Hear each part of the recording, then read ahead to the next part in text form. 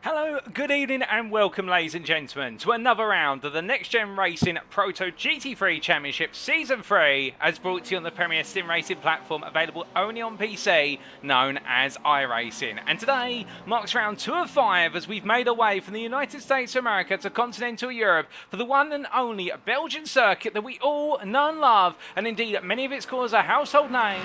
It is the Circuit de Spa-Francorchamps. Located well within the Ardennes forest, this circuit having opened in 1921 was once a charge with the rural countryside and the local villages and towns, but since then it has been gradually reduced down to a permanent road racing circuit which captivates the hearts of many an endurance series and even major open wheel cockpit series such as Formula 1. And its core, 19 corners, 4.35 miles of asphalt and all the way through 3 challenging sectors which demand the very best of driver and car in synchronicity, and come the end of it there can only be one winner in each class as our drivers take on the circuit today. Whether then the LMDH, the LMP2, the LMP3 or the GT3 classes, they'll all be pushed to the absolute limit, and as our drivers get set and ready to go racing, we welcome you all to tune in live from circuit side. This broadcast is being brought to you by 3 media platforms for your viewing pleasure. Firstly by the two official Next Gen Racing media platforms, one at YouTube, if you go to youtube.com and search for Next Gen Racing, the other one being at Facebook, and that's at facebook.com/groups/Next Gen Racing. We say hello to you guys and girls on YouTube and Facebook, and we also do have a space for you guys and girls tuning in via Twitch. That's at twitch.tv/TX141, and we say hello to you guys and girls on Twitch. Now, who is TX141? Well, allow me to introduce myself. My name is Paul Walsh, also known as TX141 or Brit of the Spit, depending on what media you follow me on. Now, we're bringing you the coverage of all your racing action today, indeed over the entirety of the series. And speaking of today, or tonight we should say, let's take you through those times in British Summertime, BST, or Universal Coordinated Time +1, UTC +1, as we get ready to get underway. And as we can see on the top side of your screen, we do have currently what is only 13 minutes to go, but we make our way into the qualifying session for tonight, 25 minutes in duration, and we'll see that session split up, and we'll take you through exactly how it'll be split shortly, but 12.5 minutes to each of our qualifying groups, and after that we'll make our way to the grid for our one and only race today, and that'll be the 160-minute endurance race, kicking off at 5 to 8. Of course, as all the drivers get ready to go racing, we are absolutely excited for another round of intense action, and the dust has only just settled since 2 weeks ago in the season opener at the Glen, and when the state of New York, we got to see plenty of batting up and down the grid, and we're going to see plenty more today. But speaking of the schedule and indeed the championship calendar, let's make our way over and take a look at where we are and where we still got to go. And we started off on the 5th of July, as just mentioned, in the United States of America at the Watkins Glen International Circuit. Today is the 19th of July, so therefore it's the Circuit de Spa-Francorchamps, our one and only visit to Belgium. And after today, in 2 weeks' time, we make our way to neighbouring Spain for the Circuit de Jerez, stay on the European continent, and that'll be on the 2nd of August. After that, we'll then make our way back to North American continent for the Circuit Charles Villeneuve on the 16th of August, and we'll bring it all to a close on the 30th of August with round 5 of 5 of the Circuit of the Americas, also known as COTA, in the state of Texas. Well, they say that death and taxes are the two things that are certain in life and indeed in Texas, but I can tell you one thing, we're also going to have an absolute classic championship finale at Texas, but we've got a long way to go, and indeed today at the Circuit de Spa-Francorchamps, it's going to be part of the journey on the way to the season finale. But speaking of that journey, let's give you an update on the championship standings after after our first round of racing, and we start off with the LMDH class. And as we can see, after our first round, NXTGEN Racing Purple have taken the lead by 5 points over NXTGEN Pinky JD. Now, the difference between all the drivers and the teams here in the LMDH class is anybody could have won it last time out. We saw the lead change in the LMDH class 7 times over the course of the entire race. Indeed, we had 6 different teams lead at different points. And arguably, the third place team, iRace eSports, were the favourites to win after what was that absolutely phenomenal run from Nick Clearings, only to end up in disaster with approximately half an hour to go. But that is the way of endurance racing when they fell out of the lead and were only able to recover to third place. But still, let's not rule out NXTGEN Racing Pink, nor NXTGEN Benjamin McCluskey or NXTGEN Racing BM, whereby they also put in some absolutely stellar laps but weren't quite on the consistency compared to the top 3. NXTGEN Darkside Racing out on 25 points. They continue to go from strength to strength, albeit we have to inform you that today they have moved from the LMDH class to the LMP2 class, so all their points will be wiped and we'll see them in the LMP2 standings next time out, and yet to get any points on the board at Josh Brown Motorsport. We then come on to the LMP2 class. And whilst there are only 2 teams out on circuit last time out, it was a brilliant battle and perhaps one of the best battles we've seen on strategy all the way through the Proto GT3 Championship's career, in the fact that Azz Tech Racing took the win in the end, and well, they've taken the win with 7 points in their favour ahead of Crest Autosport. But we got to see both teams put their best drivers in the car at the right times to try and capitalise on the pace their drivers brought to the table, but their second drivers as well delivering absolute consistency and pace, and it came down to using the right driver at the right time, and that's exactly what Azz Tech Racing were able to do. But still an absolutely brilliant battle between them, and we're expecting plenty more today, and we do have a couple more teams in the LMP2 class to mix things up. We then come on to the LMP3 class, and we're at the top of the board there, only 6 points ahead given the amount of points available in the season opener, but still Ignium Motorsports a charge to victory, a dominant drive to victory, and what a run it was from Michael Poole, who was behind the wheel of the machine. In Crest Autosport in P2 at 6 points behind, they're 5 clear at GT Watson Motorsport, with Black Flag Bandits P4 there, 5 points behind, and Speed9 Esports B complete in the top 5. Indeed, it was a grueling race for LMP3 drivers, with half the field ended up in some sort of incident, and the majority of the field finishing multiple laps down. But still, you've got to be in it to win it, and that's where you've got to get to that checkered flag, with Thurston Racing at P6 there, under the piloting of Callum Jenkins, and their third 5 points to Azz Tech Racing White. Team Paul Scott there in P8, yet to score any points, and the same for CSA Endurance, and what a difficult day it was for CSA Endurance, the combination of Matt Shorter and Stefan Vessels, with the fact we did see them have a technical issue with the car, which caused them to retire early, when they did have pace to challenge Ignium Motorsport for the win. But today, hopefully, we're not going to see that happen again, and still we're going to see the 2 teams battle that out all the way to the checkered flag. And lastly, coming onto the LMP3 class, we can see it's a 1-2-3 for Chemical E Motorsport currently, with their Portuguese division leading the way ahead of their core division, and then their UK division rounding off the top 3. Behind them, yet to score any points, SR Technic Endurance, who had to make a retirement midway through the race at Watkins Glen, and then it's CBR or Core Blimey Racing P5 ahead of Rossum's Universal Robots 2 teams P6, P7, and that's how the standings stand. But going from the standings into our circuit for today, and we said about it earlier, it's a circuit that needs no introduction, but we do have to introduce it. It's the Circuit de Spa-Francorchamps, of which we're running the Grand Prix pit lane layout. Now, located in the region of Stavlo, near the region of Liege, in the state of Wallonia in Belgium, this is a circuit which is comprised of 19 corners. It extends from town to town, and Stavlo being one of the closest towns to the circuit, and that's officially why this circuit is considered to be in the region of the town of Stavlo, but you could argue it's very close to a number of different towns in the area. But still, as our drivers make the way around, they'll find themselves, as you can see from the circuit map provided to us by iRacing.com, thank you to them for their wonderful simulator, and also with the track maps that are provided, they'll find themselves taking on 3 unique sectors spread over 19 corners. We start off with the charge on towards turn number 1 at the source, where it's a slow corner, while the slowest corners on the circuit are sharp hairpin, which proceeds to charge into Rouge and Radion, the complex uphill run, which is a test of downforce and driver confidence. Now our drivers will look to go as close as possible to flat out as they make their way through turns 2, 3 and 4, and onto the Camel Straight, which concludes the first sector.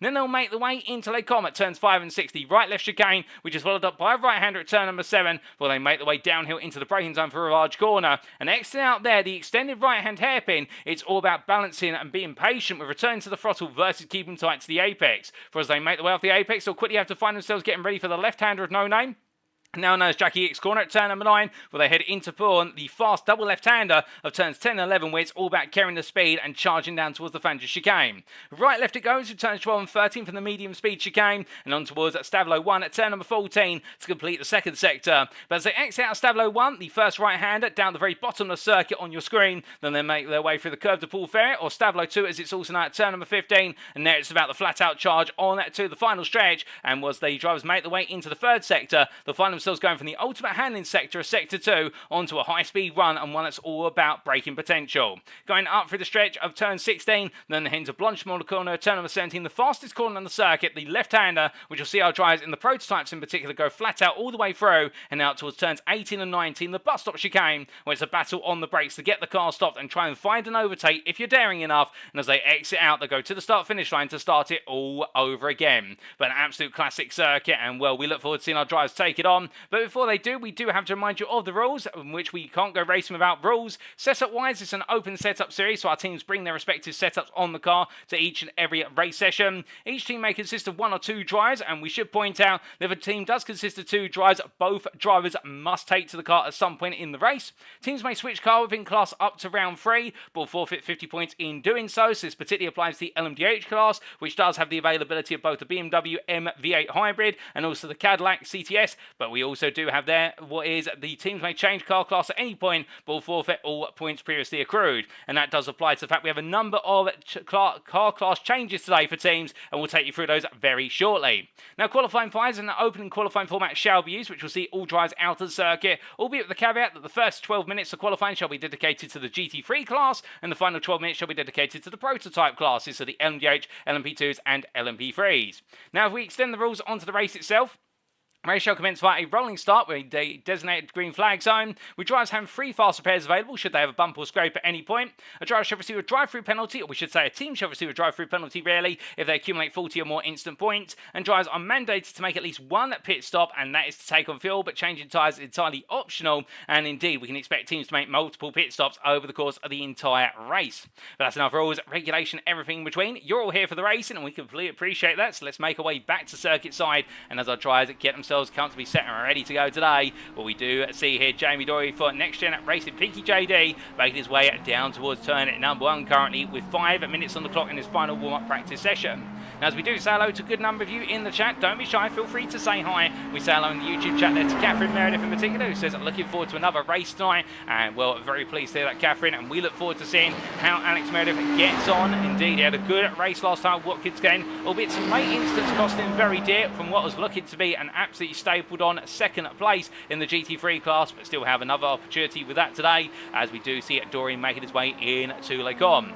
But let's talk a little bit about newcomers on the grid today, new teams that will be racing, and we start off with FR20 Sim Racing Yellows, Craig Tillotson here, the sole driver entry in the LMP3 class in the number 34, as we see him making his way down the Kemmel Straight and up towards Le Mans. And well, I can tell you one thing about Craig Tillotson, everything I've seen him racing, whether it be a GT3 or Porsche Cup, he's done very well at, so he's going to be bringing his craft to the table today, and he could be a force to be reckoned with. We'll have to wait to see how he goes. He may not be the fastest driver out there, but the one thing he does under his belt is consistency, and he has it by the dozen. But as he makes his way on down there through what is Ravage, turn number 8 and into it, well, he's new to the series today. We also do have the arrival in the LMDH class of Jake Pitt, who'll be representing Azz Tech Racing Black. I do believe he's currently making his way out of the pit lane, and there he is, making his way out in the number 7 car, and representing the Cadillac side of the LMDH class, one of only 2 Cadillacs, the other one being driven by Benjamin McCluskey for NXTGEN Racing at BM. But as we look here to the Azz Tech Racing Black driver making his way up the hill, we wish him all the best for his debut as he roars on through there. That wonderful General Motors V8 sound. You can't quite replicate a V8, and you can't quite replicate even further an American V8 at that, as Pitt makes his way on down towards the left-right, or in fact the right-left we should say from his perspective of Le Mans. And then lastly, in the LMP3 class, we also have another newcomer. It's from Ignium Motorsport, and here he is. It's Joe Pinder from Ignium Motorsport Spark. He'll be representing their 2nd division, the secondary team in the number 26, and we look forward to seeing how he'll get on. Of course, remembering there is 2 Ignium Motorsport teams in the LMP3 class, one which is Ignium Motorsport Core, and that's being driven up by Michael Paul, your winner last time out Watkins Glen, and Joe Pinder's going to be mixing it up today. And well, within their hierarchy at Ignium Motorsport, I do believe that Pinder is one of their Pro-Am drivers, and he's looking to gain experience from the pros at Ignium Motorsport, and he is a very fast learner, but will be able to play his craft today and get it absolutely right first time of asking. We'll have to wait and see. Now, those are your newcomers on the grid, as far as we've been made aware. But meanwhile, in terms of class or car changes, in the GT3 class, we have not seen, as far as we can recollect, any changes to our drivers' car choices, or our team's car choices. Indeed, we still do have Chemical E Motorsport opting for the Porsche 992s, and then we do have SR Technic Endurance still going with the BMW M4. We also do have CBR going with the BMW M4 and SCCR SimSports. In fact, we do have a new debut for what is SCCR SimSports here, as we do see the number 2 of Barry Jarman making its way on down the Kemmel Straight, and the Briton, well, he's bringing the BMW M4 to the bear, and will that work out in favour? And keep in mind that Barry Jarman was in the LMP2 class last time he was part of the Prototype GT3 Championship hosted by NXTGEN back in Season 2, and he put in an absolute stellar effort there alongside what was his rival sister teammate, if you will, Kevin Stringer. And well, as the number 2 driver makes his way down towards Virage Corner right now, he's going for the slower class of car, a bit less aero on the kit, but at the same time he'll be looking to give it everything he's got. Now, coming on to actual car changes or class changes as well, we have had confirmation quite recently that Mark Sonics has opted to move to the LMP2 class. So NextGen Darkside Racing have made their move from LMDH to LMP2, a class which Sonics is more familiar with based on his previous experience, and he'll be looking to go well in that today.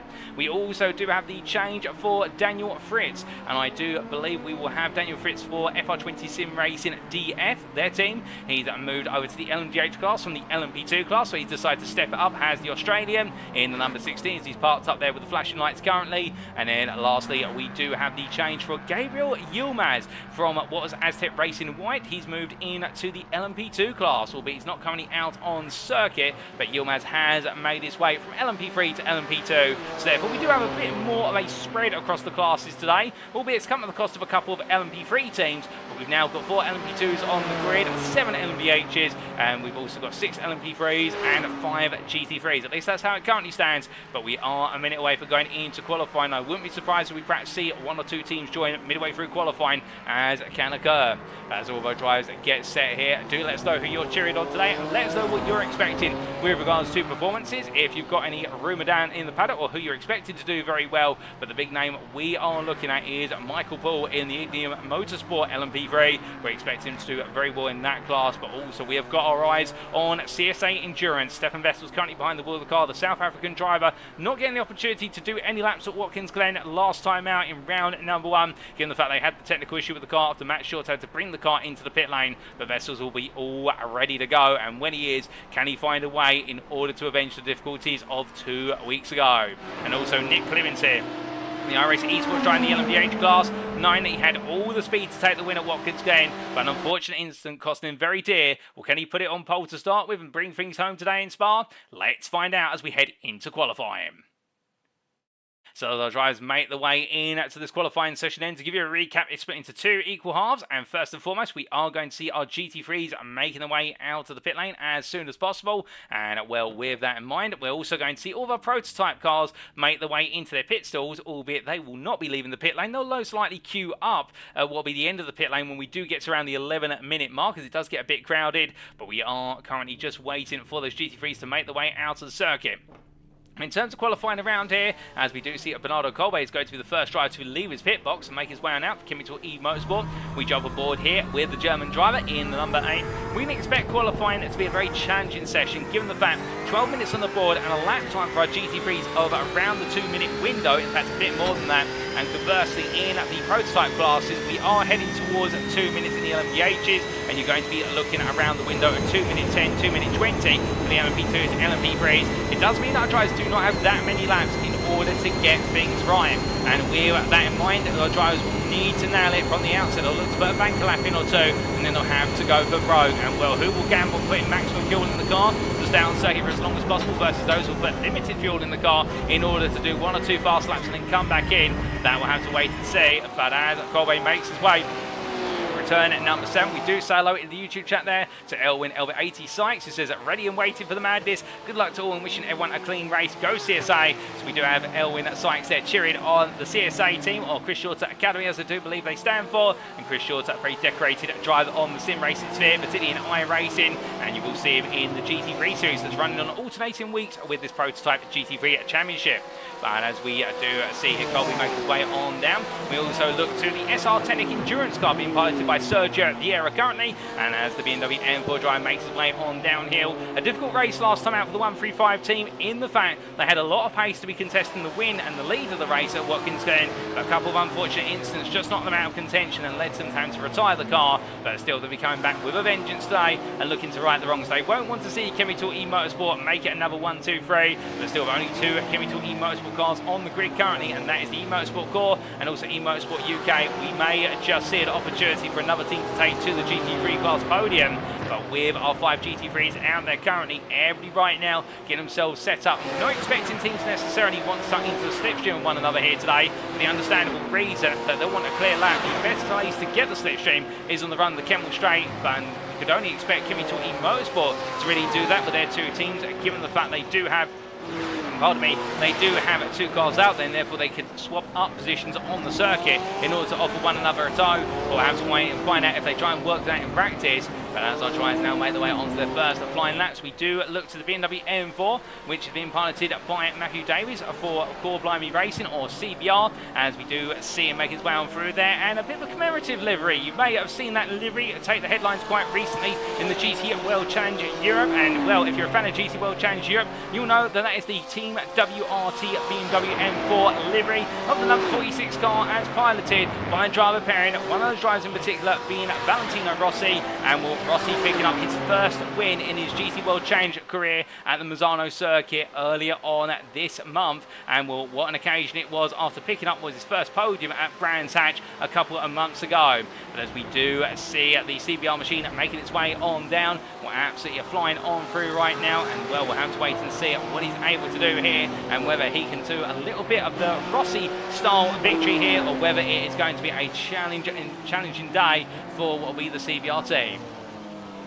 As he makes his way on through the right hander there of turn number 8. All of our drivers now getting themselves comfortably set up and looking to do everything they can in order to get things right. And that's going to be the challenge here with regards to the Spa circuit, and the fact you really need to nail your lap from the outset. And as he does make his way on down, for those of you wondering, it was the other driver behind the Rossi machine, well, it's none other than Maxim Martin. And well, we do have to give credit to both drivers there, as it is a driver swap series, and indeed this series does offer driver swaps as well, and we wanted to do that in order to replicate a little bit of the series in real life that do encourage driver swaps as well as single driver efforts, and therefore it does make the series a little bit more approachable for those who are not quite comfortable in doing a full 160-minute endurance race all by the lonesome. When you put qualifying on top, it does mean you're doing effectively 3 hours of driving in a single sitting.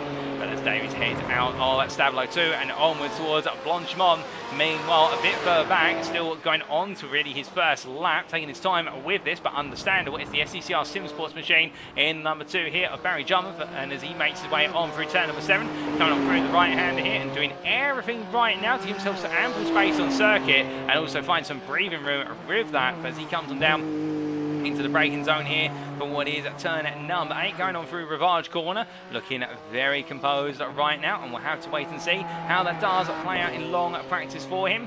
And if you do see the overlay on your screen very shortly refresh itself, ladies and gentlemen, don't be alarmed, for the simple reason here we are going to see a couple of refreshes to the overlay. Well, we do have some driver data that is being loaded in the background, so it's not your TV that's having any issues or anything along those lines. It is, in fact, our overlay just updating itself. And I do believe we are going to be seeing Speed9 eSports' Paul Williams taken to the LMP3 class today. And we look forward to seeing how he gets on in what is expected to be a very, very closely contested LMP3 class. But as we continue to watch here, the car of Barry Jarman making its way on through, well, it's not going to be long before we see his first time on the board. And what will they be is the big question by the time he does get to the end of this run.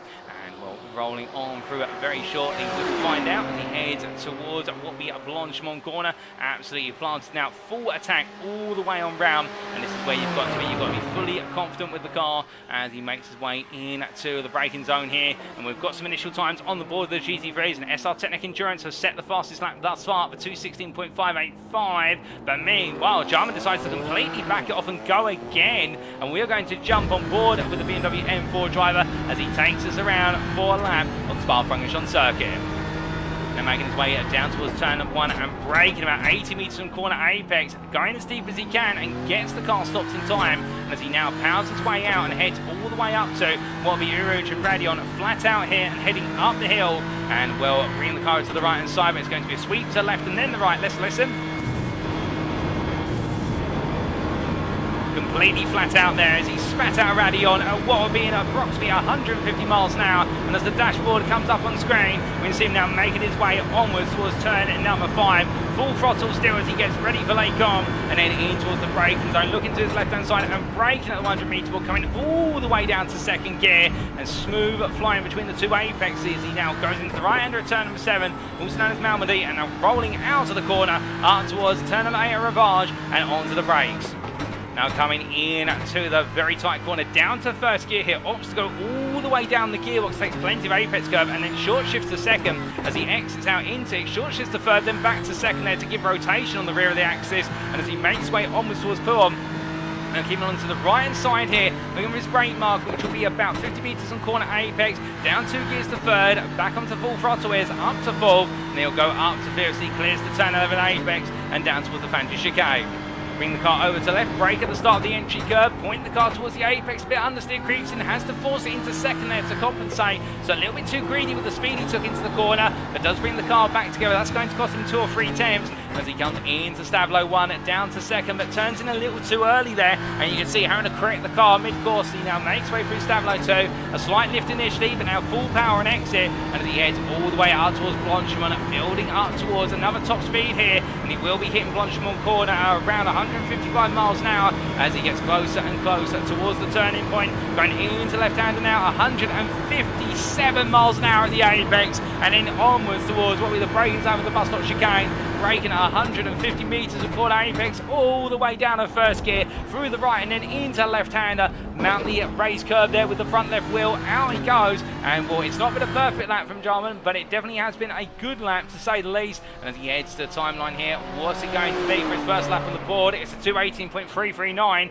Well, I think he'll feel as though he's got a lot more time out there to find, and only 3 minutes in which to do so, as we see SR Technic Endurance there, Sergio Vieira still at the helm of the car, making his way on around onto another lap, and well, as he does so, going through turn at number 1, Bernardo Colby in the pit lane currently, I think feeling as though he's done everything he needs to. Alex Meredith coming on down still as he makes his way through Pilgrim Corner, going a bit slowly there, and I think Meredith decided just to take it nice and easy for a moment and get the car set up for a next run, and that's the thing, he will have one more lap after this. Our drivers are permitted to finish the lap they're on when time is called. Overtime is in effect for our drivers, and therefore he'll be thinking about what he can do in order to get this all nailed up as precisely as possible.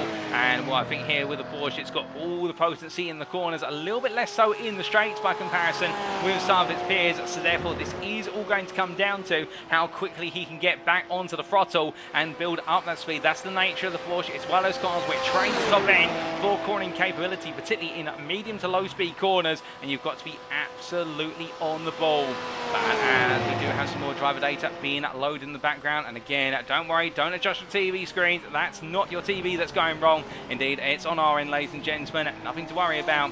More as we do now see what is here. Meredith making his way on to another lap for Chemical eMotorsport UK. He's going to demonstrate what he can do here in order to try and get that car as close as possible to pole position in the GT3 class. And when he heads into the braking zone here, we've still got plenty of time for him to get a lap right. We'll have to wait and see if he's able to do so as he makes his way onwards out of La Source. It looks to be a good opening corner, as meanwhile midway through his lap, Sergio Vieira for what is SR Technic Endurance is going purple for subsector to subsector right now. So Meredith is going to have to absolutely hit this lap if he's going to want to be right up there, given the fact he is currently half a second off that provisional pole time.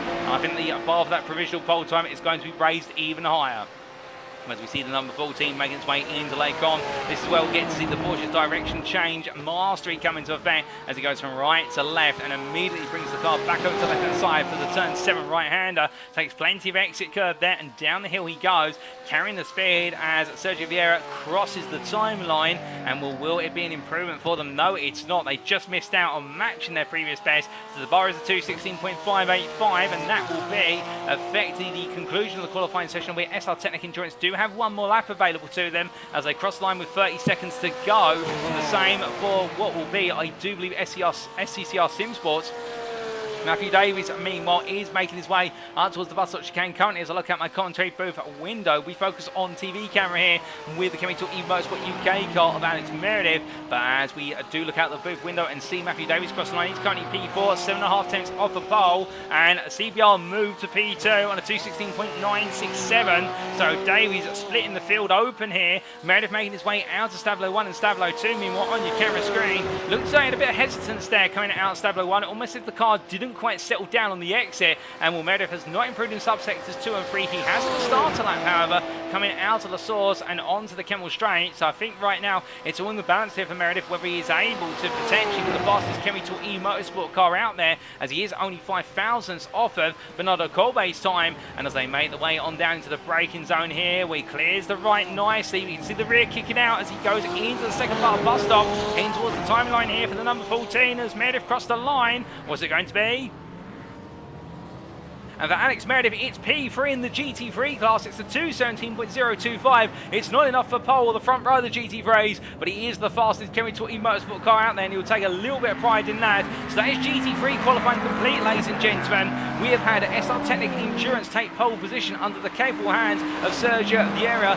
Meanwhile, it'll then be CBR alongside on the front row. The Chemical eMotorsport pair of the UK team ahead of the core team starting the second row, and the CCR Sim Sports will be starting at P5, last but not least in the GT3s. But now we make our way into the LMP category, the prototype category, if you will, the LMP3s, the LMP2s, and also the LMDHs all out there together now. And where it feels like it's a little bit of a multi-class race here as they all try to negotiate space with one another. But as they do, well, we'll have to look forward to seeing how exactly it all plays out. Now, we do need to correct something we did talk about on that last week's broadcast about what's available electronics-wise to each of the cars. And we said on air that the LMP3 has traction control and also an ABS system. It does not have ABS available, and the traction control of these cars is very basic compared to what you see on the GT3 or the LMP2 class brother, if you will. So therefore, these LMP3 cars are quite light in the electronics, still on pace the GT3s as we saw at Watkins Glen, but what they don't have in electronics, they make up for in terms of aerodynamics. Meanwhile, the LMP2s, they do not have ABS available, but they do have quite advanced traction control systems, and the same for the LMDHs. No ABS and quite an interesting traction control system, plus also the hybrids available for the LMDHs. But with that correction clarified, we do look here to Stefan Vessels for Team CSA Endurance making his way on around. But as he does, we do have some newcomers onto the grid here in the LMP3 class we have not introduced yet, including Paul Williams, who is representing Speed9 eSports, albeit as he makes his way on through. Stablo 2 there. We say hello to Mark Bacon, the YouTube chat says, come on Speed9K Esports, we've got this from a Sun Lounge in Mexico. Well, great, we're glad to have you tuned in more and hope you're having a nice holiday in Mexico. But as we do see Paul Williams here for Speed9 Esports making his way on through and charging his way up towards what will be the bus stop chicane. Well, initially our drivers will need to try and negotiate around one another as they go on to their first flying laps, and we've got the LMP2s and the LMDHs who will be ahead of the LMP3s arguably, as we see Gabriel Yilmaz there for Azz Tech Racing at white going on to his first flying lap in the LMP2 car, and then into the braking zone for turn at number 1. Down the gearbox he'll go in the 390 machine, and next down then the Zlara P217.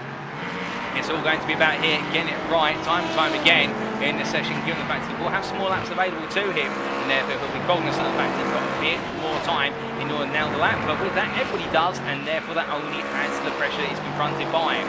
Heading on to the Kemmel straight, and then picking up a bit of a toe off of one of the LMP3s.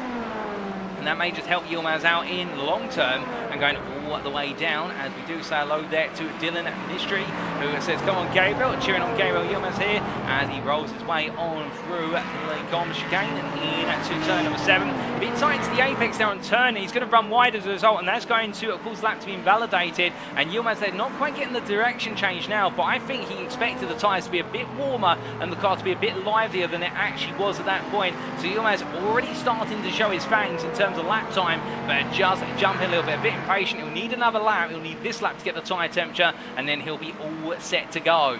But meanwhile, whilst he's just recovering after that off, we do look to one of our LMDHs, Daniel Fritz here, who's made the move to the LMDH class for what is FR20 Sim Racing DF, and as he makes his way on down through Prawn Corner, he's got a bit of traffic in front of him, runs wide there, and I think decided to reset his position in the field. and give himself an opportunity to charge some hybrid. But meanwhile, Craig Tillotson makes his way onto a lap, and he goes on to his first flying lap now. Does the FR20 Sim Racing, the yellow driver in the LMP3 class, and up the hill he charges. And as he does, we're going to start to see some times coming for our prototype classes. And the first one moves to the LMDH with NXTGEN Racing at pink as they make the way on through. And well, as they do, it's going to be interesting to see how they get on, given the time that is available to them, and well, the fact they are the ones to beat here today. As meanwhile, we do show you those qualifying times on the board there on the time down the left-hand side of your screen. And well, NXTGEN Racing Purple out the ballpark at the moment in the LMDH, 19 seconds off of Pink's provisional pole time, but I think that was a bit more exciting lap. But looking at from Tillotson, we look to a little bit further up the road, and in particular we'll be looking at very shortly, I do believe, to what will be the car of Mark Sykes in the LMP2 class. And here is Sykes going through Blanchimont and charging his way up towards the bus stop chicane. And as the 666 driver heads into the braking zone here, well, this is going to be his first flying lap in the class. And well, when I caught up with Mark Sykes earlier today, I asked him about the car swap, and he was saying he's decided to go to the LMP2 as it's a bit more comfortable compared to the LMDH. And then he jokingly said to me, and next week I'll be in an LMP3. Well, next round we should say I'll be in an LMP3 in 2 weeks' time. And then the round after that, in round number 4, I'll move to a GT3. Well, if he is joking, well, it's a very good joke from the NXTGEN Darkside Racing driver. But if he is being serious, he's not going to get any championship points this season, but he is deciding to show variety, which, to be fair, is highly respected. And indeed, it's all about the taking part at the end of the day as he makes his way on through Uruge and Radion and onwards towards the Kemmel Straight he goes. And as he does so there, we set the provisional fastest time of the LMP2s of a 204.889. This is a class that Sykes is very familiar with, and well, he's shown that familiarity already as he goes on to his second flying lap. But as he does, we do look to none other than what will be Gavin Gardner for NXTGEN Racing Pink as he makes his way into the final 2 corners of the bus stop chicane. Lock up there for Gardner, and just going in a little bit too hot on the brakes. We jump inside the number 11 car as he takes us around for a flying lap of the Spa-Francorchamps circuit in the LMDH BMW V8 Hybrid. Well, he breaks his way into turn number 1, braking very early there in order to make sure he didn't lock up the brakes. Pulls now the power and get on the throttle now, charging up, in fact backing off there. So Gardner deciding to go for a cool down lap in order to charge the battery, so we'll jump off of the car there of Gardner. As meanwhile, NXTGEN Racing Purple under the helm of Gaz Williams goes provisional pole for the LMDH class, a 57.799, a staggering lap time with Nick Clements of iRace eSports only 2/10 off. Meanwhile, Azz Tech Racing, they have gone LMP2 provisional pole on a 204.330. Well, they've dethroned NXTGEN Darkside Racing by almost 6/10. And meanwhile, in the LMP3 class, it's currently Paul Williams who's the fastest, but only by what is 800ths versus EDM Motorsport. It's Michael Paul, so therefore it's on in the battle for LMP3 pole. And we've still got plenty of teams who yet to get a time on the board, or at least one that is going to be comparable compared to the times of their peers, and includes CSA Endurance, who've now gone P3 and only 1.6 off of pole, and also FR20 Sim Racing Yellow. England Motorsport Spark have just gone P4, 7/10 off of pole. So therefore plenty of times to still coming up. I think a lot of drivers still trying to find those lap times and trying to find the space in which to deliver them. But as we do look here to Williams, is going to back off completely as he has got traffic surging on around him right now. This is where the multi-subclass aspect of the prototype qualifying session really does have a big conundrum to throw into the mix. But meanwhile, making his way out of the pit lane and on to an outlap. Here's Azz Tech Racing Black's Jake Pitt, who's decided to go quite late in the session. He's put a time on the board, but it is 5.7 seconds off a pole. So therefore, it is just a time to say you have a slot on the grid that's not at the very back of the class. And as he makes his way onto the Kemmel Straight, now he's going to go in anger, and he's going to have to go fast, given the fact that after this outlap, he's only going to have 2 laps available to him. Then on down towards Lake Om. Meanwhile, we do look from the number 7 car to Nick Clements for iRace eSports. And will Clemens making his way down to the braking zone here for the bus stop chicane. Remember, on-course state victory at Watkins Glen until that unfortunate late instant, and Clemens decides to come into the pit, so I think he feels as though he does need a new set of tyres or some more fuel in the car before he goes all in. This is very late in the day in order to do so, as meanwhile Josh Millington makes his way in to the final 2 quarters to go on to his first qualifying lap of the session. And we're going to jump on board with the Cadillac driver as he makes his way around, and let's just listen in. Making his way out down towards turn number 1 and braking it just after the 100 metres, but about 90 metres from corner apex. Through the source he goes, back on the power, and now let's just listen to that roar of the V8 as he heads up the hill.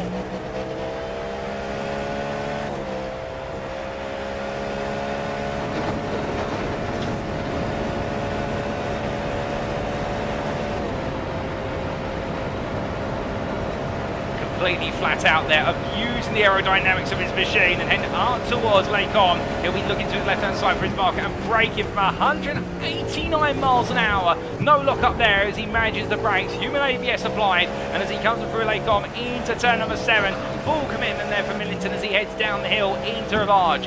Breaking down the gearbox, fighting with the steering. You can see that the car literally on a knife edge with regards to braking rotation. And as he comes into his corner from 4th to 3rd, he downshifts in order to rotate the car into the apex, exits out, full throttle once again, heading to Bourne corner. He's got some traffic in front. He'll catch up on the corner exit here as he lifts off the throttle, stays in 5th, back on full throttle now. And all that traffic comes up very, very quickly. Millington swings to the outside, goes around it, and as he brakes his way down here, down to 3rd gear, going on through the Van chicane, right into left 3rd gear, all the way through, balancing the throttle up to 4th gear, into the braking zone for Stablo 1, down from 5th to 3rd. Quick gear shifts here, and as he comes on out, puts a little wide, and I think that may cause that to be compromised, but as he exits, he's going to commit to all the same. He wants to deliver this lap, and then up towards Blanchemont corner now, building up the speed, heading towards 7th gear here, and going into left-hander.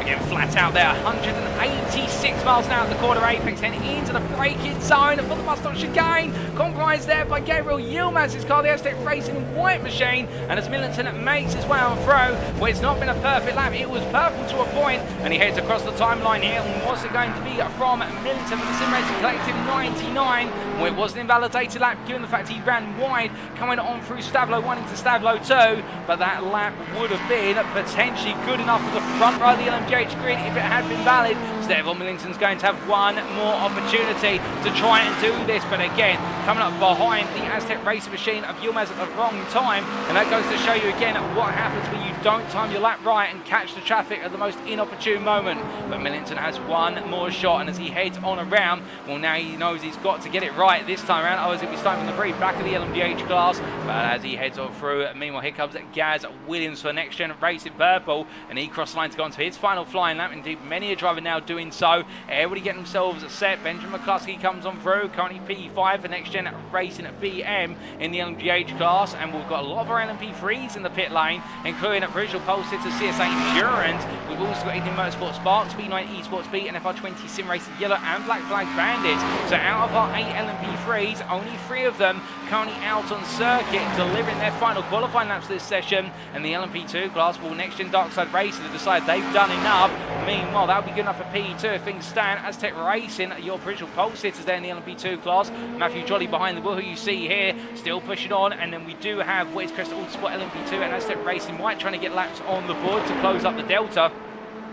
But as we do see the LMP2 here of Azz Tech Racing rolling his way on through right now, I do think that Jolly is just trying to put this lap to bed in terms of nailing this qualifying session and making sure it's a delta in which nobody's able to match. You can see them fighting with the nose of the car just not wanting to point straight, and that's how hard he's pushing as he makes his way through Stavlo 1 into Stavlo 2. Checker flag out in this qualifying session, so the final laps now will stand, and as Next Gen Racing Pink take P3 in the MGH class, they managed to pit Next Gen Racing Pinky JD to P3. Sim Racing Collective 99 move on to P5 in the LMDH class, but no further than that. We do have a number of LMDHs still out there, as meanwhile we can see here Jolly closing up behind. Where's Bennyworth behind the wheel of the Crest Autosport LMP2, and as they come into the chicane, well, going through bus stop there, Bennyworth not an improving lap, neither is Matthew Jolly to be fair, so I think both of these drivers will know their times will stand as current, but as they head on through, no improvement from either of them, that's confirmed.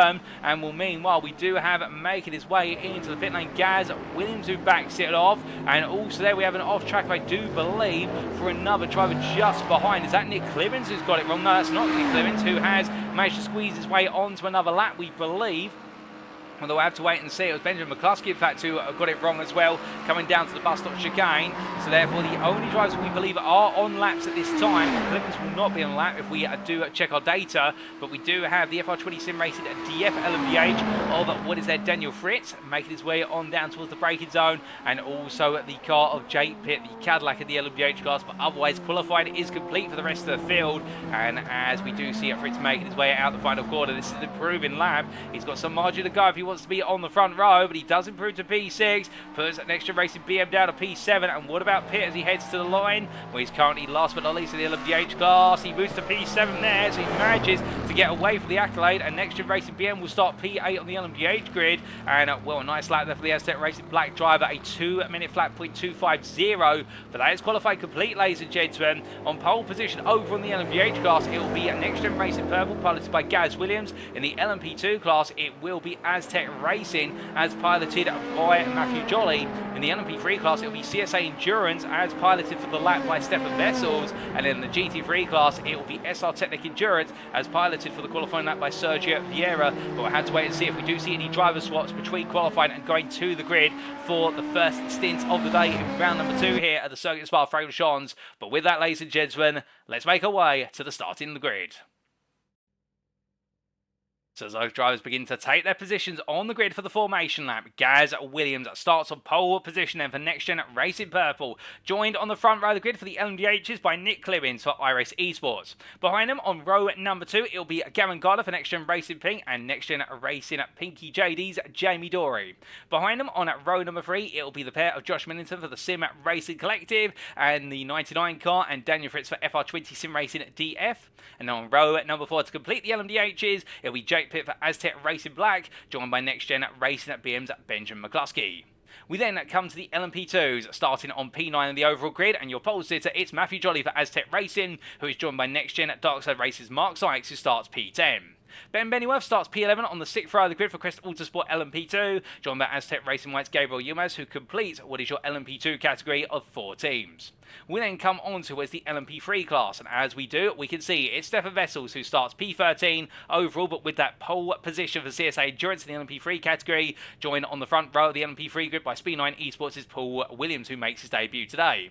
Michael Paul starts P15 on the 2nd row of the LMP3's row number 8 overall for Ignium Motorsport, the Scotsman being joined by Joe Pinder for Ignium Motorsport Spa, and the two of them very close together in reality. Baz Meacham for Crest Autosport LMP3 starts P17 on the 3rd row of the LMP3s, the Welshman being joined by the German of Mike Riedner, who starts what is their P18 for Speed9 Esports B. And then we have the LMP3s completed on their 4th and final row by what is FR20 Sim Racing Yellow's Craig Tillerston and Black Flag Bandits Connor Miles. We then come on to our last category on the grid, the GT3 category, and it is led by Sergio Vieira for SR Technic Endurance, who starts P21. Joining him on row at number 11 of the overall grid, it's Matthew Davis for Core Blimey Racing, or CBR, starting P22, and it'll be Alex Meredith for Chemical E Motorsport, who headlines the row at number 12, joined by Chemical E Motorsport's Bernardo Golbe in the 2 teams. And then starting last but not least on the grid at P25, it's Barry Jarman for SCCR Simsports, who making his debut today in the PROTO GT3 Championship Season 3, and we'll look forward to seeing how they get on from the back of the grid. But with that, ladies and gents, the formation lap is getting underway, and as all of our drivers get set and ready to go racing, it's only a short formation lap, which does mean that we will very quickly be going at green flag racing. And as we do reload the overlay there to get the circuit map at the top right corner of your screen, well, Gaz Williams will be the first driver to take us at green flag racing. But the question is, will he be able to hold on in the run up towards La Source, or alternatively, will he still be leading come the end of the Kemmel Straight? Well, we're going to find out. And meanwhile, further back, with the classes start at different points of the circuit, could we see an LMP2 battle to the start-finish line to begin with, and the LMP3 is the same, and the GT3 class, they're going quite slowly at the moment. Will we see a bit of shenanigans at the bus stop chicane? Well, let's find out.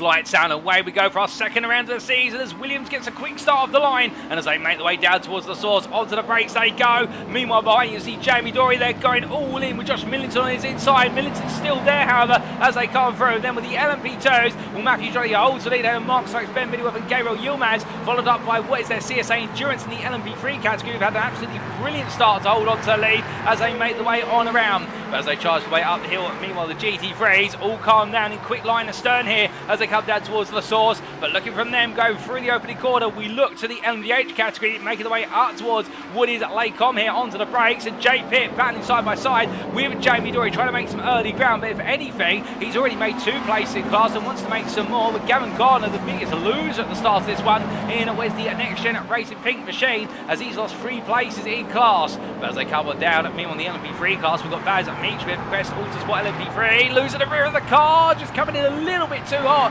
Car goes around to the tyre barrier, but still he'll be able to get that turnaround in quick order. And well, an unfortunate error there for Meacham, but still he's got time to go.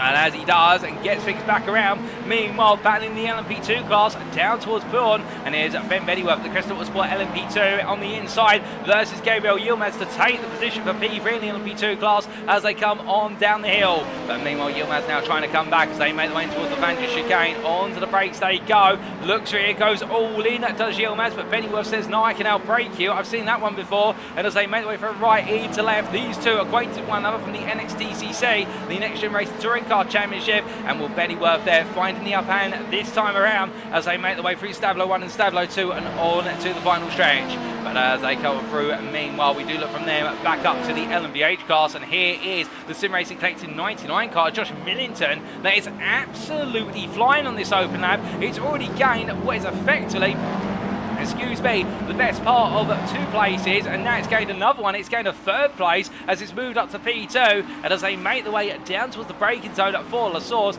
plenty more ground to be made as meanwhile Clemens gets it wrong with the braking, and in the end goes to the tyre barrier on the outside into La Source, and will the iRace eSports driver end up in drama early on today, but still he's got plenty of time to get back into the fight. Remember, we are only 2 minutes in to what is a 160-minute race, albeit I've just been informed it's 155 minutes of racing. I think there's been a bit of an error with regards to the timer, but still we'll proceed with that all the same. And as I try to make the way on through, we'll still with over 2.5 hours of racing to go. Clemens right now will know it's not over yet by a long means. But as he heads on through, meanwhile in the pit lane we do have Baz Meacham, who's had to have his car towed to the pit lane as we're to understand it due to damage picked up at the start of the race. So Meacham right now for Crest Autosport LMP3 having a difficult start to his season as we continue to watch here. Clemens trying to recover. Meanwhile Daniel Fritz under pressure from Jay Pitt as they come down towards Ravage Court. A bit of a lock up there on the front left tyre, or the front left brake we should say for Fritz, as the FR20 Sim Racing DF machine right now trying to find its way back up to speed as soon as possible. And FR20 Sim Racing across the classes right now in a relatively okay start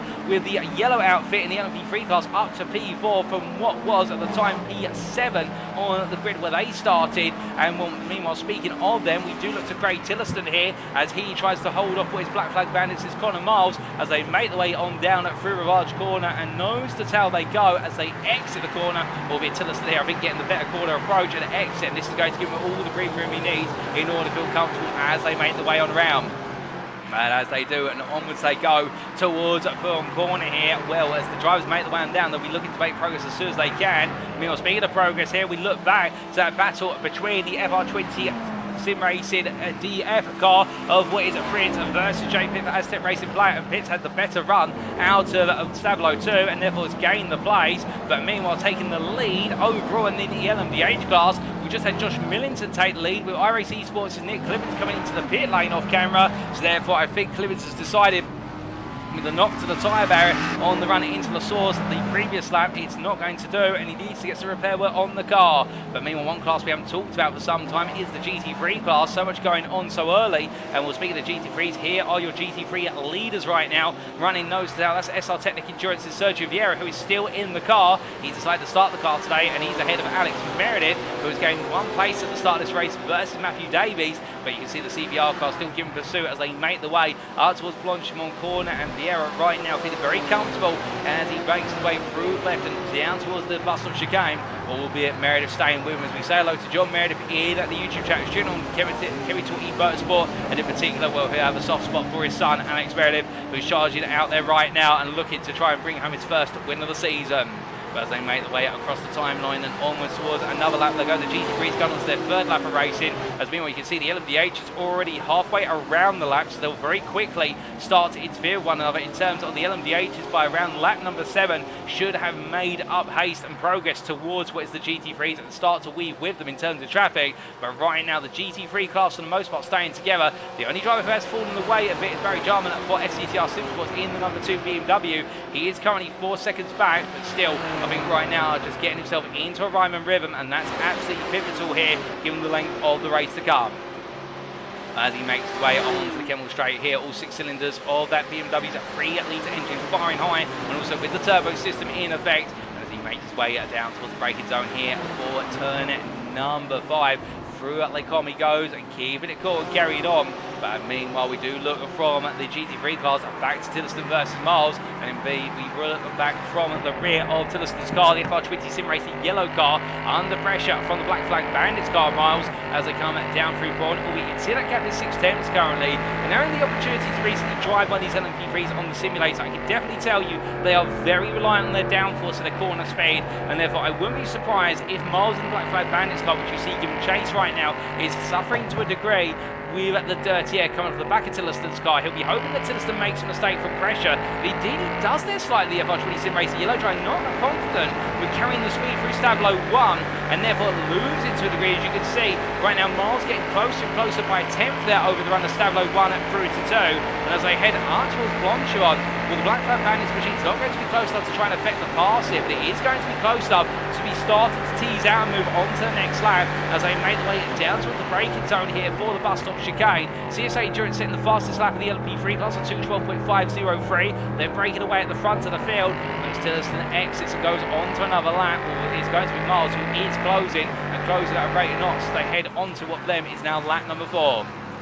Ran into the right-hander. We can see Mike Riedner there a little bit further back and still trying to get close here. Is the Speed 9 eSports B driver as the German makes his way through turn number 1 and running the tribute livery there to Bentley. I do believe a throwback to what is their Le Mans style car days, and he makes his way almost towards what is Rouge and Radion. Up the hill he goes, the number 77 driver, and staying in the fight here. And as he heads on towards the Kemmel Straight, 9 there's going to be some time, and indeed the gap between himself right now and the battle for P4 spanning to 4 seconds or so, as meanwhile Tillotson here now under some pressure from Miles as they make their way in to the right and left, albeit Miles still not close enough to try and go for the move here as they come through the right-hander of turn number 7, and that gap back to 3 tenths. But it's going to be a battle, I think, that's going to run a bit of course of duration whilst all this is playing out. Meanwhile, a bit further afield, we can tell you that having started right towards the front of the LMP3 class, it was a difficult start for Paul Williams in the Speed 9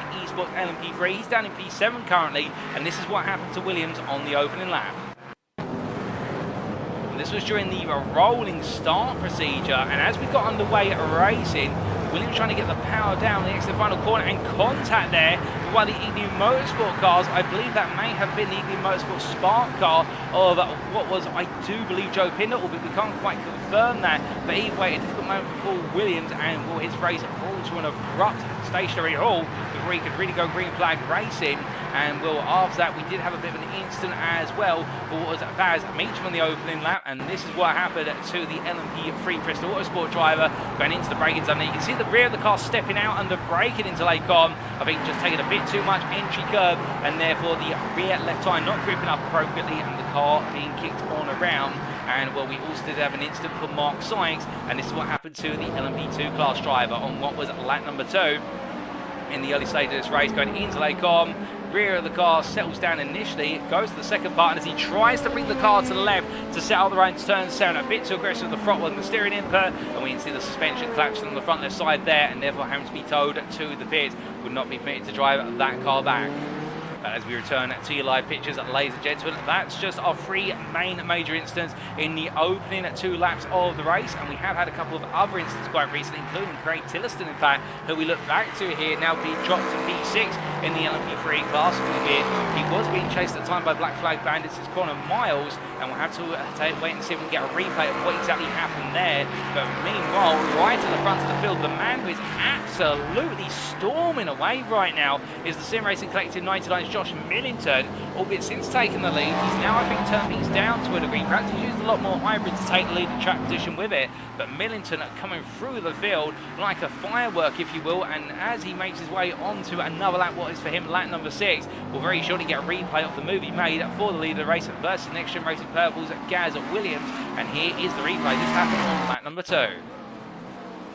It was a battle into the bus stop chicane under braking, and Millington in the end squeezed his way into the space on the inside of turn 19, and as they made the way down to the source, it wasn't quite over initially. Williams trying to come back on the left of your picture, but I think then Williams deciding, you know what, this is a long race, I don't need to fight this right now, I instead need to focus on managing the car, and that's how Millington took the lead of the LMDH class, and with it the lead of this race overall. But as the Cadillac driver continues his way on around, with 11 minutes this race complete and still plenty of time to go for Millington, one of many drivers, has made some early gains and early progress with it.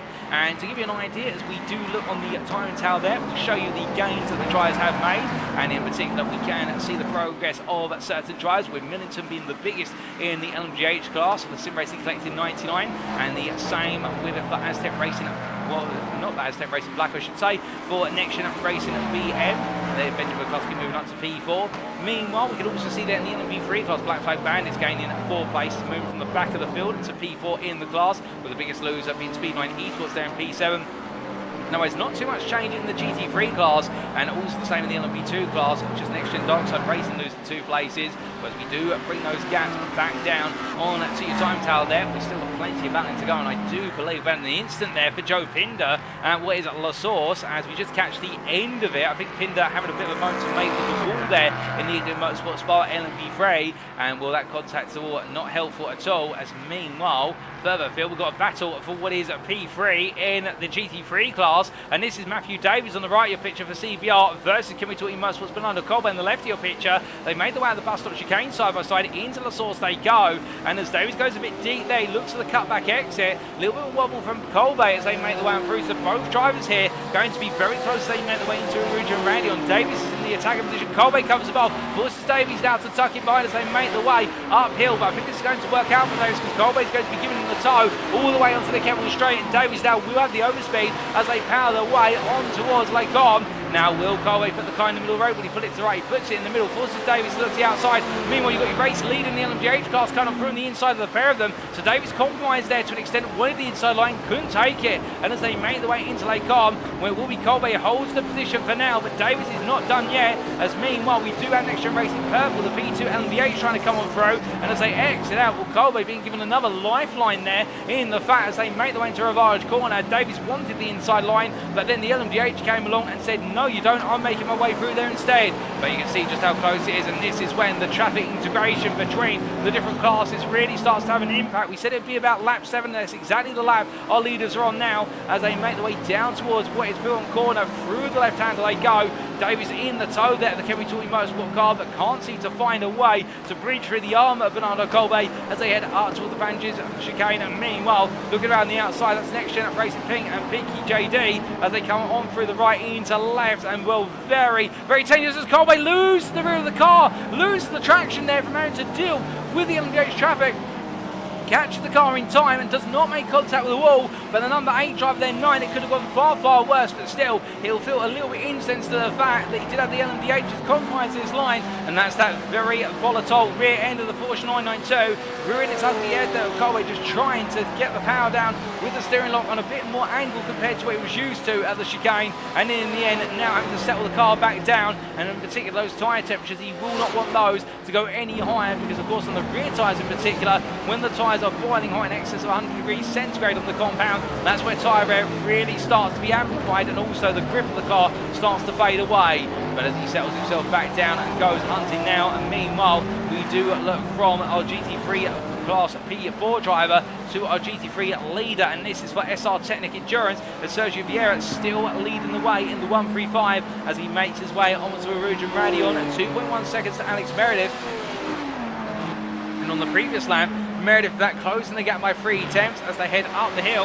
Nothing between the two teams at the moment. I do wonder whether it's about right now both teams managing the gap to each other and both trying to play the strategy card a bit later on, because we have now concluded the first 15 minutes of this race, and therefore most of our early battles have calmed down, and with that we now move more into the strategic space of the battling, whereby we will see teams focus more on managing the car, managing the fuel load and managing the tyres, and looking to go for their target laps or their target time out on circuit. Well, then they do make those made pit stops, and of course the longer you could go on opening stints, the more fuel you can save on the opening stint. It does normally give you a bit more of an advantage in hand later on in the race. Some teams may go for an undercut by comparison, and we'll have to wait and see. The undercut proves to be quite strong at Watkins Glen, and we reckon it may be quite strong here at Spa-Francorchamps, given the fact this circuit is very tight when it comes to overtaking cars, and that's just battling within class. But you can imagine with traffic it does become tight. There are some places where you just don't look to make a pass on a slower class of car, and that will play into the minds of our drivers. But meanwhile, look into the LMP2 class. Here is your class leader, Azz Tech Racing's Matthew Jolly. in the 96 as he makes his way on through X corner and down towards Peron, and he currently does have what is a 14.3 second gap to second place LMP3 car as being piloted by Ben Bennyworth for Crest Autosport LMP2, and it does look as though right now Azz Tech Racing really starting to extend this lead for the number 96 car as they head on around, and meanwhile Azz Tech Racing white P3 and trying to close the gap to Crest Autosport to try and make it an Azz Tech Racing 1-2, albeit that gap standing at what is quite a sizable 9 seconds, and at the rate of knots right now it does look as though Crest Autosport expanding their advantage over the car being piloted by Gabriel Yilmaz, but Jolly in another world by comparison as he makes his way onwards toward his turns number 10.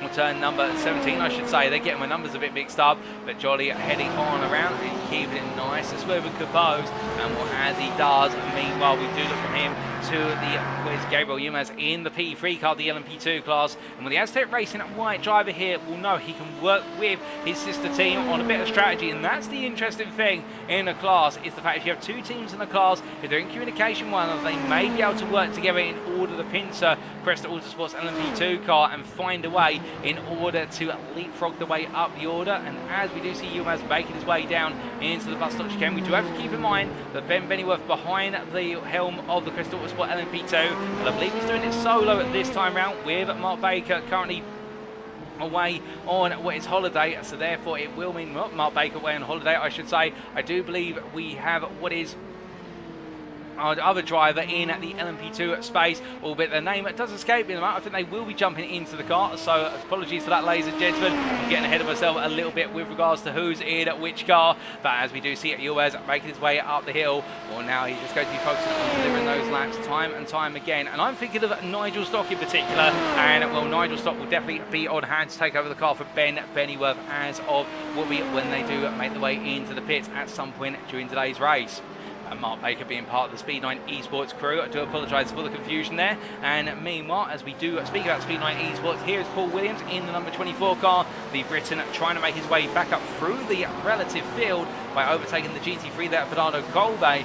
Well, again, we are seeing here the GT3 and the LMP3. They both have 3 in their divisional name, albeit the point being here, they're very similar on pace over some circuits. We saw that Watkins Glen, and we're seeing that to extend here at Spa, but certainly as our drivers make their way into the faster sections, you'll see the LMP3 has similar straight lines, in fact a little bit less compared to the top speed of the GT3, but what it lacks in terms of top speed, it makes up for in spades in the corners, and with the relative lap time delta between the GT3 and the LMP3 is 2 to 3 seconds in all, and that should give you an idea of the fact that it all comes down to those corner speeds, which the LMP3 is able to take. But Williams right now wants to try and overtake Bernardo Colbe for track position in terms of overall position, and there's no point awarded to GT3's finish ahead of LMP3, which should clarify. So Williams right now just needs to try and get himself into clear air past the GT3s and then go hunting after what will be the next LMP3 car of Mike Riedner, who right now is sitting the best part of what is 27 seconds up the road,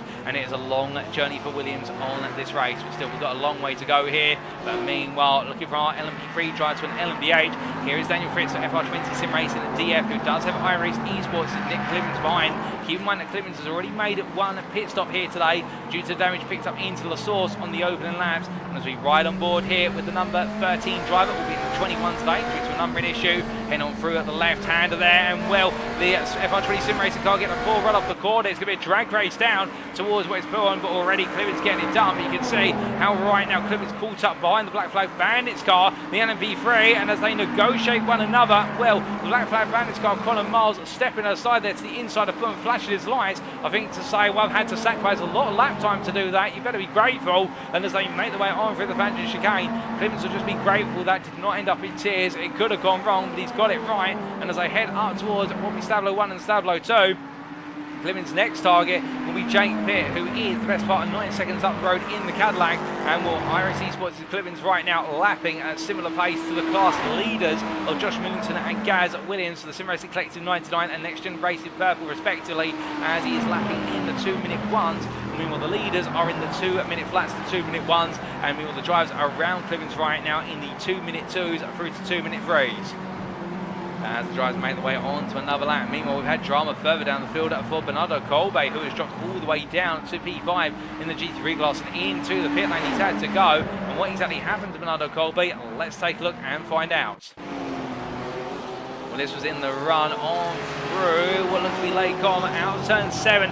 Runs wide there, takes a bit of gravel. The car settles back down initially, so it was not there where it went wrong for Colbe, but he goes a bit deep there at Rivage. But to be fair, nothing too dramatic. So I think we are going to see a little bit later on this lap where the incident is going to occur. In fact, it's on the next lap we're hearing, and we do have a follow-up replay. So that was the start of something, and then this was a lap later. Going up for Rouge and Radion coming out of turn number 4 and losing the rear of the car over the hill. And well, it didn't look like on the camera angle initially, but Bernardo Colbe into the tyre barrier there, a nasty knock, and well, it's gone very, very wrong for Bernardo Colbe, and with that, well, now that is going to be a visit to the pit lane, a disastrous one at that. But as we return to the live time pictures now, ladies and gentlemen, it's Bernardo Colbe's loss, but in the meantime, Matthew Davies for CBR will take P3 in the GT3 class and push on. But it is a race of attrition just as much as it is pace here, and all the drivers will be wary of that. So we've got a long way to go here in Belgium,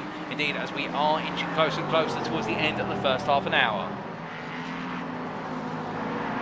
As you look at your live pictures here, what our drivers will be thinking of with regards to strategies, we talked about earlier the fact that we do have that high risk, high reward potential of traffic being a factor and the undercut versus the overcut. But what do our drivers look for as part of that, and indeed their team principles, the strategies? Well, the thing that they're going to have on their mind in particular is where can I come out the pit lane to find myself in some clear air for at least 1 or 2 laps, because really you do make up that lap time over the first couple of laps coming out of the pit lane when you have a fresh set of tyres, a full tank of fuel in the car, and with all that combined together, that's where you can go absolutely with the aggression. Now, the opposite is true in the fact that if you do stay out of the circuit as long as possible, you go for what we call the overcut. If you're finding yourself on a very smooth pace and you're able to keep clear air and negotiate the traffic without impacting your lap time, that can be just as good as an undercut, for the simple reason the first lap when you're on the undercut with a new set of tyres in particular, you do lose a little bit of pace as you try to get those tyres up to their ideal temperature, and you don't want to push the compound too hard. And given the fact that you've seen, particularly in the LMDH class at Watkins Glen, the fact that the overlap window, or the pit range window we should say, of the undercut versus the overcut is around 2 to 4 laps. Therefore it is a very delicate balance, because 2 laps, in terms of if you pit 2 laps before your target car, you're not really going to gain too much on the undercut unless there's a traffic incident for the car that's trying to go longer than you. But once you expand that comparison out to 4 laps, that's where the undercut works very well. But then again, if somebody overcuts by 4 laps and able to save that much fuel, then it does look as though things might be swinging their way, and it gives them more strategic options later on in the race. Because what you lose in potential time and place over a first pit stop, you can gain up through more strategic variety later. Indeed, you can opt to underfuel the car if you want to shorten a stint, and therefore give you a more aggressive car for what will be the next stint of the race. That's always going to be in the minds of our drivers, and Clivins especially, given the fact he's already made 1 visit to the pits, and as for repair work on the car. So Clivins right now in an interesting position, because he's effectively out of sync with the strategy of everybody else. He did take on fuel in the pit lane, which I point out there was a stationary time of 7 seconds, and with the fast repair that is available, he will have used one of them. Normally we only see drivers spend about 2 to 3 seconds stationary, so that's 7 seconds stationary. It means they have put a small splash and dash of fuel in the car, so Clivins could be one to watch out for in the fact he's got a lot of pace, he's got race leading pace, but on top of that as well, he's also given himself a bit more depth, and he can make up the time as a result of it. Meanwhile, the driver at the front of the field in the LMDH class, Josh Millington here, the Sim Racing Collective 99 driver opted to really go for broke at the start of this race, gained a lot of places early on, and took the lead off of the NXTGEN Racing Purple car and Gaz Williams. Now, the thing with that for Millington is, has he sacrificed a lot of the available battery to him? Keep in mind, of course, that the Cadillac can change its battery operating mode from lap to lap when they go across the start-finish line. They do have the ability to change the mode as they make their way down the start-finish straight into La Source. I think Millington may be now backing the battery off into a more conservative mode compared to the power-orientated mode, because his lap times were absolutely staggering. In fact, he's the only one of 2 drivers in the LMDH class to set a sub-2-minute lap in the race, the other being Gavin Garner, who holds the fastest lap record currently of a 1:59.73 versus Millington's 59.81. But the point being here, has Millington worked a bit earlier because of the fact he took a lot of life out of the car in the early stages, and that is what the NXTGEN Racing Purple car of Gaz Williams will be really preying on. He'll be hoping the number 90 that what's happened is Millington has decided to overdo it in the early stages, and therefore now it's all going to be about coming into this race as the first stint comes to an end and they move into that second stint. But also to be aware of here, we do have the growing pressure from NXTGEN Racing PM's Benjamin McCluskey, the Irishman here, starting to close up a little bit versus Williams, and that gap in fact has been coming down over the last couple of laps. We can give you that relative comparison delta between the two of them, the time delta of them, and that is going to appear on the bottom right corner of your screen now, and you can see in what was a few laps ago, in fact we do seem to have that little bit of an erroneous moment on our timer there, but that gap has come down. I think it was a bit of a glitch for our timer, and well, the point being here, the BM NXTGEN Racing car has closed up and is bringing that gap down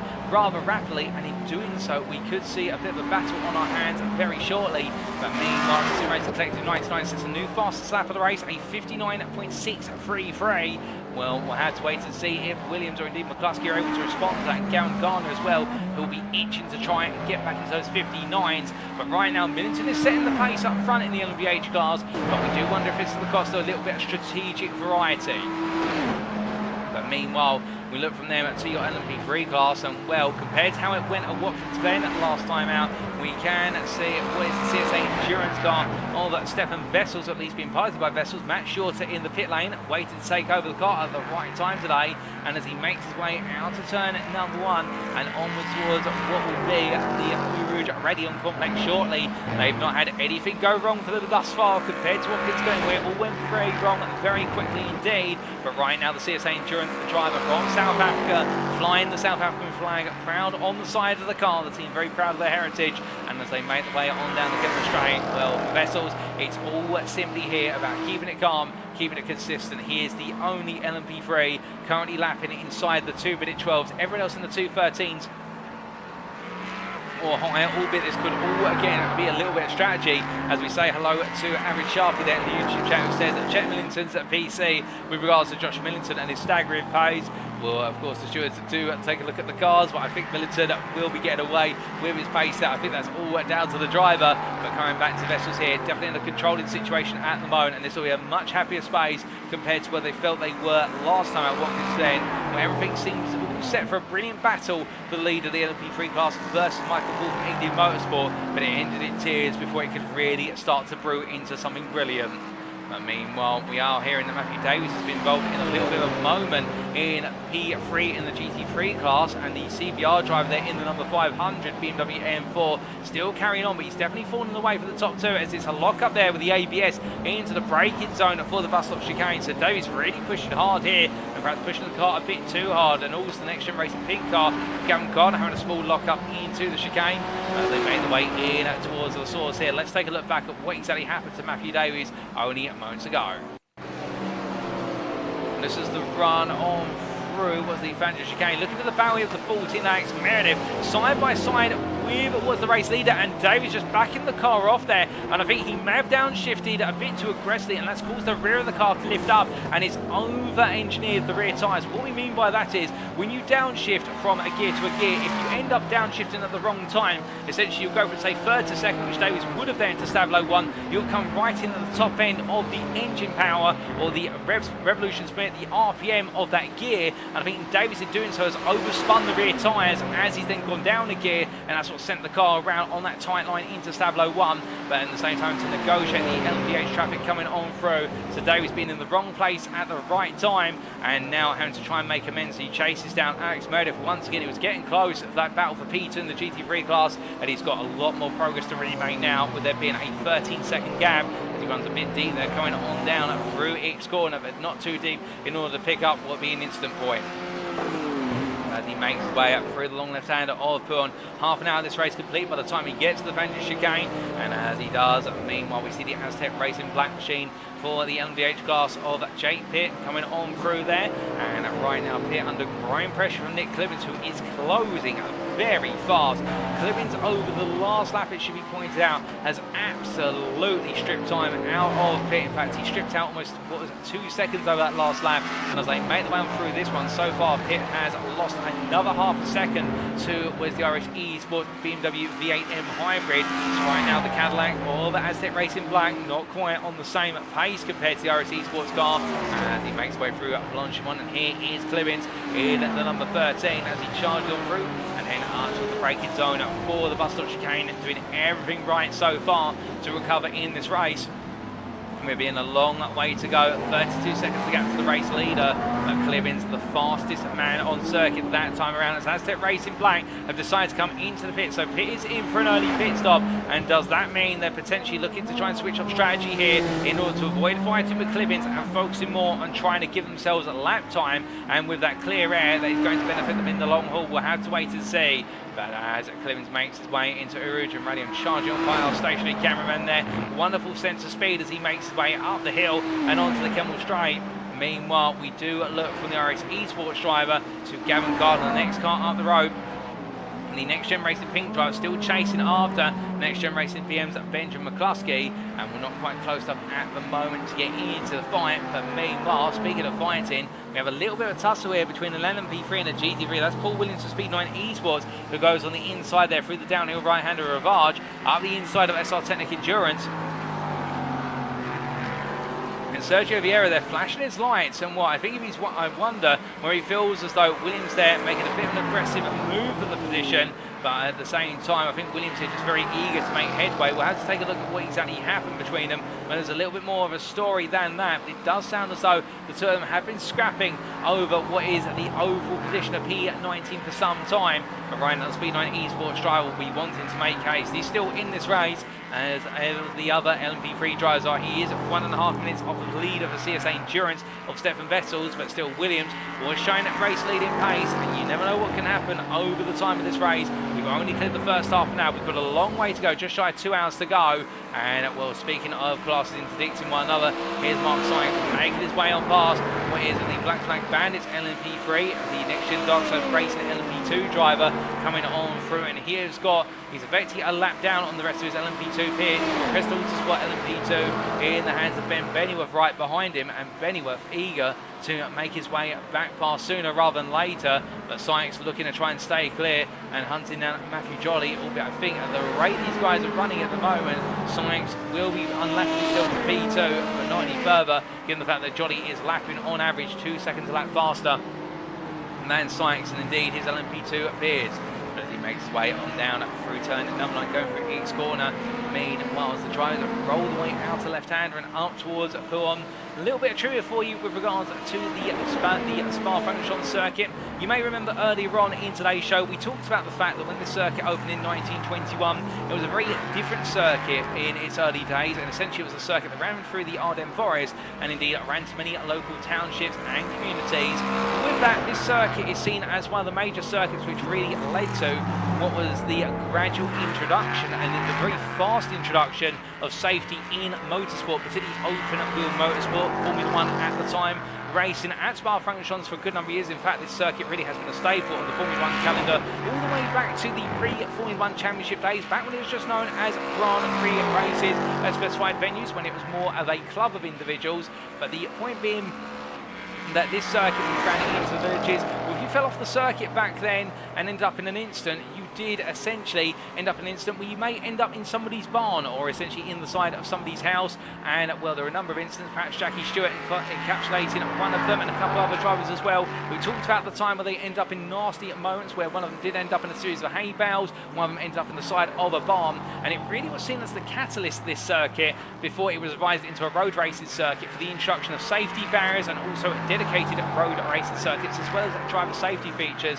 So all put together, the Spa-Francorchamps circuit has had a very interesting history, and along the way it has led to motorsport being what it is today, which is a much safer sport, of course, safety always being paramount, and we have unfortunately lost a couple of individuals in the world of motorsport at this very circuit in its current designated form through Rouge and Radion over the last 2 years. But still, it goes to show you that motorsport is always dangerous, but at the same time, safety is paramount in the minds of everybody out there, and when things do go wrong, well, we do look to improve it as best as we possibly can in the world of motorsport. But as Vessels makes his way on through at Stablo 2, the South African driver here charging on as best he possibly can.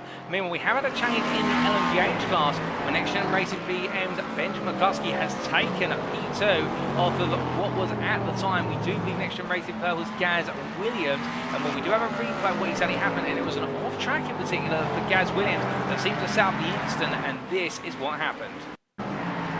Williams at the time making his way into what looks to be Stablo 1 and having to take evasive action there as the 77 went round, and McCluskey then, as Williams rejoined, decided to jump on the inside space into Stablo 2, and that's how Benjamin McCluskey picked up P2 in the LMDH class. And the 77 car that went round was none other than Mike Reedner in the LMP3 class, the Speedline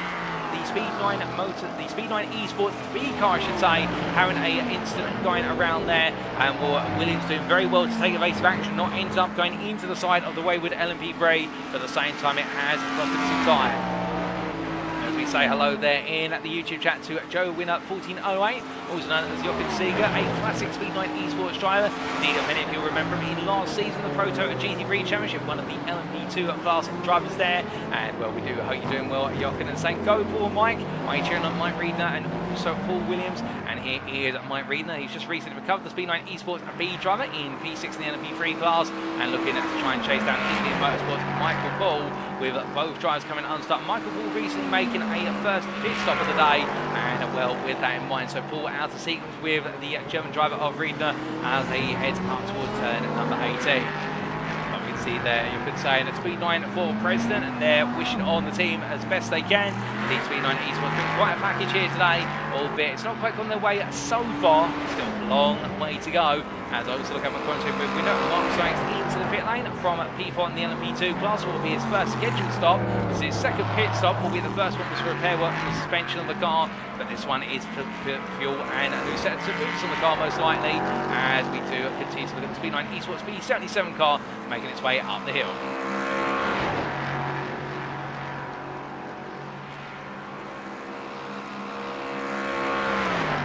Charges his way onto the Kemmel Straight. Well, for Mike Reedner, his target being the new motorsport car Michael Paul, who we see here coming on through the Lake Common chicane. And the Scotsman here, not quite on the pace of Vessels currently, albeit we do believe that Paul has decided to swap up his strategy to a degree versus the CSA Endurance team, and Paul's going to have some way to go here in order to assert them, with the fact the relative delta now is 1 minute and 11 seconds, and that gap is continuing to expand at a significant rate of knots.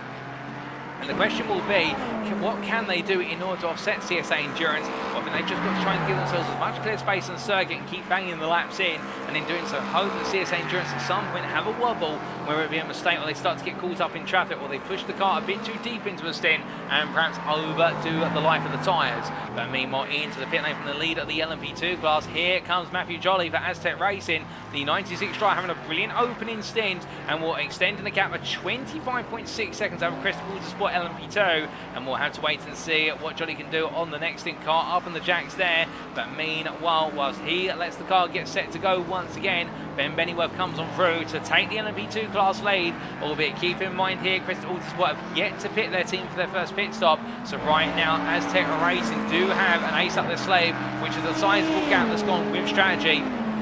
But again, we do know that Crest Autosport, no strangers to mastering strategy, and also into the pit lane comes Azz Tech Racing White. And as they make their way into the pit lane, I do think here Azz Tech Racing deciding to put their drivers, or their teams we should say, into a sequence of pit stops together, and this may be to try and get them to jointly jump the way up the order. But as we do see Bennyworth making his way on past there, what is the Motorsport Spark LMP3 of Joe Pinder, and he's now got NXTGEN Racing Pinks. What is there? Garen Garner coming up behind. Garner will look up the inside here into a rush. It's not going to cost Bennyworth too much time, and as soon as I say that, a lock-up for the NXTGEN Racing Pink car almost causes the two of them to come together. Bennyworth expecting Gardner to nail that apex a little bit better under braking, and well, they're dodging the instant, but I think for Bennyworth that would have been a bit of a heart and mouth moment, for the simple reason that's the last thing you want to see happen in front of you. It's a bit of a life flashes before your eyes, or race flashes before your eyes moment. But meanwhile, whilst Bennyworth now settles back down, meanwhile you can see that Matthew Jolly is still in the Azz Tech Racing 96 LMP2, and meanwhile Azz Tech Racing White leaving the pit lane, and it's Gabriel Yilmaz still behind the wheel. So we are seeing some pit stops, albeit we're not seeing the majority of our pit stops so far. We have heard that Bernardo Carway still in the pit lane for Chemical E Motorsport. They've not been able to get the car out since this early incident, so that is very unfortunate there, and still waiting to get the car out. There's something wrong with it, so we may be down to only 4 GT3s currently, which if so, that's our first retirement of the day. But as we then look to your overall and LMDH race leader of the Sim Racing Collective 99, piloted by Josh Millington. Well, Millington's still extending that gap, although we are starting to see something interesting in terms of relative time, and that is now we have got the other teams starting to try it back. On that last lap, Millington a 2:17. Meanwhile, McCluskey a 1:59.89 is best of the race. For NXTGEN Racing Purple behind him P3 a 2:11, and for Gavin Garner a 2:01.60. But the key point being here is that the top 4 now all match each other roughly on lap time, depending on whether their laps have traffic in them and how much battery they're able to deploy. So I think Millington now starting to pay the price for his early exploits. Now it's all about just nailing these laps before his pit stop and hoping he's got enough in the tank. As meanwhile, Nick Clibbins goes on the personal best at a 59.79, not quite the fastest lap in class, but Clibbins also showing a lot of speed. Yet to take his first strategic stop. He has had that one pit stop for the damage on the car, but the point being we've got a top 5 in the LMDH class, which is definitely right now matched up closely to one another, and it's anybody's game here over the duration as to who is going to be the winner come the end of it. Millington seems to be the favourite on paper given his pace, but I wonder whether the pace he's deployed early on will now come at the cost of the gap he's been able to accrete, and therefore he may find himself now actually coming into the pits with a much smaller gap compared to what he thought he had in the first place. And as we do look to Clibbins making his way down through Rivage Corner, we have had an off for Millington as he goes a bit wide there at Stavlo 2. Just that keeps him in track limits before he picks up a warning. And as he makes his way into what will be the Blanchemont corner very shortly, Millington really pushing hard right now. And I wonder whether he might be told by the TSRC crew on the pit wall that he needs to back this off a little bit just because he's pushing this hard early on. Well, the driver's only got so much stamina before they end up overdoing it, and that's the last thing you want to do as a driver is overdo it when you've got a long race ahead of you. You need those energy reserves. As he makes his way down towards turn at number 1, gap stands at 10.5 seconds. As he goes on to what for him is now lap number 22. As he comes through, meanwhile, Gaz Williams chasing after Benjamin McCluskey, and these two P2 and P3 for NXTGEN Racing BM and NXTGEN Racing Purple respectively. And interestingly, Williams still there. Now, I wonder, with the Cadillacs being quite strong, we're seeing that for Millington McCluskey, whether Williams here is really up against it in terms of the BMW just not as comfortable here at Spa compared to the Cadillac. Alternatively, is Williams playing the long game? Now, as they make their way on to the Camel Straight, where Williams is playing the long game, this may be a bit of an interesting one in the fact that he may not go for the move. He's going to look around the outside, but notice how that gap is standing just over a tenth. He's letting McCluskey come back onto the race tonight. I think Williams is trying to extend this first stint, or at least make it so he's got a lot more fuel in the car when he comes into the pit, and therefore he can make up a lot of time in the pit lane, because right now Williams just does not seem to have the pace of the two Cadillacs in front, albeit we've seen he's got the pace out there.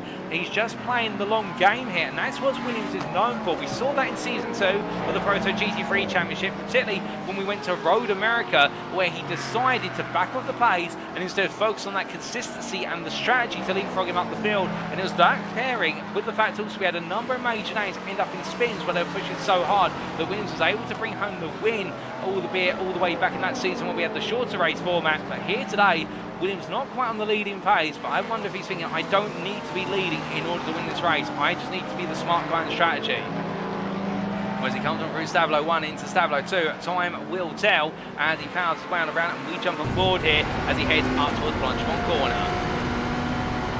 Do have some traffic all together there. Oh, goodness me, and it looks as though with the GT3 and LMP3 coming to eMotorsport UK and CSA Endurance, Williams being made to go all the way round the houses there, finds the space, but it was near Curtin's the NXTGEN Racing BM as they had to take two wheels to the grass briefly in the reins of Blanchemont, and Williams will close back up. Well, neither driver defers to the pit lane as being on the Sim Racing Collective 99. Josh Millington makes his way into the pit for the first time today on strategy. So therefore McCluskey takes the overall lead, as we all can see Millington parks up there, not without a small lock-up, and well, we'll have to wait and see what happens for the 99, as meanwhile they make the way on towards another lap with McCluskey and Williams. And will this be where now Williams decides to pounce? As he noticed that McCluskey is going to lead this and he's within arm's reach, and now with Millington in service, and we expect Millington to come out somewhere in the region of clear air. In fact, I think Millington has timed his pit stops to perfection, because the next car coming on past the bus stop chicane onto the start-finish straight will very shortly be the LMP2 leader of Matthew Jolly, the Azz Tech Racing car, and then we will have P6, P7 in the LMDH class. Well, I think Millington's pit stop will almost be at its completion within the next 5 to 10 seconds. So this is going to be close, but if the Sim Racing Collector drivers nail this and the team have nailed this, he will come out just ahead in P5, the LMDH class, and in fact he's leaving the pit lane right now, so we will cut to Millington as he makes his way on down. It's going to be Fritz coming on through, and also where's Jamie Doreen. In fact, Millington comes out side by side here, and as they head all the way on through, this has not worked out for Millington, albeit we're hoping that Jamie Doreen comes in at the end of this lap in the next couple of laps. Meanwhile, on the attack here comes NXTGEN Racing Purples. What is there? Gaz Williams behind McCluskey. McCluskey is the focus here for NXTGEN Racing PM, but this is the time I think that Williams has been told you've got to go for this now, for the simple reason that Millington has come out in traffic, and where he's cleared Dory in the run up towards what will be Lake On. But the two of them fighting to a degree, it will cost Millington a little bit of time. But the NXTGEN Racing Purple car, Williams, not close enough now to look for the movement to Blanchemont. He's going to have to try and find a way all the way towards the bus stop chicane as they make the way through. But Gap stand at 4.5 tenths on the run. And as they head into the zone here, with McCluskey backing off, he's got the Azz Tech Racing white car in front of him. It will be off camera, we can't see it, but now you can as we look to the exterior view. And well, that is going to be Gabriel Yumas parked up on the inside. And as they make the way through, well, Williams decides to come in, so does McCluskey. Both of them into the pit lane together here, so they push one another hard. But in doing so, it will mean, I think, that the Sim Racing Collective 99 car will retake the lead when it's all said and done. Cameron Garner into the pit lane as well from P3 on track. You can see him there in the rear of the picture as they all come down to the MDH cars now pushing towards the end of its maximum possible first stint.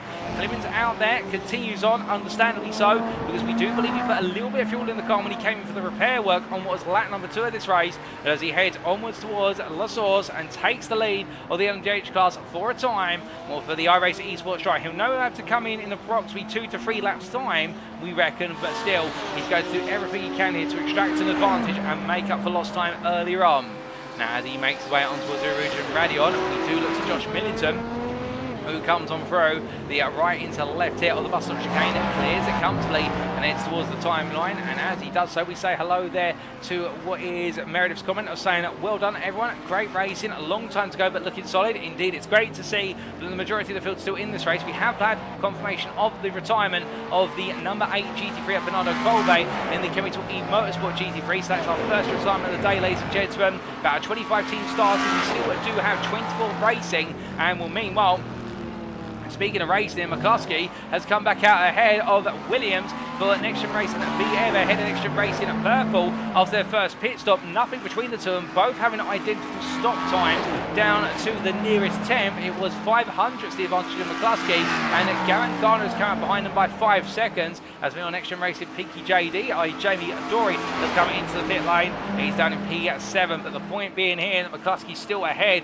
of Williams, and therefore these two seem inseparable. And I wonder if Williams now will start to put the pressure on and look to go for a broke, given the fact that the gap between them and what is the Sim Racing Collective 99 now up to 15 seconds, and it is climbing fast. As they come down through Rivage corner, we also see there Joe Winner 1408 saying, still recovering my arm, hopefully back soon. And well, Jochen, we'd love to see you back out of the circuit sooner rather than later, but your health's most important, and therefore will be patiently awaited your return, where it's in the GT3 and LMP2 or another one of the prototype categories, because we love seeing you take on the machinery from circuit to circuit. But meanwhile, looking here to Michael Paul versus Craig Tillotson for P2 in the LMP3 class, and as they do, well, Tillotson yet to take his first pit stop of the day. Paul has taken a pit stop, and as they come on down the round, well, goodness me, some of the LMP3 drivers here going absolutely as long as humanly possible. And in fact, an off track for Craig Tillotson, only moments ago, has really brought this battle to pass. And let's take a look back at how exactly it came to be. Well, this was Tillotson down into Lake On, takes a nice apex there for turn number 5, loses the rear out 6. You can see that immediately on the brakes, locks the car up, and as he does return, well, Paul catches up here, and as they make the way on around, Paul takes the actual race line. Tillotson stays to the inside, deciding not to impede the driver, given the fact they're in two different races currently. And Will Tillotson is showing great awareness, not just in terms of where his rival is on the circuit, but also strategic awareness in order to make sure he's keeping in the fight for his battle in his class. Whereas Paul right now is trying to chase down Stefan Vessels, but the gap between the motorsport team and CSA Endurance standing at 1 minute and 14 seconds. And well, it does look as though CSA Endurance really right now in a class of their own in the LMP3 class, much like the motorsport under the capable hands of Michael Bull was at Watkins Glen International 2 weeks ago. And as we do see Paul coming towards the end of another lap, meanwhile, that big question being, where is Stefan Vessels and CSA Endurance? Here they are, making their way down through Bourne Corner, and right now you can see the South African absolutely nailing it, lap after lap, 2-minute 13s every single lap as he comes down into what is the Fangio chicane. And as he does so, we do show you that lap time history between P1 and P2 in the class, and that is, in fact, we won't be able to show you within class, but you can see that the lap times at 4 Vessels, and well, in particular, a 2:12 followed by 2:14, 2:12, 2:13. It's not quite perfectly in the 2:30s every time, but Vessels really making those laps count. And well, as he makes his way now up towards the corner, meanwhile, he does have the need to negotiate with the Black Flag Bandits LMP3 of Conor Miles, who is effectively a lap down. You can see Vessels flashing his lights there to say, look, blue flag's waving, let me go. And well, there, Miles is not making it too easy, but I think Vessels here is being invited to go for into the bus stop chicane, and there he goes. Makes a successful move to lap the Black Flag Bandits car, and will now carrying his way onto another lap. And as he does so, into the pit lane comes Nick Clewins from the lead of the LMDH class. And well, this was expected, this pit stop, in terms of the fact there would be a bit of a delta in terms of when the number 21 comes in versus its peers, given the fact it's already made one pit stop and taken on a splash and dash of fuel. Meanwhile, it's going to be Williams closing up behind McCluskey, as we have heard the Sim Racing Collective 99 make its way up past the pit lane to retake the lead of this race overall in the LMDH class. But how much time has Clivins made up for iRace eSports on that first major stint? That is the question that we're all wondering the answers to the question of, as meanwhile, Williams still tucked in behind McCluskey as they made their way through La Source, and Clivins right now still about what is 12 seconds away from completing this pit stop. Gavin Garner also catching up. So the iRace eSports team have not made up too much time thus far, but they are making some progress to get themselves back in the hunt for a podium position. But as we do see here, Garner making his way up the hill, Clemens leaves the pit lane, and as he does so, we can give you an update on that gap, and the gap standing at approximately 39 to 40 seconds. So therefore, iRace eSports are bringing themselves back into this race, but it's going to be a long time before they find themselves battling with the teams for a podium spot. We expect they will need at least another hour before they start to have sight of their quandary. Making his way on to the Kemmel Straight he goes. Meanwhile, we do look to Paul Williams here, who was at one point closed up behind the Motorsport Spark car of Joe Pinder, albeit not quite as close anymore. We do wonder what's happened there, but Williams coming towards the end of his stint compared to Pinder, who has recently concluded the stint after doing 18 laps, and therefore Williams, with that early instant, having made one pit stop for repair work on the car, now I think getting to the point where the tyres and the fuel tank are all going to need a top up. And as he comes on through the chicane this time, decides to go on for another lap here. So Williams not quite done yet. The Speed9 eSports driver knowing that his time is coming before he makes his way into the pits. We're going across the timeline and into turn number 1. Meanwhile, we do look from here back up to what is the battle for P2 in the LMDH class. This is McCluskey versus Williams as they head up towards Blanchard, and we ride on board with the chasing BMW M V8 Hybrid as they come through the left hand and in towards the braking zone. And again, it's very interesting that Williams, whilst he's close, still not looking for a move here. And I wonder whether he is trying to play something on strategy rather than pushing it too hard. We should point out that right now the Sim Racing Collective 99 car of Millington has not really broken away. If anything, it is sitting stationary right now in terms of the relative gap of 16 seconds. So therefore, I think Williams at this point feels as though he can manage this race behind McCluskey, but when does he decide to pass? I think the longer he sits here, we're not going to really see what Williams can deliver unless he decides to go for the move midway through the stint and therefore uses the time in order to try and top up the battery. The hybrid battery only being topped up on the LMDH car via what is braking. It's not charged up by reaching a top speed per se, unlike previous LMP1 generation cars such as what is the Porsche 919, alternatively the Toyota TSO 50, but as he makes his way on through Lecom and onwards towards Raj Corner. Williams right now still trying to find a way into that second place spot behind McCluskey. And these two good friends off the circuit, but rival teams on the circuit in this series, so both looking to get the upper hand on one another, but McCluskey is still holding on to track position P2 currently. And as they power their way down towards Buon into the pit lane, it comes none other than Craig Tillotson from what was at the time P3 in the LMP3 class. So he's coming in for his first pit stop. He's gone very long as Tillotson. Not the longest. We do still have with CSA Endurance going as long, in fact going longer now, and the same for Speedline eSports B in the capable hands of Mike Reedner, who makes his way on past our commentary booth and indeed past the pit lane and onwards towards La Source once again. So we are seeing some very long stints from our LMP3 drivers, and in the GT3 class we've yet to see what is a pit stop for. In fact, as soon as I say that, I made some up words because we have just seen a pit stop for SCCR Supersports. It's Barry Jarman, who, as he's trying to make his way out of the pit lane currently, well, we'll see where they factor back out in short order. But as we do see Reedner heading on through, we're heading up towards what will be at Lecom by the Kemmel Straight shortly. We are still waiting some pit stops. Here is Baz Meacham, meanwhile, looking to make the overtake on Alex Meredith between the LMP3 and the GT3 class drivers. This is for overall position. Meacham gets there, but you see Meredith there begrudgingly having to let the Welshman go. Understandably so, because here, this is where the GT3 is the faster car, albeit as they head into the reins over the bus stop chicane. That statement will very quickly flip his head, and it will be the LMP3 that becomes the faster car, as Meredith makes his way into the pit lane, as does just ahead of SR Technic Endurance, and well, the GT3 is going as long as they can, and well, as they do, Meredith here will know there's a bit of a gap between them. The gap standing previously at 12 seconds as he makes his way into his pit box, and will carry to eMotorsport UK will do everything they can to try and get their driver closer, given the fact that they have already had one of their drivers have to retire from this race, which is unfortunate. And meanwhile, Matthew Davies comes on down. We can see here parking up for CBR, the 500 driver, getting himself set and ready to go once again. But meanwhile, making his way out of the pit lane to take over the CSA Endurance LMP3. It is your class leader, Matt Shorter, who takes over the helm from Stefan Vessels. And well, Vessels having a brilliant first stint, and now Shorter looking to carry on the trend as he gets himself up to speed here. And we look forward to seeing what he's able to do with a staggering gap currently of what is in the region of a minute they've been able to pull out over that first stint, and really inside the first hour. And as he charges way on down, we will see that gap will very quickly come down to 22 seconds, given the fact that Ignium Motorsport have taken a pit stop there. So when we talked about that 1 minute gap, that's really the relative gap based on before coming into the pits. But a 22 or 21 second gap, as it continues to be updated our time tower, still is no mean feed. And Matt Short here now carrying the torch, and can he continue to expand that gap, or will we see that gap potentially coming down? As meanwhile, we are hearing that Mike Reedner's been involved in the incident, has had to be towed to the pit lane in the MP3 class, so that's going to reset him a lap, and therefore calls him to be at the back of the MP3 class, and still plenty of time to go, and anything can happen here or it's all said and done.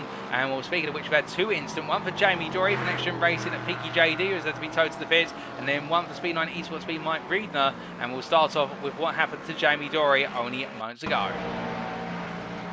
Well, this was the run out of the source up towards Uruj and Radion, heading on in towards turn number 2. And the car just comes to a grinding halt. I wonder whether Dory has come to an empty box of gears, if there's an engine issue. Alternatively, if we just run out of fuel. But that's unexpected for the number 13 driver. But bad luck does strike by looks of things for the door number today, and will not the way expected it to go. But the car coming to a dead halt there, but we're not quite sure why. And meanwhile, what happened to the Speedline eSports B car, Mike Reedner? Let's take a look back. Well, this was in the run up towards the bus stop chicane. Onto the brakes he goes. No sign of a lock-up here. Goes a bit deep and has to bring the car into the pits. And I think as he comes on through, gets the car into the pit lane there. We can't quite see what's gone wrong. The number 77 driver, as he, oh goodness me, he's had a knock to the wall inside the pit lane. And that explains it, as he's tried to turn up here and get the power down on the limiter. That's where it's gone wrong for the 77 driver. He's had to be towed to the pit lane as a result. So with that in mind, we return to your live pictures, ladies and gentlemen. We're almost at the end of the first hour of the 2 hours and 35 minutes of racing here today. 155 5 minutes, if you want to be exactly precise in the minute nomenclature. And as we do see Matt Short to the tin on his way right now, we will, just after the hour is complete, give you a recap of the standings in each of the classes, how the stories have played out and what we can expect. But right now things are relatively cool, calm and collected, and we think everything is on the balance of strategy. But as we do look to Joe Pinder in the LMP3 ED Motorsport Spark car, he makes his way through Blanchemont and charges his way all the way towards the bus stop chicane. He's got Speed 9 eSports' Paul Williams closing, and we've been monitoring this gap in the background for some time, and Williams has been closing up quite rapidly. And to put you in the frame in terms of how that gap has been closing up, well, we do take a look to the lap time delta between them, and we can see here from lap to lap, there goes to show that over the last couple of laps, as Jamie Dory does interdict in that gap, well, between the two of them, that gap has come down from what was previously just shy of 6 seconds now down to 1.5 seconds. So it does look as though Pinder under some increasing pressure here as the drivers make the way on through. And as they do, Jamie Dory being released there by Joe Pinder. But meanwhile, Paul Williams, he can smell blood in the water like a shark can. And now going hunting after the position for third place in the LMP3 class. We'll charge around. Keep in mind that Williams has yet to take his first scheduled strategic stop. He did have to pit at the end of lap number 2 due to damage on the car. So Williams is out of the current strategic form. But still, the idea being the number 24 driver here, if he can close up this much pace after having that early pit stop, Williams is not out of the hunt for a top 5, if not as a minimum a podium here today in the LMP3 class. He's got a long way to extract it, however, and well, Pinder will know that Williams will have to take a pit stop soon as we jump on board with the Speed 9 eSports driver. Now this car, like the other LMP3 cars, being powered by a V8 engine, the Legia P320. And keep in mind, interestingly enough, that all the LMP or alternative prototype cars being powered by V8 engines, it seems to be the go-to power plant at the moment. You can't afford the classic V8, but Williams makes his way down into the braking zone here for what is the Vantage chicane. He does have the Azz Tech Racing car, the LMP2 leader of Matthew Jolly closing up behind, but I think right now the Zara P217 driver just waiting up behind and noticing that he does have an LMP3 battle ahead of him, and therefore deciding to get involved when the time is right and most more sensible, aka on the run up towards Blanchemont and the bus stop chicane. You can see there, made his way through. He'll come from the right, your picture very shortly, and there he goes, and will put himself in between the two LMP3 drivers, then puts himself on the inside there of England Motorsport Spark to come in to the left hand of Speed 9 eSports. The driver here absolutely closing up. 8 tenths is the gap now as he heads into the braking zone for the bus stop chicane. Williams coming down those gears nice and smoothly, and finally has to come into the pit lane here. The fuel tank has said enough's enough, so have the tyres, but Williams doing very well there to move back into P4, be hunting P3 when he's come to the end of his first extended stint, and therefore Williams now definitely showing that he is a threat to later on this race where he could get into the mix for a potential top 5, if not a podium in the LMP3 class. News just in, ladies and gentlemen, we do have confirmation of another retirement from this race, our second retirement, and it is in the LMDH class for NXTGEN Racing at Pinky at JD. So the Mobile piloted by Jamie Dory will no longer be out of the circuit due to a technical issue with the car, so they have had to retire it for the time being. But speaking of LMDHs, we do look to the ongoing battle for P2 in the LMDH class between NXTGEN Racing BM, Benjamin Bukowski versus NXTGEN Racing at Purple, Gaz Williams. And as we do see the two of them squaring off here, 8 tenths between them. Still plenty of racing to come, and well, given the fact we have cleared the first hour, we are now going to give you a recap of how things stand and the story behind each driver in each class, whilst we do not have too much battling out of the circuit. But rest assured, if a battle does start to brew, we'll be there to give it right to you. And well, starting from the top then, our leading driver overall in the LMDH class, it's Josh Millington, the Sim Racing Collective 99 driver, absolutely on fire right now. Didn't put it on pole in qualifying, in fact starting at what was in P5 in the class, but very quickly fighting his way through to the front of the field in the Cadillac, and since then he's not looked back. Now we do believe that Millington is on a very aggressive strategy here today. He has a lot of pace in the car and can't be faulted with it, with his last lap being a 59.823, very close to the best lap of the race as set by Millington, a 59.63. But the point being here is he is using a lot of hybrid battery and fuel and also tyre life in order to keep this pace up. So with that in mind, we believe he is essentially going to be the first of the stoppers of each round of strategy with regards to the LMDH class, but still with a gap that's extended to 20.3 seconds. Millington right now really running away with this. Then in P2, we do have the second Cadillac of Benjamin McCluskey for NXTGEN Racing BM, who right now holding on to P2 ahead of NXTGEN Racing Purple's Gaz Williams, you see right behind him. These two have been in a very interesting battle between them. Williams has been running very close over the last 10 laps. However, Williams has not opted to try and force a pass on McCluskey. Now, we do believe the Cadillac has a bit of an advantage around here at Spa based on relative pace between the drivers, but still, the two of them being very close together, and McCluskey right now holding on to track position. And, well, with that in mind, having started P8 on the grid, having the weakest qualifying section of any of the LMDH drivers, McCluskey has really turned things around when we've gone racing, and well, Williams behind him, still giving the chase, but we're not quite sure what the number 90 driver's plan is here. He's caught up behind McCluskey, and he's been sat here for so long, whether he's trying to save fuel, alternatively, whether he's feeling as though the pass will come midway through the second stint, well, we'll have to wait and see. But right now, Williams definitely just waiting in the wings in P3 to have a shot at that P2 position, but he's taking his time with it, and we'll wait to see what the plan is. And Williams having started on pole in the LMDH class, losing the lead of the race to Millington on approximately what was lap number 5, and well, since then it has really been a Cadillac 1-2 and then a BMW P3. And then speaking of BMWs, here is Gavin Gardner for NXTGEN Racing Pink, and well, not quite on the pace of the top 3 right now, albeit I say that he has been some laps that have come very close to dethroning Millington's fastest lap of the race at 59.63, so Gardner's 59.73. So Gardner's not too far off, but he doesn't seem to have that level of pace all the way through his stints by comparison. But meanwhile, speaking of that, we have got a bit of a battle here in to the bus stop chicane, cut the fourth man, and Williams has gotten through past McCluskey, but McCluskey's trying to come back now, so they've had to negotiate LMP2 and LMP3 traffic, and as they make them through, you can see flashing lights there for the drivers in each of the classes, as it's going to be the Crest Autosport LMP2 that tries to come on through. But well, in fact, not the Crest Autosport LMP2, my apologies, that is the Azz Tech Racing LMP2 that's trying to cut its way on through.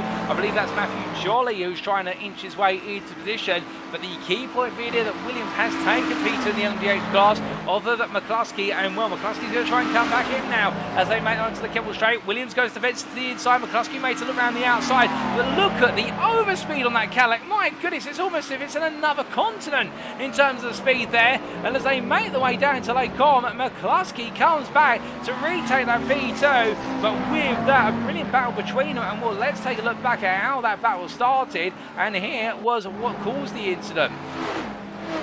When I say incident, the overtake, where it was a better run out of Blanchimont for Williams, and we see McCluskey getting boxed in there behind the Indian Motorsport LMP3 car, and as they made the way through, that's the LMP3 of Michael Cole, and well, Williams capitalised on the opportunity, but after that, we'll then jump on board with McCluskey for the second half of this battle, really the comeback here, and well, just listen in as he builds the speed out of La Source.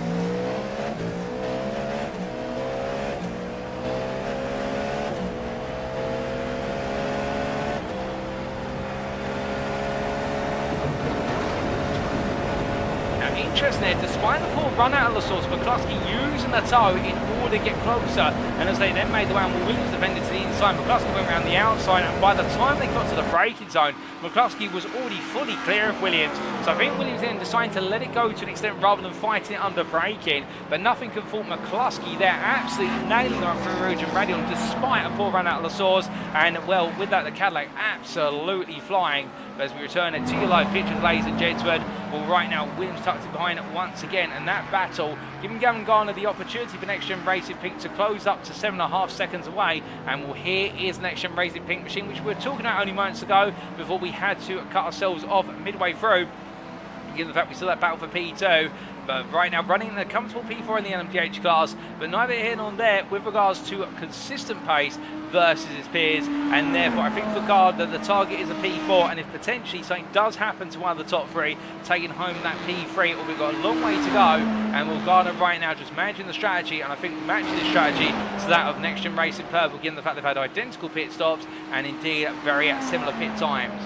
And then coming on to P5 in the class, it's iRace eSports, it's piloted by Nick Clements here, and well, he's had a bit of difficult luck at Watkins Glen 2 weeks ago, and bad luck struck the iRace eSports car early on when we did see it end up in the wall at the Source on the second lap of the race, so therefore they had to come into the pits to take what was a repair pit stop, and since then they have made up quite a bit of time in this race. And to put you in the frame here, Clemens is matching the pace of the top 4 and is bringing that gap down. The gaps are gone on NXTGEN Racing Pink now down to 14 seconds almost, where it was previously 20 seconds. And well, as he makes his way down for a Rivage, Clemens could yet be in contention for a P4 just off the podium. And if he's absolutely able to nail this, he could even have a shot at what would be a spot on the podium. We'll have to wait and see with the time remaining. We think that P4 target is very realistic. The podium is in the balance, given the amount of time remaining and the relative pace. But keep your eyes on Clemens, because we definitely will be in the commentary booth here. He's pushing very rapidly, and right now I think he's decided to invest everything in what is just going for broke here on strategy. We then have P6 in the LMDH class, a further, what is there, if my mathematics is correct, 27 seconds behind the Azz Tech Racing Black Cadillac, the final Cadillac in the field of the LMDHs, of Jake Pitt in the number 7 car. And well, for Pitt, it has been a relatively good race so far. He's gained 1 place in class versus Pierce, having started P7, but since then, really a bit of a back and forth with Daniel Fritz at FR20 Sim Racing DF, albeit Fritz with a couple of errors has lost out, and therefore it does look as though Pitt is now starting to build that P6 and make it his own for the remainder of the race. No major issues to report with the Cadillac driver. It's been a very clean run so far. And then we do have the last of the running LMDHs of FR20 Sim Racing DF. Daniel Fritz here with the Australian driver P7, losing a place early on to Jake Pitt, and since then, right now, just trying to bring himself back into the race. And he is lapping faster compared to Pitt, albeit a couple of incidents have held him at bay as he makes his way down in towards Stablo 1. Now, we do have 1 retiree in the LMDH class, one of our 2 overall retirees, and that was NXTGEN Racing at Pinky JD, as piloted by Jamie Dory, retiring on what was only moments ago. It was back on lap number 31, and what we believe is a technical issue with the car. So therefore, for NXTGEN Racing at Pinky JD, their race has come to an unfortunate early end. That's the LMDH class covered. We now come on to the LMP2 class, and well, Azz Tech Racing here leading the way as piloted by Matthew Jolly, the 96 driver, in a world of his own as he charges his way on towards Lake On for what will be the 34th time of asking under race conditions, and will have put the car on pole by a sizable margin. Since starting race has not looked back and has just opened up an advantage which now stands to what is a grand total, excuse me, of an hour, not an hour, could this be a minute and 26 seconds, albeit we have had a second pit stop for Crest Autosport LMP2. They've had a shorter stop quite recently on what's for them lap number 27, so therefore that gap can't be read into too much. We believe the actual gap is somewhere in the region of around 25 seconds currently, but Azz Tech Racing absolutely flying without a fault, and well, if their race continues like this, they are on course to be the winner. But again, we don't want to put the commentator's curse on them, because anything can happen before the race is all said and done. Meanwhile, P2 in the class, piloted by Ben Bennyworth, it's Crest Autosport LMP2, the 22 car, as they make their way across the timeline here and in towards another lap. And well, they've recently taken the second stop, matching their pit stops with Azz Tech Racing, albeit with the delta there. And therefore, Crest Autosport LMP2 really having to go some, but they're not quite at the pace of Azz Tech Racing currently. So they're targeting a P2 finish and seeing whether they can make something magical happen on the strategy as they head up the hill through Rouge and Radion. A consistent race and no fault to their race so far.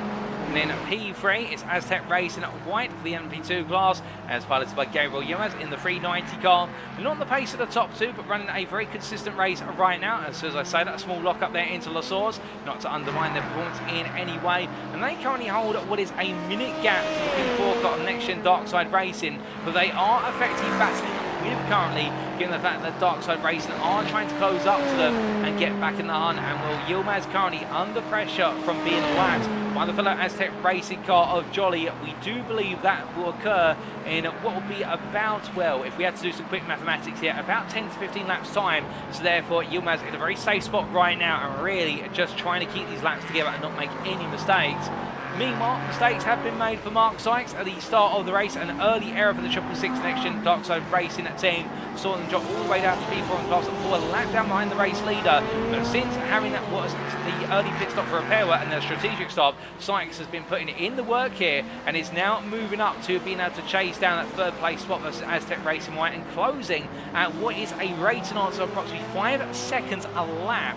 And well, keeping in mind that versus the fact the gap currently standing at 58 seconds now, we reckon if this continues for Sykes, he could be on course to be battling for P3 in the final 30 minutes of this race. It's a long way to go for NXTGEN Darkside Racing, but the Englishman giving it everything right now in order to try and close up. Now that's the status of the LMP2 class. And then going on to the LMP3 class, it's a similar picture at the front of the field as CSA Endurance lead the way, piloted currently by Matt Shorter, and taken over the car from fellow South African Stefan Vessels, who did the first stint and put the car on pole. And well, Shorter right now maintaining a gap of what is 20.7 seconds to Michael Paul, albeit losing a bit of time on the previous lap due to traffic navigation, but still they've been able to open up a gap and they've got a lot of time to play with. Plus also they've gone the longest of most of the team. In fact, they've gone the longest of everybody, it should be pointed out in that first stint, pitting on lap number 25. They're currently on lap 34, which they've just gone on to. But to put that in context, by going so long, it does look as though CSA Endurance are really now trying to make this race about the least number of pit stops and give themselves track position authority. Meanwhile, by comparison, Indian Motorsports Michael Paul, who are P2, currently matching CSA Endurance for pace, but it does look as though the number 23 here not quite able to match outright the leading pace of CSA Endurance as they make their way through the source, albeit have made a very early pit stop, pitting on lap 15 rather than lap number 25.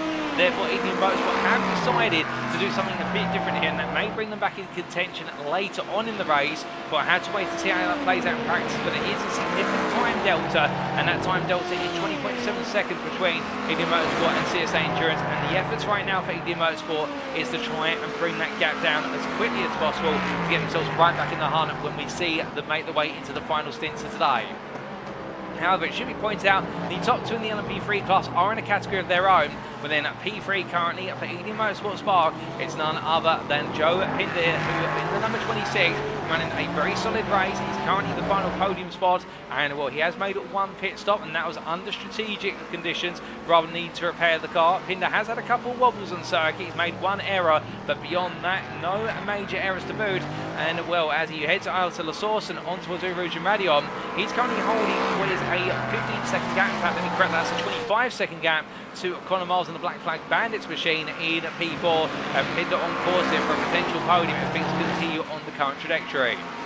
Here is meanwhile the Black Flag Bandits car of Connor Miles in number 62, and as he makes his way through turn number 1 at the source, with the key point being here for Miles, they're keeping his head down and carrying on. And well, he's had a couple of minor mistakes, one major error which has cost him significant time, but still running just outside the podium places, and relative pace right now is equal to Pinder's pace in the Indian Motorsport Spartanmobile in P3, but it's the difference of those errors which has cost Miles dear, plus the fact as well, as time has gone on, there's been a little bit less consistency in the lap times for Miles compared to Pinder, and that's what's really led to the gap, and it is now a 26-second gap as Pinder has extracted a bit more of an advantage thus far on this lap.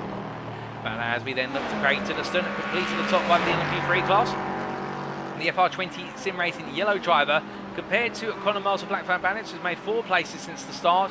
Well, Tillotson has made 2 places, and well, on his debut in the series today, we can see here the LMP3 driver in the number 34 keep this cool. An early incident cost him dear, and seeing him have to come in, well, not coming into the pits necessarily, but definitely had to back the car off and put it into a bit of a safety mode in order to cool the tyres down. But he was one of the last pitters on in terms of his leading pit stop, and well, pitting after 24 laps, Tillotson decided to try to go as long as CSA Endurance in order to give himself what would be a bit more options later in the race. And therefore Tillotson right now in a bit of a lonely P5. Is he closing up to his peers? Not quite. In fact, if anything, he's losing a bit of time right now, but he does have plenty of time to play with versus Paul Williams, who having made his second pit stop for Speed 9 eSports recently on what was lap number 27.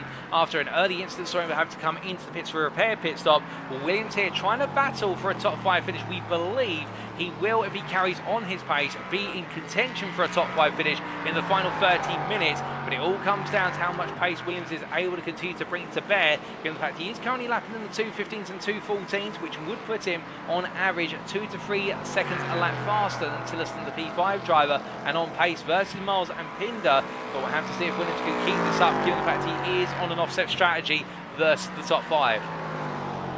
Now, from Williams, we do go to Baz Meacham, the last driver in what is the clear air train, if you will, of the LMP3s, and the Welshman here for Crest Autosport LMP3 and had a very difficult start to his race. A major incident set him a long way back and forced him to have to take a repair pit stop, much like Speed 9 eSports' Williams, but after that, able to bring things back to there. And Meacham right now, lapping consistently, matching the pace of Paul Williams, in fact, faster on that previous lap. And well, Meacham right now doing everything he can in order to try and hunt down a top 5 finish as well. But you've got to keep in mind here that whilst the Speed 9 eSports car is the best part of approximately what would be 30 seconds of Craig Tillotson in the FR20 Sim Racing yellow car, and then Meacham is a further, what is 34 seconds away, and therefore right now he's got his work cut out for him, but never say never. You never know what can happen by the end of the race. And then the last car in the LMP3 category, still running down there, P8 is Speed9 eSports B's, Mike Riedner, and the German driver here, and recently had a bit of an incident. He's been involved with a couple of scraps, well, he has had 2 pit stops, one for repair and one for strategy, as he makes his way down the Kemmel Straight. Right now still staying in it to win it, albeit the gap between himself and Baz Meacham quite a notable gap, and I do believe that gap standing in the region currently of somewhere around 50 seconds, if not longer.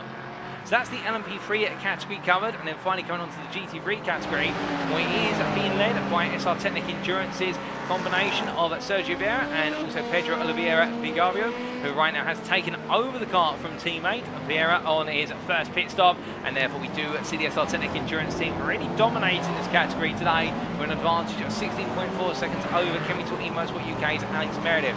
But as we do see SR Technic going on to what them is now lap number 35. The key point being they put the car on pole, and since then they haven't looked back. They had some early pressure from the Chemical Motorsport UK team on the first couple of laps, but after that pressure subsided, we've really seen SR Technic break away and are proven to be infallible as they charge on. And right now extending their advantage by at least half a second to a second a lap. And of course we do have to keep in mind the interference of prototype traffic here, and that is really shaking things up. They haven't gone the longest they possibly could on their first stint at 24 laps, much like their peers. Well, now it does seem as though SR Technic Endurance really trying to extend the second stint and give themselves all the breathing room and looking to pit just after the hour mark for the after the 2 hour mark, we should say, to go on to their third and final stint. And then P2 in the GT3 class, it's coming to eMotorsport UK's Alex Meredith, the sole driver behind the car and fan favourite in the YouTube chat in particular the Meredith family tuning in tonight. And as we do see the number 14 driver here, he's had a very calm and consistent race, no real fault so far, and looking to bring home that P2, which evaded him at Watkins Glen after a nasty error cost him very dear. But right now the Briton just keeping his head down and looking to make sure he can make that second place, and if he can bring home the win, he'll go for it. But it does look as though the win is creeping further and further away. Albeit I say that he's trying to stabilise the gap on this lap, albeit I think the gap is going to extend into the 17-second window by the end of it, given the relative sector times that we're seeing up on our screens here in the commentary booth. But then we do have in P3 Matthew Davis for CBR, and we can see here the number 500 driver making his way into each corner, albeit having to negotiate LMP2 traffic by the dozen. Not a comfortable place to be, that should be said. And as he heads down towards what we put on corner, the key point for Matthew Davis, an early spin cost him very dear and dropped him all the way down to the bottom of the GT3 class. But since then he hasn't made a single error. And now running in P3, qualified P2 in the class, he is trying to chase down Alex Meredith, who is 12 seconds away. And while the relative pace of Davis versus Meredith would suggest that he will catch up to the Chemical Motorsport UK team as time goes on, albeit I think that was Conor Miles in the rear of your picture, getting a very wayward LMP3 into the tyre barrier there, and coming on through the Vantage chicane, just a bit too aggressive on the entry, and therefore upsetting the car. But Miles definitely with a nasty moment. He brings the car back together, and hopefully there's not going to be an early visit to the pit lane. And will we take a quick look back at what exactly happened there for Conor Miles. Making his way on through, goes a bit deep initially, and as he corrects the car, you can see overcorrects it too much on the rear end, and by the time he gets it stopped, he can't put the brakes on, as he'd lock up the brakes and go to the gravel, so he has to let the car go, but with the speed it had and the velocity, end up in the tyre barrier all the same. Continuing our recap, we just talked about the third place GT3 car of Matthew Davis, who is trying to hunt down that P2 spot, which is where he started today's race. And then we come on to Barry Jarman, who is P4 in the GT3 class and last of our runners in the GT3 class, even though we had 5 start. We'll come on to our 5th place driver shortly. The SCCR SimSports driver here in the number 2 BMW M4, having a difficult race, ends up in an early incident which cost him quite dear, albeit it was a nasty spin. But he has tried to play things based on strategy, and with only 1 pit stop done so far, he does find himself the best part of what is 37 seconds down on P3, and what in terms of rate of knots closed, not quite closing up at the moment, so therefore a long way to go. And I think just focusing on coming home in P4 currently, albeit there is a long way left in this race.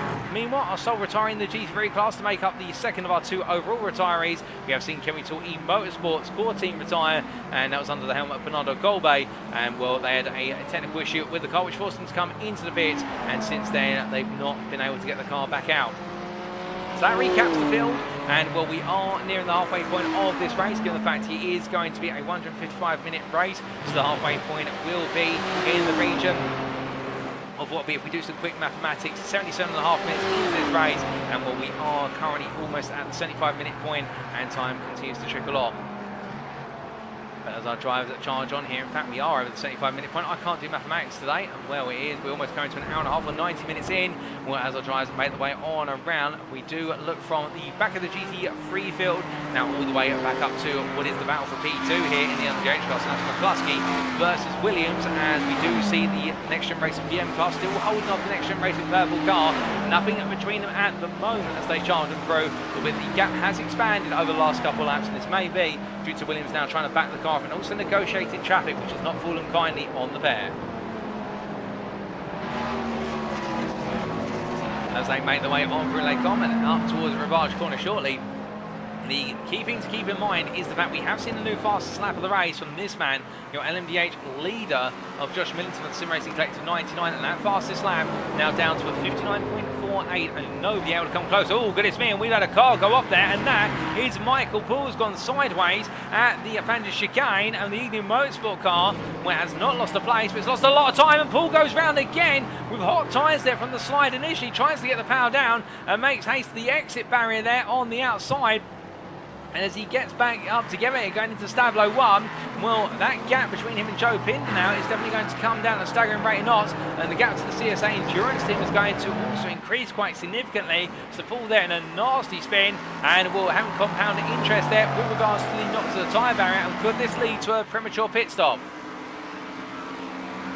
As he makes one towards Blonde Chabon, we'll have to wait and see if that's what happens in practice. And you see the LMDH there of Azz Tech Racing Black coming on through, and we'll also, where's the P3 car of, in fact, the P2 and P3 cars in the LMDH class, all making their way through in quick succession. So it's quite the traffic jam, and Poole does come into the pits here, so the damage is not sustainable for him to carry on racing, and this is going to completely invert Michael Poole's strategy even further as he makes his way on down pit road. But as he does, well, for CSA Endurance, they're going to feel as though this race is very comfortably theirs right now. When they do get the news that the Evening Motorsport cars had a spin and been forced into the pits early, well, now the South African team here just need to keep their cool and carry on as they've been doing so for so long. But sure to hear, will not take anything for granted, given the way things went in the season opener, knowing that bad luck can strike any team, and when particularly race leaders, it can always strike as time goes on. Going on down through the left hand and then onwards towards what is Pullen Quarter very shortly, just keeping everything together. And in to the left hander they go, in towards what will be Pullen Corner right now. Shorter doing everything right as he roars on through. But heading into the braking zone here for what is, excuse me, at the Avengers chicane. We're just checking in with race control at the moment if we have had any information, and we are hearing that Matthew Sheraton will be taking over the Azz Tech Racing white car at some point midway through the race. So he will be taking over from Gabriel Yilmaz in due course, and well, with that in mind, it'll be interesting to see where we do see Sheraton take over the car and what pace he's able to bring on in and what he's able to do behind the wheel of the car. But he charges his way down into Pullen Corner here. Yilmaz doing everything right thus far in order to carry the speed on around. And meanwhile, as he comes on through, we do have what is a little bit of a charge from Nick Clibbins. In fact, Nick Clibbins on the last lap losing a bit of time relative to his peers as he makes his way on down through Pullen and in to the Vantage chicane. And well, the gap between himself and NXTGEN Racing Pink's Gavin Gardner now standing at 14.9 seconds. So Clibbins here is showing signs of getting close, but in fact, I think if anything, Gardner is reacting to the pace that Clibbins is bringing to the table. And I think Clibbins as well finding some traffic on that previous lap, which has cost him the best part of 3 seconds. In fact, we can correct ourselves there. It's not of traffic that's caused Clibbins to lose the time he was gaining. It was an off track, and this is what happened to Nick Clibbins. This was in the run down to Rivage Corner, goes deep, locks up the front right brake, has to stop the car there and takes a brief adventure to the gravel, but gets the car out of the gravel and restores it to the asphalt as soon as humanly possible. But there, it could have gone far, far worse, but it kept it together just about Nick Clibbins, and that explains how the gap that was coming down, it was down to 10.5 seconds, has now gone back up to 14 seconds as Clibbins carries on. as he makes his way up through La Source. You're looking at your live timings now and the live pictures here from Circuit Side, ladies and gentlemen. And we have since had an incident for what is, I do believe, both Michael Paul and also for Mark Sykes are both drivers involved in a nightmare moment, and they're both going to lose a lap. So now NXTGEN Darkside Racing will go to 2 laps down the LMP2 class, and NXTGEN Motorsport, after their victory at Watkins Glen, go to a whole what is a lap or so down in the LMP3 category. So that is a surprise and not a welcome one, to be sure. And it does mean now that Joe Pinder for NXTGEN Motorsport Spark will be promoted to P2 in the LMP3 class, and FR20 Sim Racing Yellow, Craig Tillotson, will take P3 here as he makes way through. Again, a long way to go, so we're not going to sugarcoat it or say that this is going to be the way it finishes at the end of the race, anything far from it. But it goes to show you here that anything can happen to even the very best in the field. And well, with that surprise and the fact that CSA Drones have already lapped up to and including P3, well, right now they'll be looking to try and get as close as possible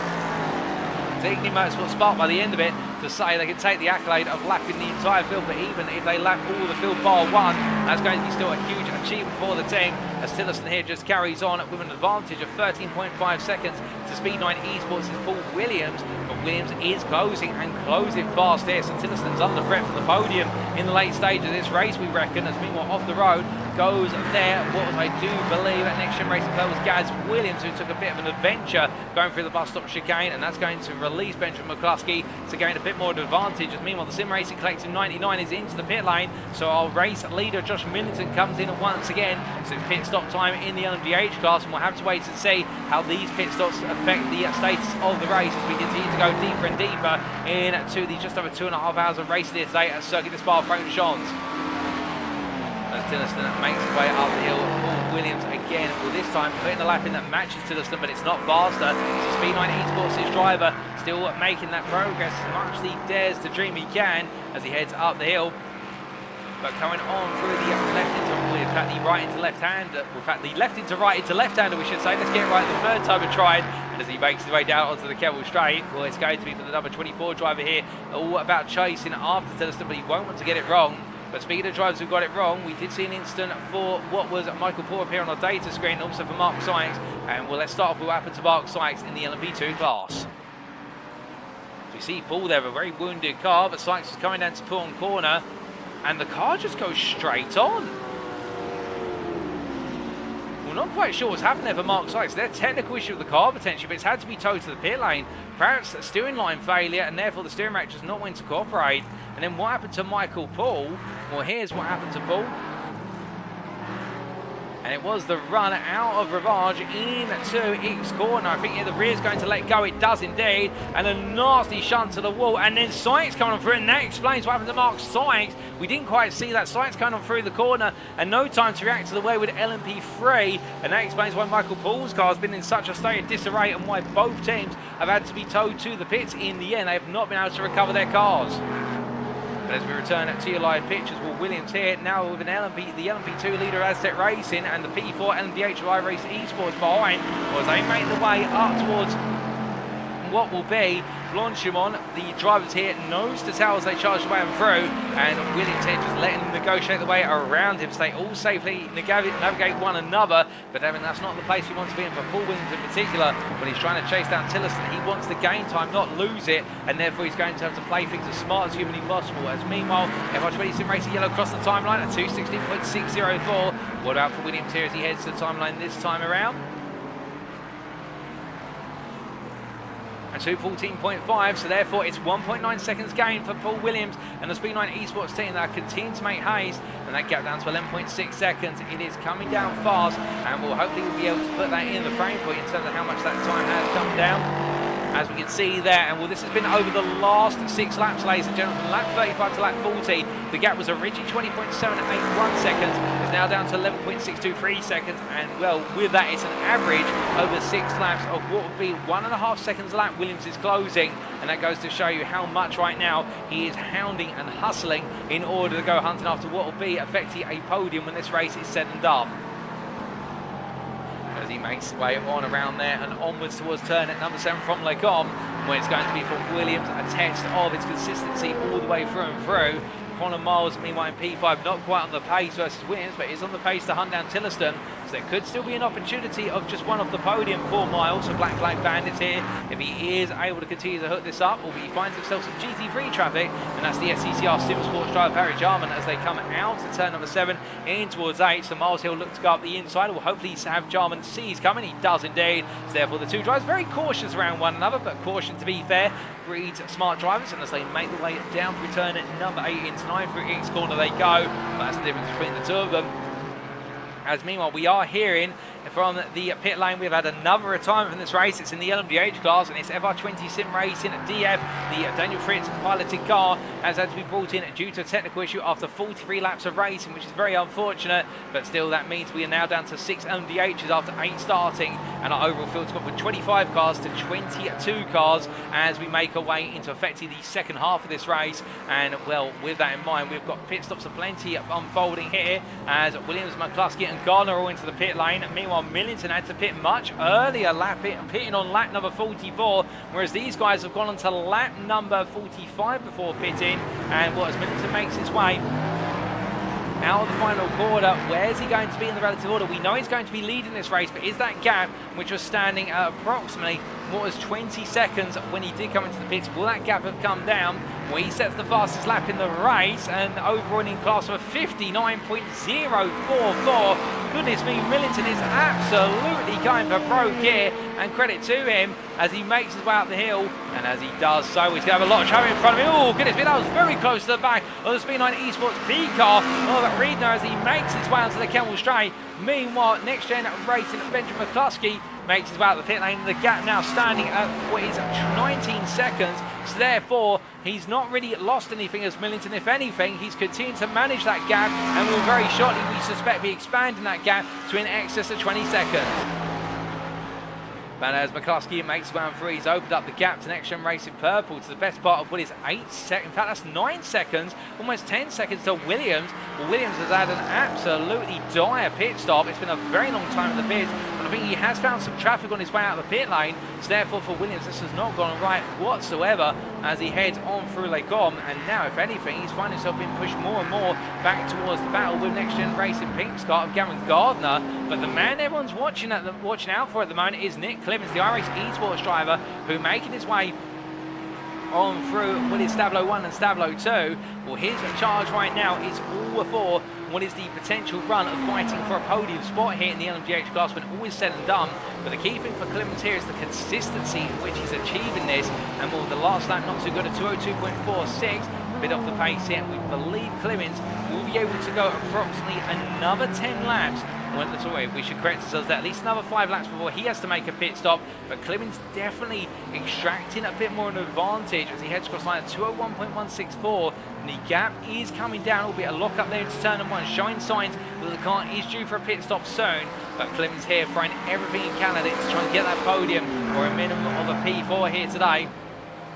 As he heads up the hill, going on past there, the GT3, Chemical eMotorsport UK, and the LMP3 of CSA Endurance. As they head onwards onto the Kemmel Straight, well, we do look to Matt Shorter here, will very gradually look to slipstream his way on through past Chemical eMotorsport UK's Alex Meredith, and he'll look to do the rest of it under braking in to Les Combes. The two of them will negotiate around one another, and Meredith there gives all the space and lets Shorter go. And there you can see the relative delta in terms of the apex speed that's able to be carried by the LMP3 versus the GT3, and that's all due to the extra aero, hasn't it, versus the road car converted into race car, if you will, albeit GT3 class cars built specifically for racing, but may have a history that's traced back to a road equivalent, not to be confused with GT4, which are road cars turned into race cars.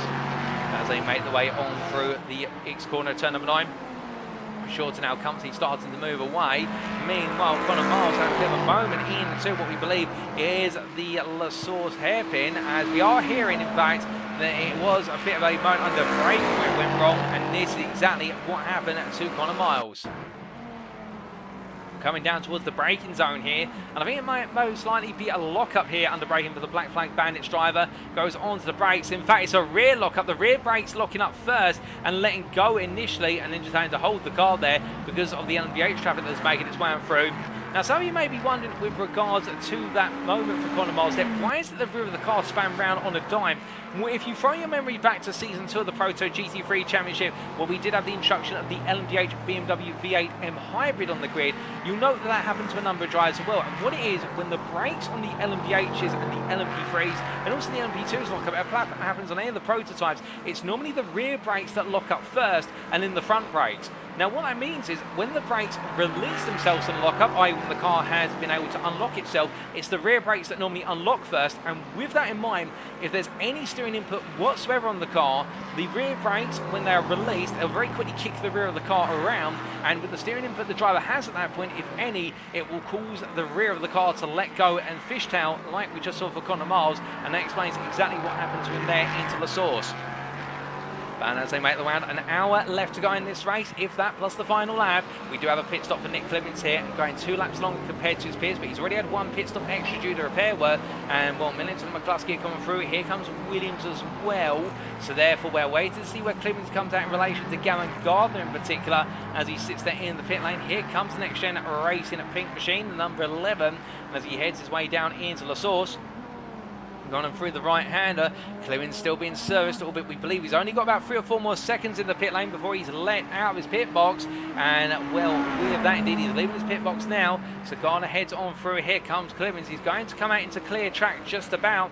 Is the iRace eSports driver. Gets onto the throttle, and the gap between him and NXTGEN Racing Pink's Gardner now standing at 13.5 seconds. Clemens has brought the gap down from what was 19 to 13 over the last few laps. So Clemens absolutely on a mission here to finish P4 in this race at the end of the day. I think P3 may be a bit too far, given he then had to close down. Will be a further 10 seconds, but Clemens definitely making haste, but he's got a long way to go if he is going to find that time. Meanwhile, speaking of gaps to come on down, well, here is Joe Pinder, the New Motorsport Spark, and well, the question is, where is Paul Williams in all of this? We'll do keep in mind the Williams 27.4 seconds away currently, but having made a pit stop more recently by comparison, albeit a relatively similar pit stop to Pinder, so therefore the gap has been reset between the 2 of them. But Williams is trying to push as much as he can, closing at what is on average 3 seconds a lap. And well, where is Williams in relation to Pinder? If Pinder's making his way into the bus stop chicane, Williams is just making his way up through Stavlo 1, so it is a gap that is reachable and essentially closable by the end of this race. As he makes his way out of Stavlo 2, Williams will know it's a long way to go, and he can't afford any mistakes in order to be able to do so in terms of bringing this gap on down as he charges his way on through the Blanchimont corner there. And I think now, as we get into what is this latter half of the race, in particular the final hour, this is where tiredness starts to take its toll on the drivers. Now, you may be thinking at this point, well, how can it take its toll, given the fact that 4 our drivers, they've only spent about an hour and a half or a little bit longer than that behind the wheel if they've not had a driver swap. Well, we do have a rule in the real world of motorsport, particularly in what is UK motorsport, but I believe it does apply around the globe, or at least in the European theatre, where drivers are not permitted to do more than 3 hours behind the wheel in a single set of stints. Now, what does that mean? The drivers can come into the pit over the course of that 3 hours, but after that, they do have to get out of the car in an endurance race and let another driver go in. And well, that is a maximum driver allowance time in a single set of sessions, and that is not just because of fairness as part of the race, but also due to safety and tiredness of drivers. And the fact these drivers will have practiced going longer than the 160 minutes that the card was built for today in terms of going race. And they'll practice for 3 hours in order to give themselves that little bit of extra endurance. But when you do get into the final hour of the race, you start to feel that way. You start to feel yourself getting tired, your legs start to cramp up a little bit potentially, your arms as well start to ache, and that's where the big mistakes come in, and that's where your consistency is put to the test. And well, for our LMP3 class drivers in particular, the thing they've got to worry about is the ABS. They have no ABS in the car. It's all man-made in terms they need to balance their braking and make sure not to lock up. And also, to an extent, managing the throttle application. These cars, they do have a very limited amount of traction control on this very basic traction control system. So for a lot of time, when the driver puts the throttle down, the traction control will kick in initially to help stabilise the car. But beyond that, if they're very aggressive with the throttle, the traction control is not going to prevent them from going on around. And that's what Williams and many of the drivers here will now be aware of, is the fact they're really running on the edge of energy and how well they can keep the car pointed in a straight line and brake it appropriately. And even the smallest of lockups can end up in tragedy from here on in. Where meanwhile in the GT3 class machines, as we see that Azz Tech Endurance have just set the fastest lap in the class in the race, a 2:17.38 on their previous lap, and well, that's faster by comparison by 4/10 over what anybody else has been able to do in the class. Well, for the GT3 class drivers, or the gentleman class, if you will, given the fact this is the class that if you are quite well off, you'll look to try and make your way into motorsport and AM level in this class, if you've got the pockets behind you, as we just mentioned moments ago. Well, they have the ABS and the traction control systems, and they can turn these systems up and down as they please, and this is where they may start to turn the system slightly up, or they may turn it down depending on how comfortable they feel in the car. But for Azz Tech, they swapped their drivers around. They did have Sergio Vieira in the car much earlier on today, and now they do have Pedro Oliveira Vigario in the car as he makes his way around in the second stint. So therefore, the energy levels will be at a good state and they can push the car quite hard. Whereas for a driver such as Alex Meredith, well, he'll be feeling the pinch right now, being the sole driver in the car, having done 1 hour and 3/4 of another hour, and this is where he might now be starting to think about backing the car off a little bit and just preserving his energy for later on in the race. And what we can tell you, ladies and gentlemen, he is being closed up by Team CVR's Matthew Davies, who right now we can see here in the 500 car, that gap is now down to 12 seconds. In fact, it's 11.5 at our count, and Will Davies here may just feel as they can push a little bit harder at this race, but both teams only one driver, and therefore it's going to be just a battle on stamina as it is about the consistency and how deep they can go into this race before a potential mistake is the separation between the two of them. But as they push on, the drivers right now, well, for Davies here having to negotiate a little bit of LMP3 traffic coming up behind. That is Mike Griedner in the Speedline eSports B car, who's going to look to the inside into Bourne corner and clear. That's the overall position, the overtake. And as they make their way down, that's the overall P19. And Davies won't be too worried about that. His big focus will be instead on chasing down Meredith and hoping he can maintain that decreasing gap from lap to lap as he heads in towards what will be here the Fandra chicane. What for him is the 45th time of asking. Therefore, the GT3 drivers will feel relatively comfortable in the cars, and it comes down to the driver's stamina. As meanwhile, looking at the inside there, it's the Speedline eSports car. Paul Williams will already be eager to make a way on through here, but he can't quite find it at the moment. As we jump on board with Paul Williams coming on through Stablo 2, we can see here the difference in speed as the GT3 and LMP3 try to out-drag each other towards Blanchemont. And Williams is gaining, but notice not much. He's really relying on the toe to enable him to gain. In fact, the GT3 is pulling away to a degree as they make their way through Blanchemont and upwards towards the bus stop chicane. And Williams may be running a bit more rear wing here as they head onto the brakes. And coming down the gearbox in towards the bus stop chicane. This is where Williams will do everything right to close up, gets nice and close to corner exit as he runs a little bit wide. And we are hearing in the meanwhile that Joe Pinder has had an instant on circuit going on to lap number 47.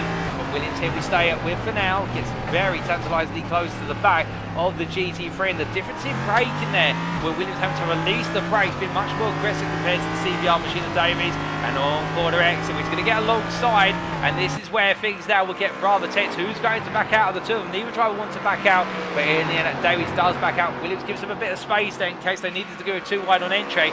Davies flashing his lights there, saying, couldn't you have just waited a little bit longer? Williams won't be looking at that. All he'll be looking at is ahead of him right now, and 9 is a 23.1 second gap to England Motorsport Sparks. Joe Pinder as they make their way onwards towards this lap. And we're speaking to Joe Pinder. There was an instant, only moments to go for Pinder, and what exactly happened to him is the big question. We are going to find out as we do take a look back at what happened to the England Motorsport Spark driver. Well, this was in the run in towards La Source as he made his way onto lap number 47, under braking him with nobody around him. I think this may be a classic lockup, and in fact, yes, the rear brakes locking up there, much like what we saw to Connor Miles in the class earlier on for Black Flag Bandits, and Pinder now falling foul of what was a rear brake lockup on entry into La Source, and the brakes letting go as he now made his way back up to speed. And well, that's going to overheat the tyres. It's not going to cost him too much in terms of race time, but definitely there a mistake he won't avoid to make as he heads on through. As he charges his way on around here and onwards he goes towards what will be the bus stop chicane. We are hearing, ladies and gentlemen, there may be an error with the YouTube broadcast for this event, and if so, we are going to look into seeing if we can remediate that issue as soon as possible, and we do apologise for that. If fact, I do believe the YouTube broadcast is still working. Do let us know if you're in the YouTube broadcast, if it's all still active currently, but we are just seeing a mention on our side at the moment that there may be an issue. In fact, we may not be able to see the YouTube chat, seems to be the issue, and we do apologise if you are putting messages to us in YouTube and we're just not seeing them, as we see Joe Pinder there making another brief error, and what he does so, meanwhile, Baz Meacham in all of this race unfolding has closed up behind Connor Miles in the battle for P4 in the LMP3 class, and as the two of them make their way in through towards Blanchemont, we ride on board and look back from the rear of Connor Miles' car. Now the Black Flag Bandits try to hit on equivalent strategy with the Crest Autosport LMP3, so this is for position. It's not just two drivers who are out of sequence with one another, and as they make their way on around and through what is their turn number 90 coming out the bus stop chicane, well, Matthew Cheverton meanwhile has taken over the Azz Tech Racing white machine, we do believe, which was being previously piloted by Gabriel Ewers, but Miles goes deep there, and as he exits the corner coming out of the source, we can see how Meacham's not quite able to capitalise as much as he would like to, but very eager there to try and make the move as best as he can. As they charge the way up the hill, it is very shortly going to be a drag race on time between them, between the drivers as they head on up, and well, who's going to be able to find the way on through? We'll have to wait and see as they head up the hill. Well, as they do, it's going to be Miles who gets the better run, and I wonder if Miles is running a little bit less rear wing by comparison with Meacham, but the super easily he's been able to pull that gap out in quite a stellar amount of time, and keeping in mind it is an open setup an open setup series this one, so therefore we are expecting there to be a difference between the cars as they make their way on around. And as our overlay's just been updated there with some driver data, Miles still under immense pressure as he comes on down through the right-hander, and onwards he goes towards what will be X corner, and Meacham all over the back of him, but still just not able to find a way to knock on the door and get the move done, albeit very close here as they head on down towards what will be the braking zone for Pearl Corner. Through the left-hander they go. Meacham there goes a bit deep, not able to carry as much speed, but in return Miles goes a bit deep onto the curb, and therefore the car's not able to hook up as much.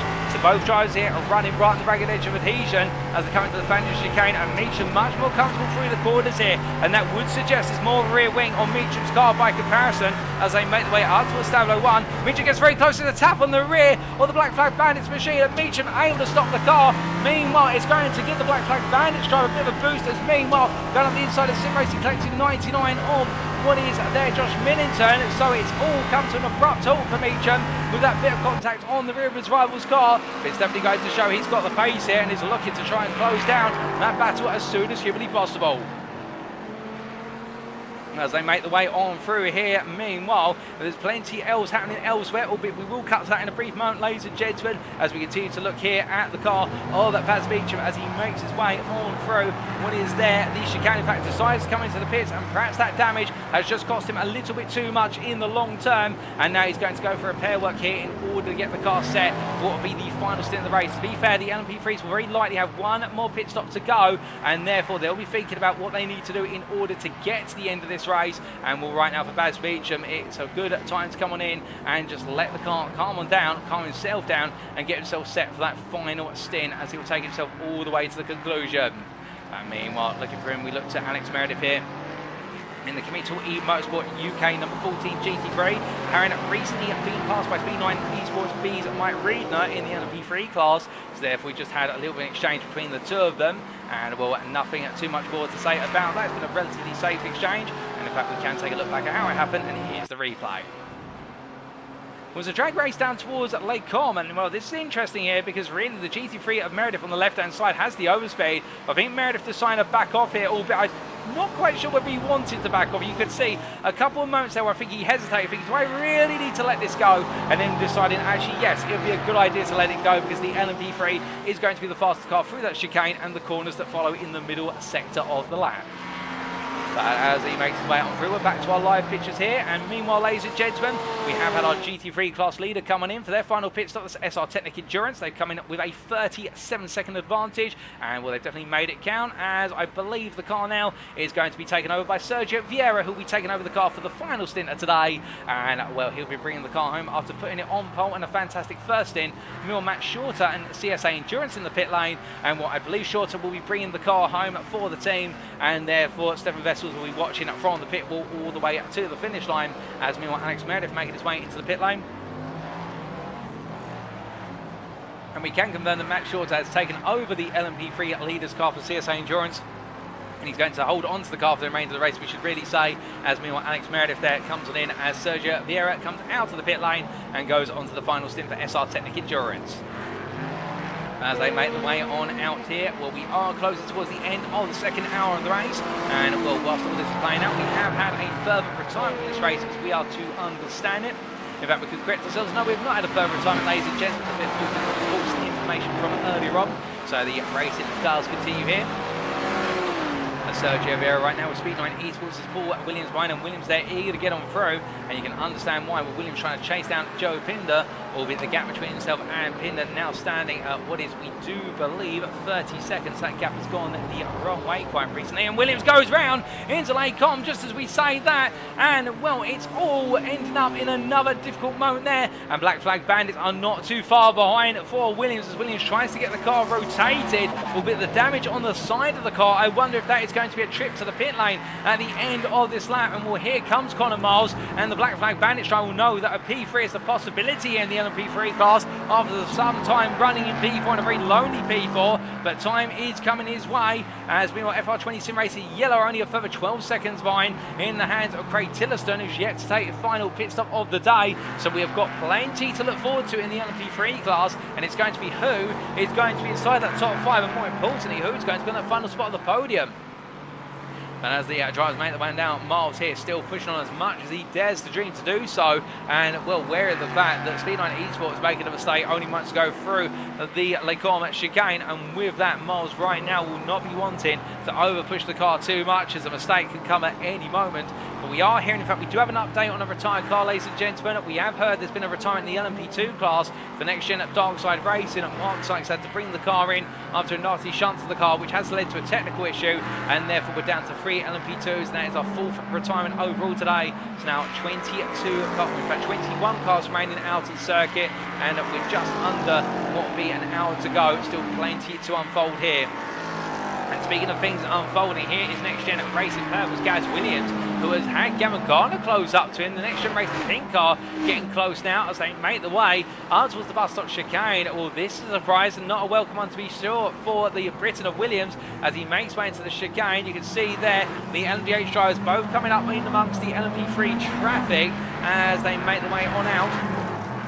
And as they head up towards what we turn number 1 into the pit lane comes Speed9 eSports is Paul Williams, as you can see there in the rear of the camera briefly, and that releases Black Flag Bandits Connor Miles up into P3. Well, we'll have to see if they can make that P3 count on strategy now, as Williams will take the faster crown of the car for Speed9 eSports and then be going all in for that 3rd spot on the podium. But as we do see Garner heading up the hill through Rouge and Radion in the tow there of the NXTGEN Racing Purple car, albeit it does look as though on that previous lap Gaz Williams losing a lot of time. We're not quite sure what the story behind that is, but he did lose a whole 9 seconds in fact, Gaz Williams, so therefore there's something in the mix there for what is, excuse me, the NXTGEN Racing Purple team. Whilst all this has been playing out, we should also give you an update that in the Crest Autosport LMP2 car, we now have Nigel Stockton's taken over the car for what we suspect will be the final stint of this race after making their 3rd and final pit stop. And well, the number 22 team here, they are the best part of a lap down on Azz Tech Racing, the class leader,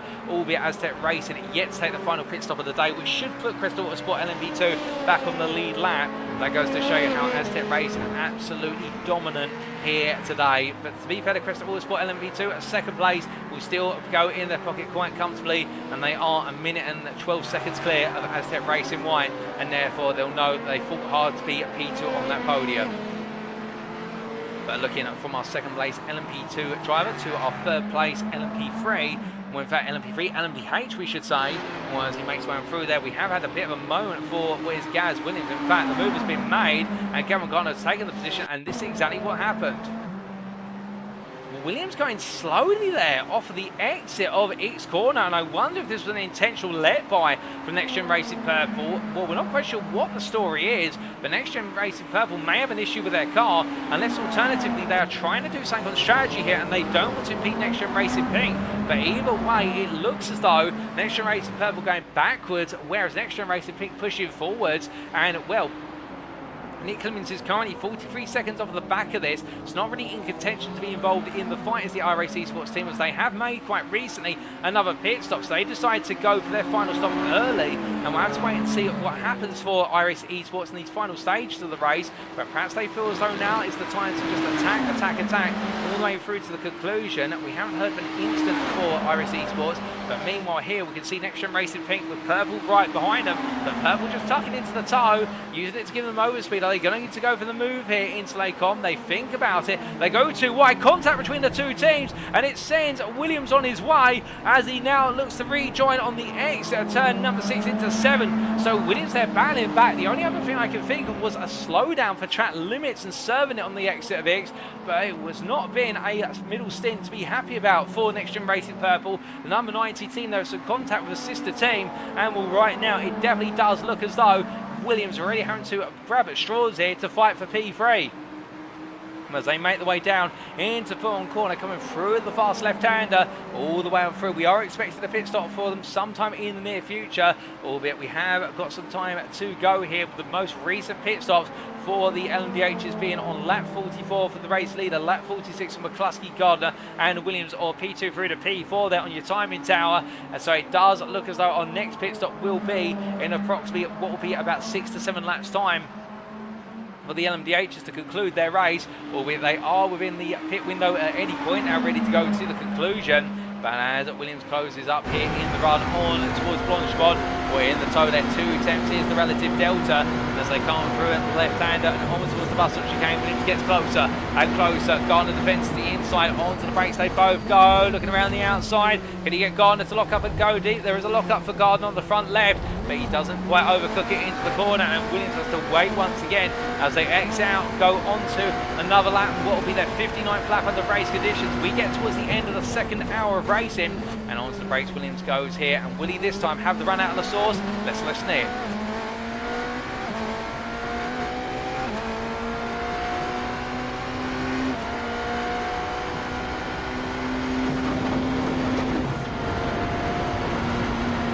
Charges his way on through there, and the Gardner having a poor run off of Radion, and that may mean that now Williams will have to look for the move around the outside once again. In fact, he'll peel out to the outside, side by side. It's deja vu into Lacom, but with this time Williams is much further ahead. And I think getting the move done quite comfortably there, as he now finds himself behind some GT3 trap in the form of the SCCR Sim Sports. What is that Barry Jarman bill as they make the way out of turn number 7. Williams pitches the car to the inside of the row. Gardner's going to look for it, can't quite find it under braking, and Williams very smart there, recognised he was going to be compromised, so decided to force Gardner to look around the outside if he's going to go for the move. And was they coming down through X corner, when it looks as though now Williams able to re-ascertain and cement his foothold on this P3 position in the LMDH class, but definitely has been a dramatic turn of events for Williams, as meanwhile we are hearing in the battle for P4 in the LMP3 class we have had an incident for his Craig Tillerston, and well, he's dropped down to P5 in the LMP3 class as he locks up there into the source and through the apex. He's got the Crest Autosport LMP3 behind Azz Beecham, so we will take a look back at what exactly happened to Tillerston very shortly, but in the meantime as he powers his way onwards towards what will be the Kemmel Straight, he has got Meacham closing, albeit Meacham not quite as close this time around. And I suspect this may be due to the fact Meacham running more rear wing and therefore not able to gain on the straights. As you can see, Tillerston running a lot less rear wing by comparison, and that gap is opening up by the 10th or 2 on the run down the Kemmel Straight. Well, as they come through, we take a look back at what happened to Tillerston that demoted him from P4 in the class. Well, this was on the previous lap, going on through into the braking zone for the bus stop chicane. Under braking he goes a bit deep there and tries to overturn the car through the apex at 18, and well, in the end Miles taking evasive action there, and Tillerston holding his brakes as he'd be expected to do so. And the 34 driver FR20 Sim Racing Yellow making an easy mistake to make, and will recover the car just in time. And as we return to your live pictures, well, Meacham will be all over the back of Tillerston in through this second section of the lap.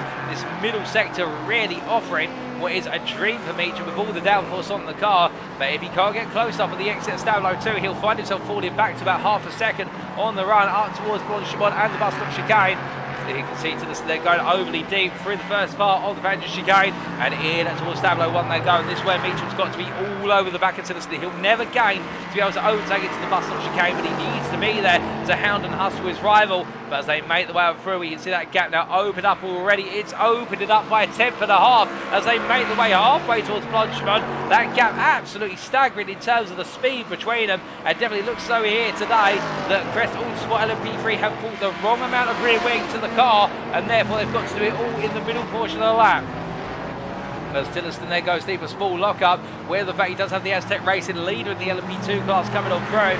Tillotson now brings the car back together, but again, the point being, as they make the way onto another lap, he's able to keep Meacham down. Meacham takes a look to the inside here. Does he grab one to break it? No, he's too far away to go for the lunge. He knows he wants to, but he just can't in reality go for it. Tillotson there gets a bit of a tax. Oh, goodness me! And Meacham gets it wrong. Coming out of La Source, gets the power down too eagerly, almost mimicking Tillotson, but going one step further, and the Welshman with a nasty little knock to the inside wall will now find himself having to bring the car back to bear. And with 32 minutes left in this race, well, the question is if he is going to have to make another pit stop, which he shouldn't have to do so arguably, given that they've all recently pitted. Well, can Meacham close back up again and go for the move? Now 9, he's going to lose even more straight line speed with damage to the front air of the car and potentially front right suspension damage as well, which will cause the car to want to point at an angle down the straight.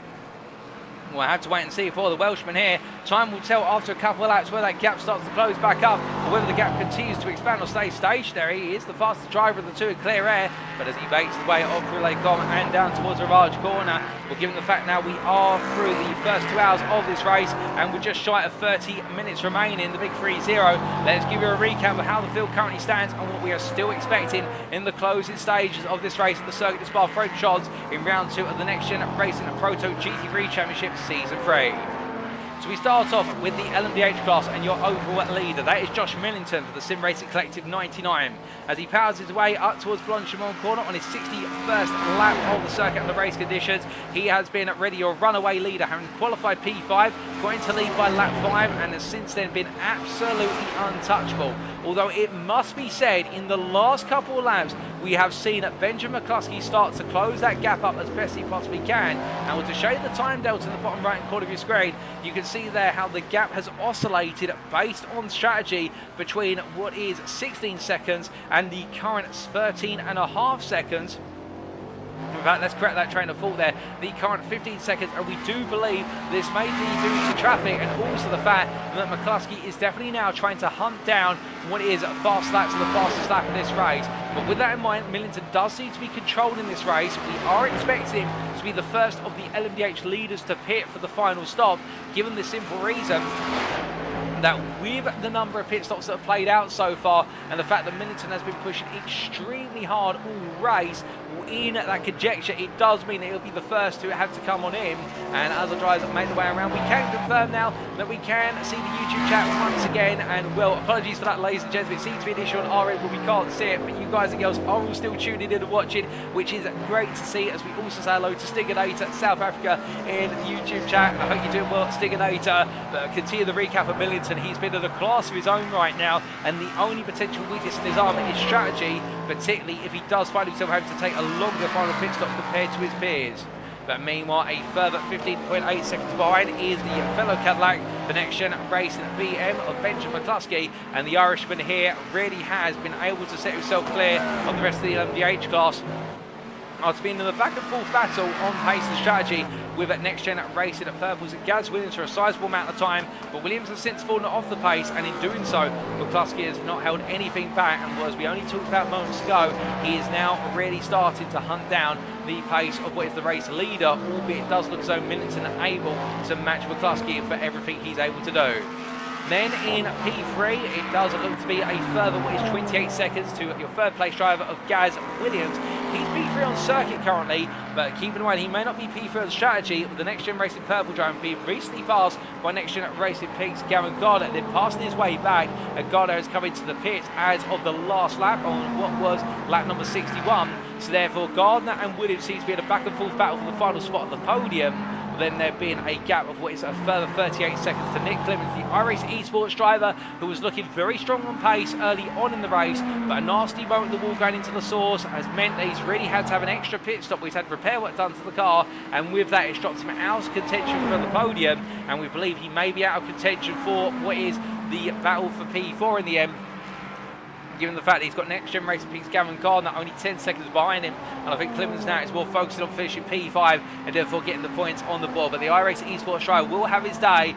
Don't count on it, ladies and gents, but he's just not had luck in the first 2 rounds of the season. And then Gavin Gardner, who's been the first of the LMDH drivers to take their final pit stop, well, he's making his way on with the first of the top 5 LMDH drivers to make their final pit stop, while P6 driver haven't already done so. But the point being, the NXTGEN Racing Peak driver here of Gardner making an early pit stop to undercut and force the hand of NXTGEN Racing Purple's Gaz Williams. But we'll have to wait and see in the battle of the BMW drivers if that's how it plays out in practice, or whether Williams, by staying out there longer, is able to hold the track position in the long term. We then come on to Jake Pitt, P6 there in the LMDH class, and we can see the Azz Tech Racing black driver hitting a lap down on the rest of the LMDH field. He is the last driver running in the class, but still bringing home some key points here and not putting a foot wrong. Pitt right now just in a very comfortable 6th place of the Cadillac. Well, a lovely sound there, and it's keeping it company all the way to the finish. We had 2 retirements in the LMDH class, and one of them was 11 laps ago in the form of FR20 Sim Racing DF's Daniel Fritz, who retired on lap number 43. And we also had the early retirement, 27 laps in, of NXTGEN Racing Pinky JD's Jamie Dory, both retirements due to technical issues with the cars.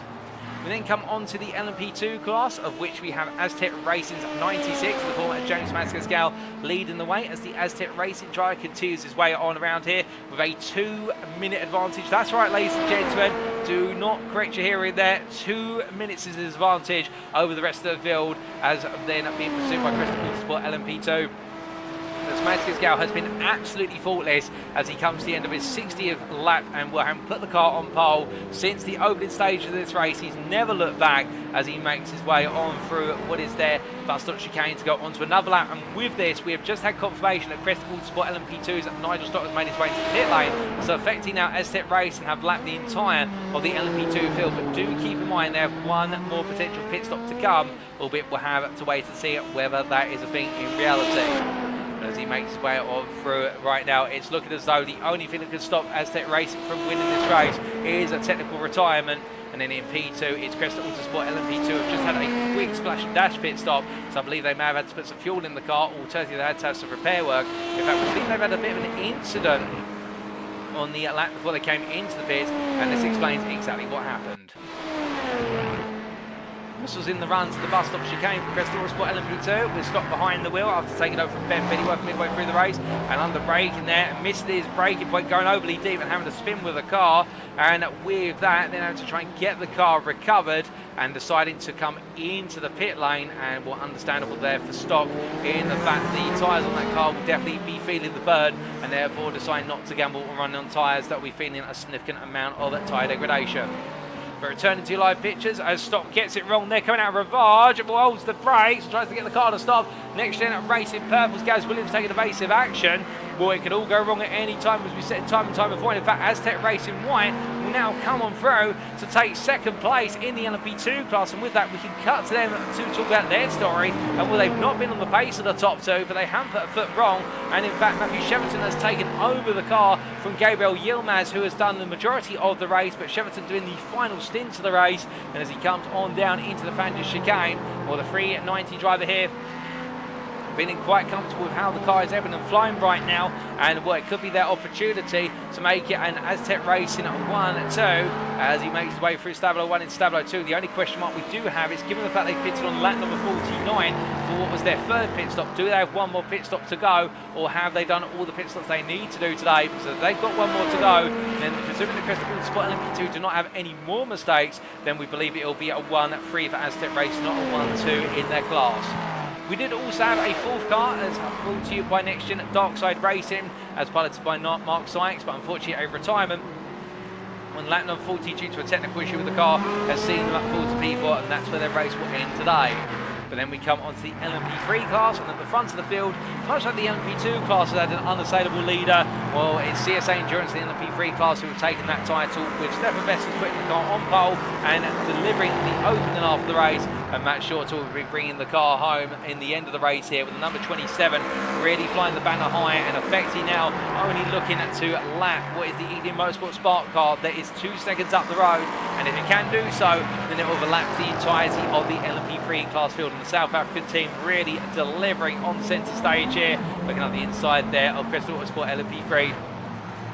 But another lap on them as they make their way on through to complete what for Shorter and the team is lap number 59 and going on to lap number 60. Then what is almost a whole lap behind, you can see him there in the foreground of the camera, is Joe Pinder for Ignium Motorsport Spark, who running P3 for a sizable amount of time has picked up where his teammate, well in fact his sister team of Ignium Motorsport left off, as led by Michael Paul, with a nasty incident for Paul, seeing them drop down the order to P4 and becoming to P3. But for Pinder, he's picked up P2, and since then, no regrets. We've got another pit stop to go, so we could see a bit of a battle between the two Ignium Motorsport teams before this is all said and done. But either way, Pinder will be on course for a deserving podium. There's no question about that, and not a single fault for Pinder.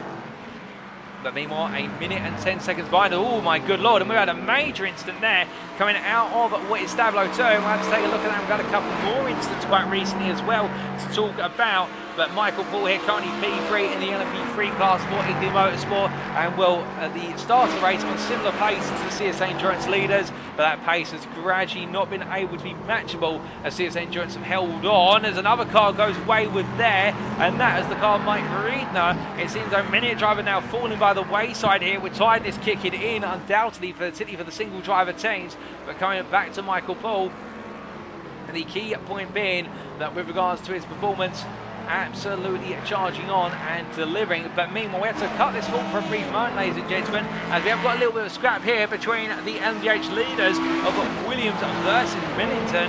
And as they make their way up the hill, well, Gaz Williams has yet to take his third and final stop in the LMDH class. We believe he's got to make one, but Millington has come out behind, and Williams defending here immediately, unless surely Williams is not going for a two-stop here. If he is so, this is going to be a bold gamble, but Millington's going to go around the outside, and as he does so, he retakes the lead of the race with Josh Millington, and well, NXTGEN Racing Purple here will fall behind the Sim Racing Collective 99, and I think with that, that will be every strategic option for taking the win out the window for NXTGEN Racing Purple. If they've gambled on a two-stop here, it's not paid out today because Millington's pace has just been in a different world as they make their way through each corner, but worth the gamble. But Millington there absolutely able to use all the fuel and power of the car and going around the outside, but not about a hard-fought battle from NXTGEN Racing Purple. But Millington now charging on towards the end of the race, which is only 20 minutes away, plus the final lap as far as him and the team are concerned. But coming back to our coverage of the field and walking through with Michael Paul here in P3 for Ignium Motorsport. The key point being here that we're waiting to see when Joe Pinder will have his final pit stop of the day and where it will bring him in terms of proximity to Paul. It is going to be a 2-3 on the podium for Ignium Motorsport, but just which order will they be in? Then in P4, a further 25 seconds back, we have Connor Miles of Black Flag Bandits, who has taken his final pit stop and had a couple of moments over the course of this race. And the key point being that Miles has made his way from the back of the LMP3 field based on qualifying into P4. He's had a very consistent race, minus a couple of bumps and scrapes to the tyre barriers. And the number 62 driver here, not looking back with regrets, but looking forward with positivity as he tries to bring home this P4. And then Craig Tillotson for FR20 Sim Racing Yellow is at P5 here, as he's just being made his way past by Azz Tech Racing at white. One is there, Matthew Cheverton. And as Tillotson makes his way around, at one point battling for P3, but a nasty knock to the car midway through the race saw him relegated to P5, and that's where he's been for the majority of the race. 27 seconds off of Connor Miles, matching the pace of Miles, but the two of them exchanging lap time as if it's on the stock market share floor. And as he makes his way on through what is there, the Fangio chicane, up to a Stablo 1. Believe for Tillotson it is all going to be about trying to hold on to P5, albeit some great pressure from Baz Meacham here, the Crest Autosport LMP3 driver, who was very close a few laps ago, made a bit of an error however coming out of the source when Tillotson almost lost it, but Meacham followed in his footsteps and definitely lost the rear of the car by comparison. And right now Meacham trying to battle on for the final top 5 spot in the LMP3 class as he makes his way around. That's going to be a battle we're keeping our eyes open for at the end of this race. And then completing the run to P7 in the LMP3 class, we have Speed 9 eSports' Paul Williams, who was on race-leading pace at certain points, and indeed a top 3 contender, but a couple of major incidents have cost Williams and Speed 9 eSports very dear, and they'll be looking to regroup from this today after what has been a very difficult day of racing. And to wrap up the LMP3 class, it's the B team of Speed9 eSports. Mike Riedner here in the number 77, the German driver, also had a few major incidents, and he's running 2 laps down of the leader, much like Speed9 eSports' Paul Williams, and therefore right now for Riedner, it's all about bringing the car home in the time that is remaining. But making his way on through Rivage and up towards X corner. We then come on to the GT3 class. We've had no retirements in the LMP3. We have got 4 GT3s out of the 5 that started running. Starting with SR Technic Endurance, your class leaders. They are currently on lap number 59. And as we do see Sergio Vieira making his way on down, he's taking the car back over from his teammate Vigario only moments ago when they made their pit stop, their second and final pit stop on lap number 48. And well, their target now is just to get to the end of the race. They have an advantage of what is 32 seconds over Chemical eMotorsport UK, and well, they have been the team that's just been absolutely faultless compared to Watkins Glen, where it went wrong on multiple occasions. Here they've just not had anything go wrong, touch wood for them, and well, as they make the way up towards the Blanchimont corner right now for SR Technic Endurance, it's just all about bringing the car home. Then in P2, we have Chemical eMotorsport UK, who really have been the second best team here compared to their peers. They do have a 3-second advantage over CBR, however, and it does look as though CBR are closing quite quickly here. You can see CBR in the rear of the picture. So we do have a battle for P2 on the cards in the closing stages of this GT3 class race. And will it be the team of Chemical eMotorsport UK or CBR who are going to be on that spot? And we're saying that Chemical eMotorsport have really been the second best team here for the reason. For the first 2 hours, their pace has been absolutely stellar and the strategy has worked out. But it does look as though that pace is now starting to fall into the clutches of CBR. Speaking of which, here they come in the BMW M4, as we see the 500 of BMW M4, piloted by Matthew Davies, as he heads up towards the bus stop chicane. Difficult start to race for Matthew Davies, dropping to the back of the field. He's done well to recover this race, albeit no damage to the car per se that has been damaged, which has held him back. And as he makes his way up towards turn at number 1, doing everything right now to hunt down what is that final spot in the hunt for all the places, and then up towards what is turn number 1. Through the right hander he goes, and as he does, we do say hello to Stefan Vessels there, who is, I believe, now just taking a moment to tune in and look forward to seeing the CSA Endurance car cross the line, albeit he'll be on the pit wall as well. He's tuning in on the broadcast. We had something from Average Sharpie then the YouTube chat to say that with regards to Josh Millington, he's taken fresh tyres and that's why he's had a long pit stop, but he's also just set the best lap of the race by a staggering margin. It's 58.78 in the LMDH class, and to put that in perspective, the next best is a 59.36, so 6 tenths faster than what anybody else has been able to achieve. But continuing our recap here, the battle between Davies and Meredith is coming down to fine margins, and then the last of our GT3 runs is Barry Jarman for SCCR Sim Sports, whereas he gives all the space there to the LMP3 and LMP2 coming on through. Jarman right now not quite on the pace of his peers, he's been off pace today for the most part, but still enjoying the race, and as he comes on down into the Fender chicane and looking to bring it home what will be a comfortable P4.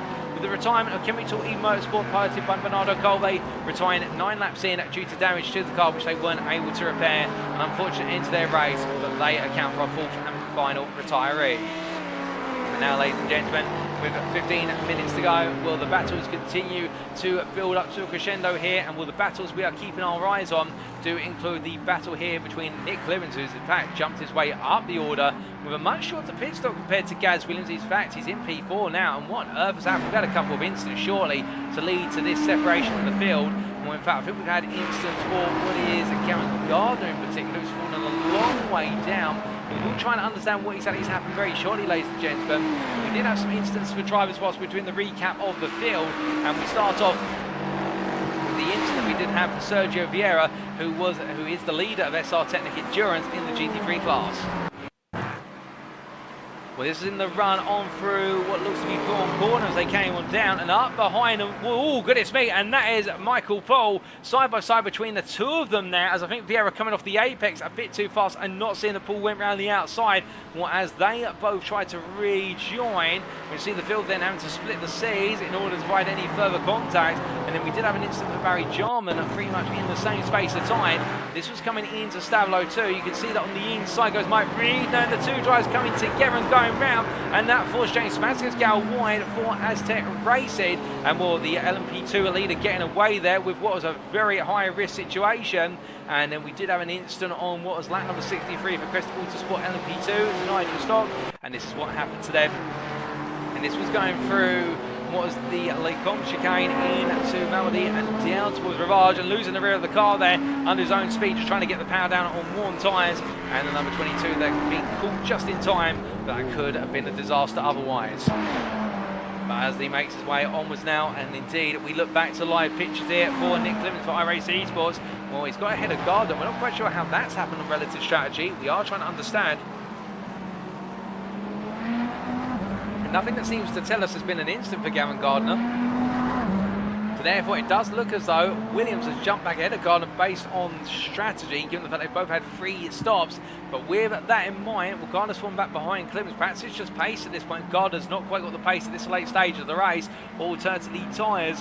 But meanwhile, Clements pressing on here on a set of tyres in the car for the iRace eSports team that's definitely seen better days, and he knows he's only 4 seconds away from the final spot at the podium, albeit Gaz Williams going faster the two of them right now, as we do look to Williams here, and well, Williams the best part of 24 seconds off of Benjamin McCluskey for NXTGEN Racing BM.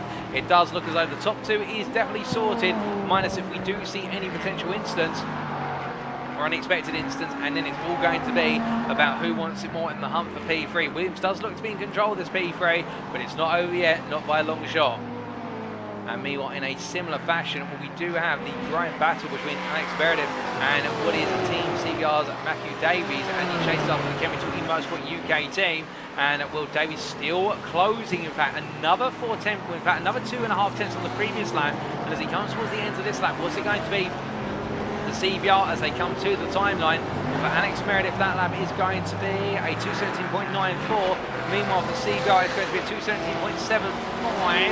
In fact, no, it's not going to be that. We're reading the wrong times. It's 219.11 for Meredith versus 218.57 for CBR. So right now, CBR have taken another half a second, if not almost 6 tenths out of Meredith. That gap is now down to 2.2 seconds. If it carries on this way, we're going to have a battle on the final lap of this race for P2 in the GT3 class with Barry Jarman almost 2 minutes behind, so not really in the hunt in this battle.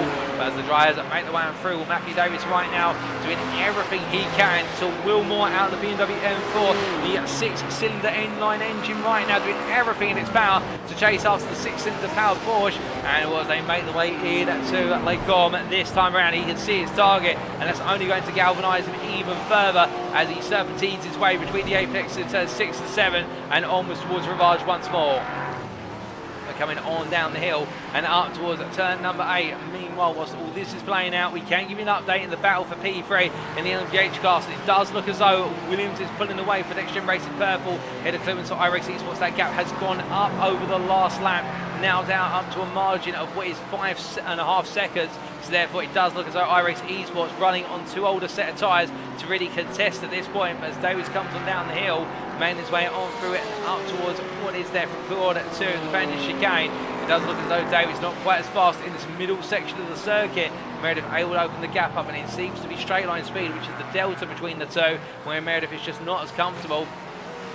Unless Meredith is managing this race, it could be a possibility here in the fact the number 14 driver decided to back the car off, save the tyres and save a bit of fuel to give himself everything if he needs it to at the end of the race. But you won't want that gap to come down to less than a second, because then the CBR BMW will be in the tow. But you can see them, they're both in the same camera shot, and that goes to show you how they've come together over this 2 hours and 35 minutes of racing that is unfolding before your very eyes as they make the way up towards the bus stop chicane this time around. And onto the brakes here, we'll see what the gap is. Going on through Meredith there, keeps it nice, calm and collected.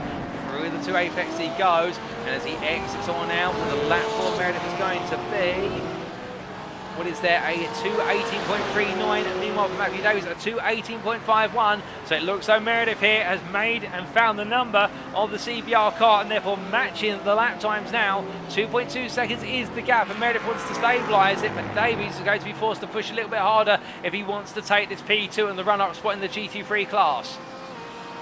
As they make the way up the hill, meanwhile, it's a bit of drama for Craig Tillotson, who's once again fallen foul at the La Source hairpin at turn number 1, but this time it's not gone the way that it did the last time. He was able to catch the car. Instead, he's lost the place. He's lost P6 in the LMP3 class, and that's going to release the place to Crest Autosport LMP3's Baz Meacham, as FR20 Sim Racing Yellow just going a bit too hard and fast, and Meacham with an extra pit stop after some repair work to the car. Well, in the end, Meacham will retake that top 5 finish at the end, presuming nothing else happens before this is all said and done. But again, at Tillotson right now, it has been one error too many, and as he makes his way onwards into the Cobb chicane. Now I think he'll just be focusing on keeping the car calm, collected, and all the way consistent to this very end. He won't make any more mistakes as he heads on through, but as he does, and heading all the way in towards Ravage now, keeping it calm and charging on as much as he can. But Tillotson here will be wary of the fact he's got traffic behind him, and also that spin is going to overcook the tyres, and if he's got significant tyre wear already, that is only going to make the car more and more uncomfortable to drive,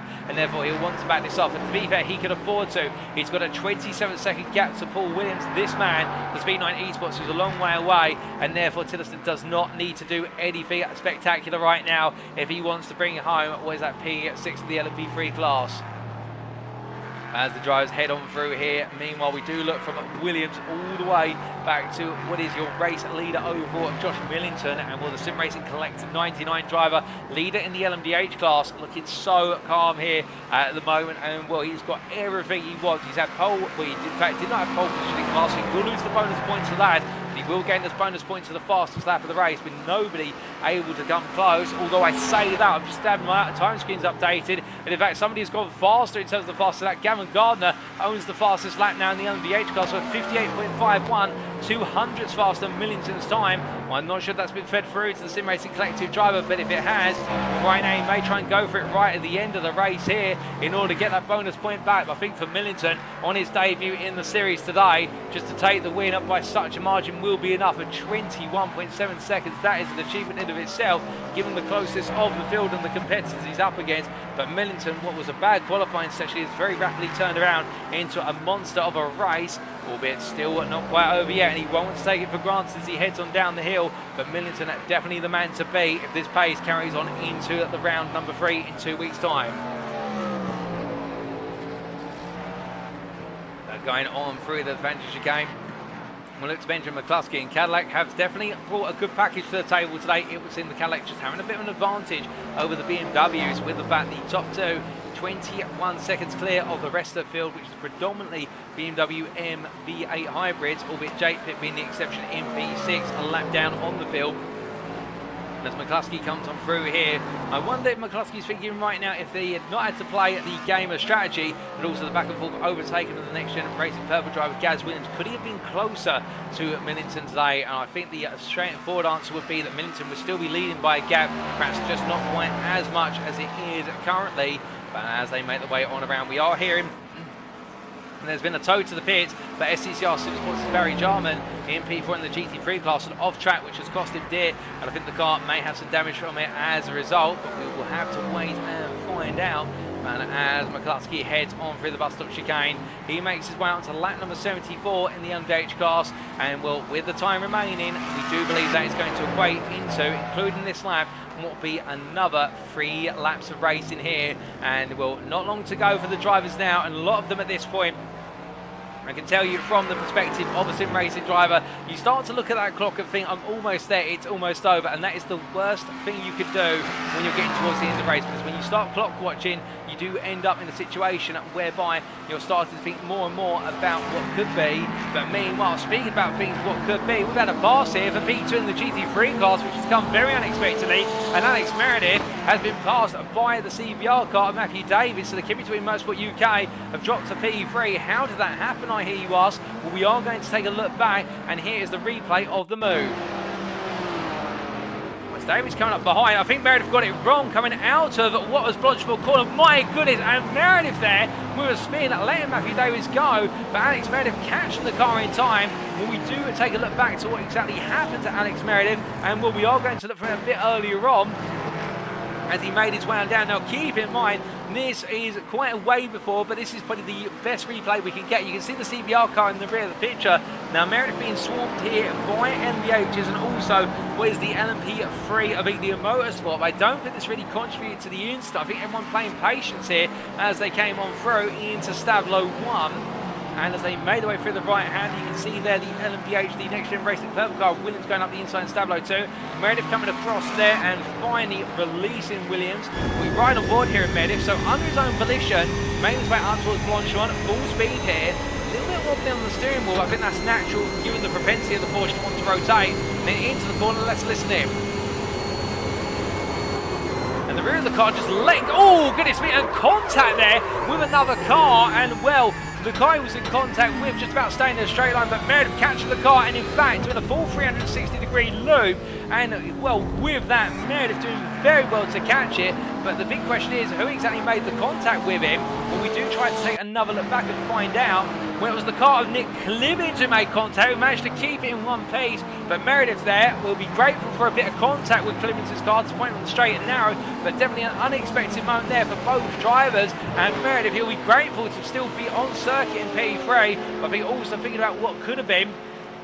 As meanwhile, in a late turn in the LMP2 class, we had an instant for Nigel Stock, the Crest Autosport LMP2 team falling behind, and as they have done in doing so, well, it looks as though now Azz Tech Racing are going to achieve what is their desired 1-2 finish in the LMP2 class, because Crest Autosport LMP2 are 6.6 seconds behind, and Nigel Stock's been involved in some instant of a description. In fact, we may be able to get a replay of what exactly happened, and here it is, the replay. Well, this was coming out of turn number 7 down into Rivage at turn 8 under braking. And braking a bit deep there, and the car just coming around.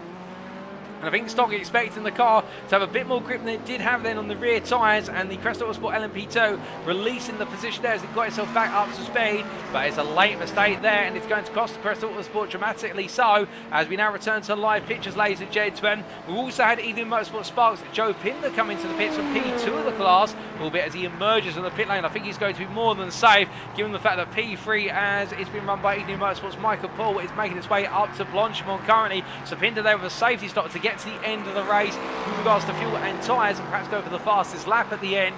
But as he makes his way out to speed, Matt Short has improved the fastest lap to a 2:11.28, so absolutely on a charge, and what, a minute to go. And as our drivers make their way on around, well, we are in, and Nigel Stock has made his way into the pit lane, so therefore Crest Autosport have definitely decided they need to come for one more pit stop, or they'll be finishing P3 in the end.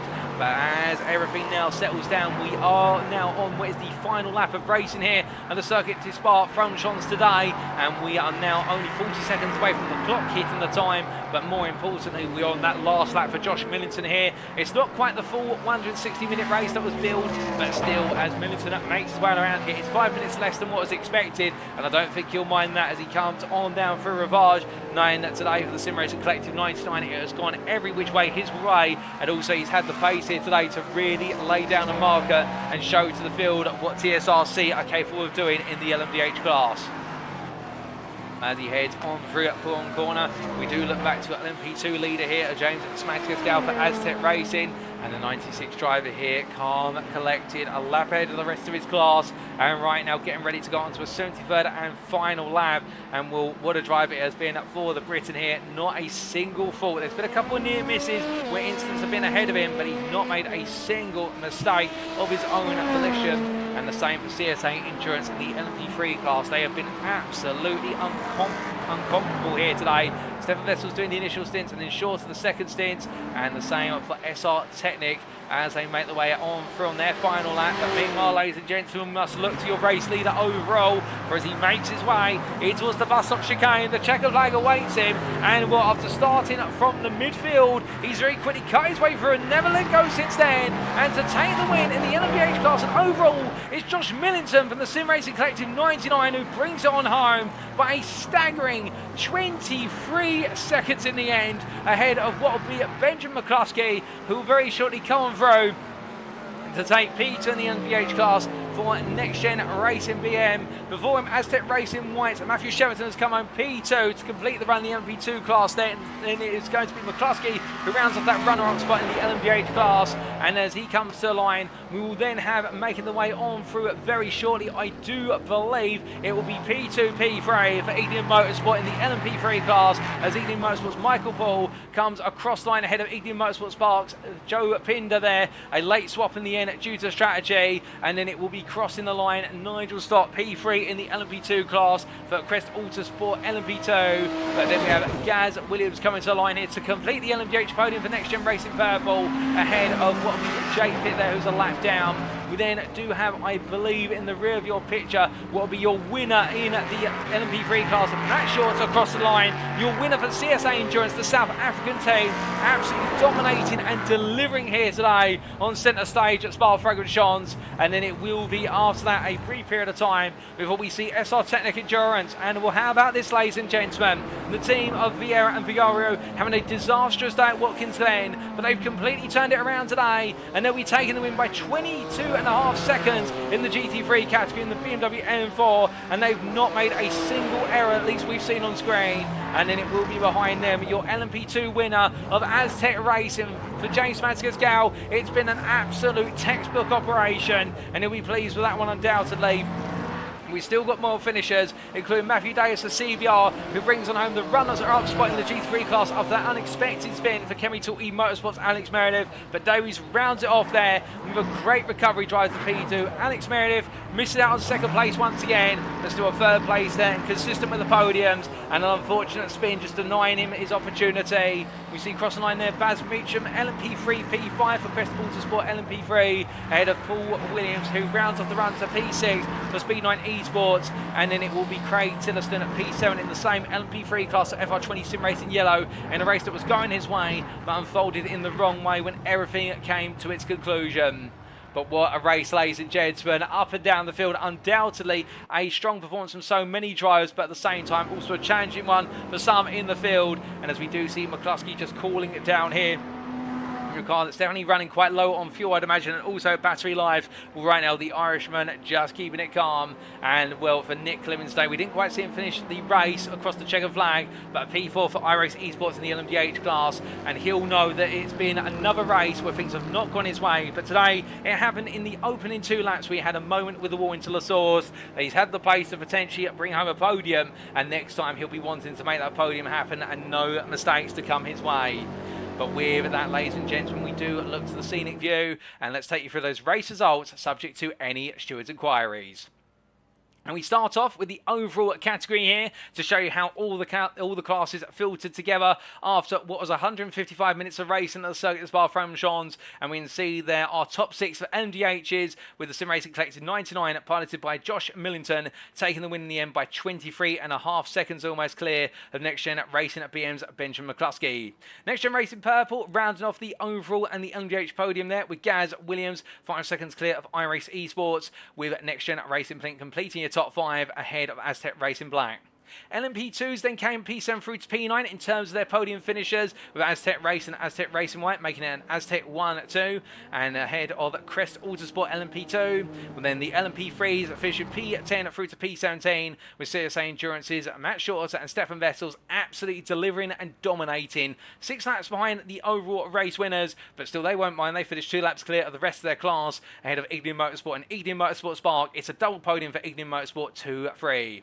Black Flag Bandits just missed out on the podium there, ahead of Crest Autosport LMP3, with Speed 9 Esports FR20 Sim Racing Yellow and Speed 9 Esports B round off to your P17. And then we can see the GT3 finishers, in particular SR Technic Endurance, of Vigario and Vieira finishing off a great race to take the win in the GT3 class, ahead of CBR's Davies, who in the end just managed to pit Alex Meredith to the post for the runner-up spot. And the Chemical eMotorsport UK driver round off the GT3 podium. And with that round off the top 20, ahead of SCCR Sim Sports' Barry Jarman, who finished a further 3 laps behind. And then coming on to our 4 retirees of FR20 Sim Racing DF, Next Gen Darkside Racing, Next Gen Racing Pinky JD, and Kerry Tour E Motorsport. And we do believe that it will be that FR20 Sim Racing DF will be classified as a race finisher, given the fact they managed to complete over half the race distance, as will, we do believe, their Next Gen Darkside Racing. In fact, correct that, ladies and gentlemen, Next Gen Darkside Racing not complete half the race distance, so P23 through to P25 there will be classified as non-finishers. Now, going on to the individual classes, this is where all the points do lie. We start off with the fastest class in the field. That's the LMDH class. We can see there the Sim Racing Collective 99 taking the win by 23 seconds in over Next Gen Racing BM, with Next Gen Racing Purple finishing a further 30 seconds off of their sister team. Near the podium with iRace eSports a further 5 seconds behind and not quite able to recover onto the podium, but still a valiant effort from Nick Clemens, head of Gavin Gardner for Next Gen Racing Pink, who fell off the pace right at the end, but finished 6 tenths off and was still, I think, hoping to finish on the podium, but still his time will come. Azz Tech Racing Black, P6 there for Jake Pitt. in what was a bit of a quiet race for him, and still finishing a lap down. A very consistent race, all the same in the number 7, with FR20 Sim Racing at DF with their retirement, but classified as finished as P7 for Daniel Fritz ahead of Jamie Dory, who will be classified as a non-finisher for not completing over half the race distance for NXTGEN Racing at Pinky JD. We'll then come on to what is the LMP2 class, our second fastest class. And here we can see in a class for Azz Tech Racing, making it a 1-2 for Azz Tech Racing, the combination of James Mansell and Matthew Jolly ahead of Gabriel Yilmaz and Matthew Cheverton. And they were 2 laps down, and so 2 laps down as well to Crest Autosport LMP2, followed by Nigel Stott and Ben Bennyworth. 33 laps down and classified as a non-finisher, NXTGEN Darkside Racing for Mark Sykes. And then we come on to what is the LMP3 class.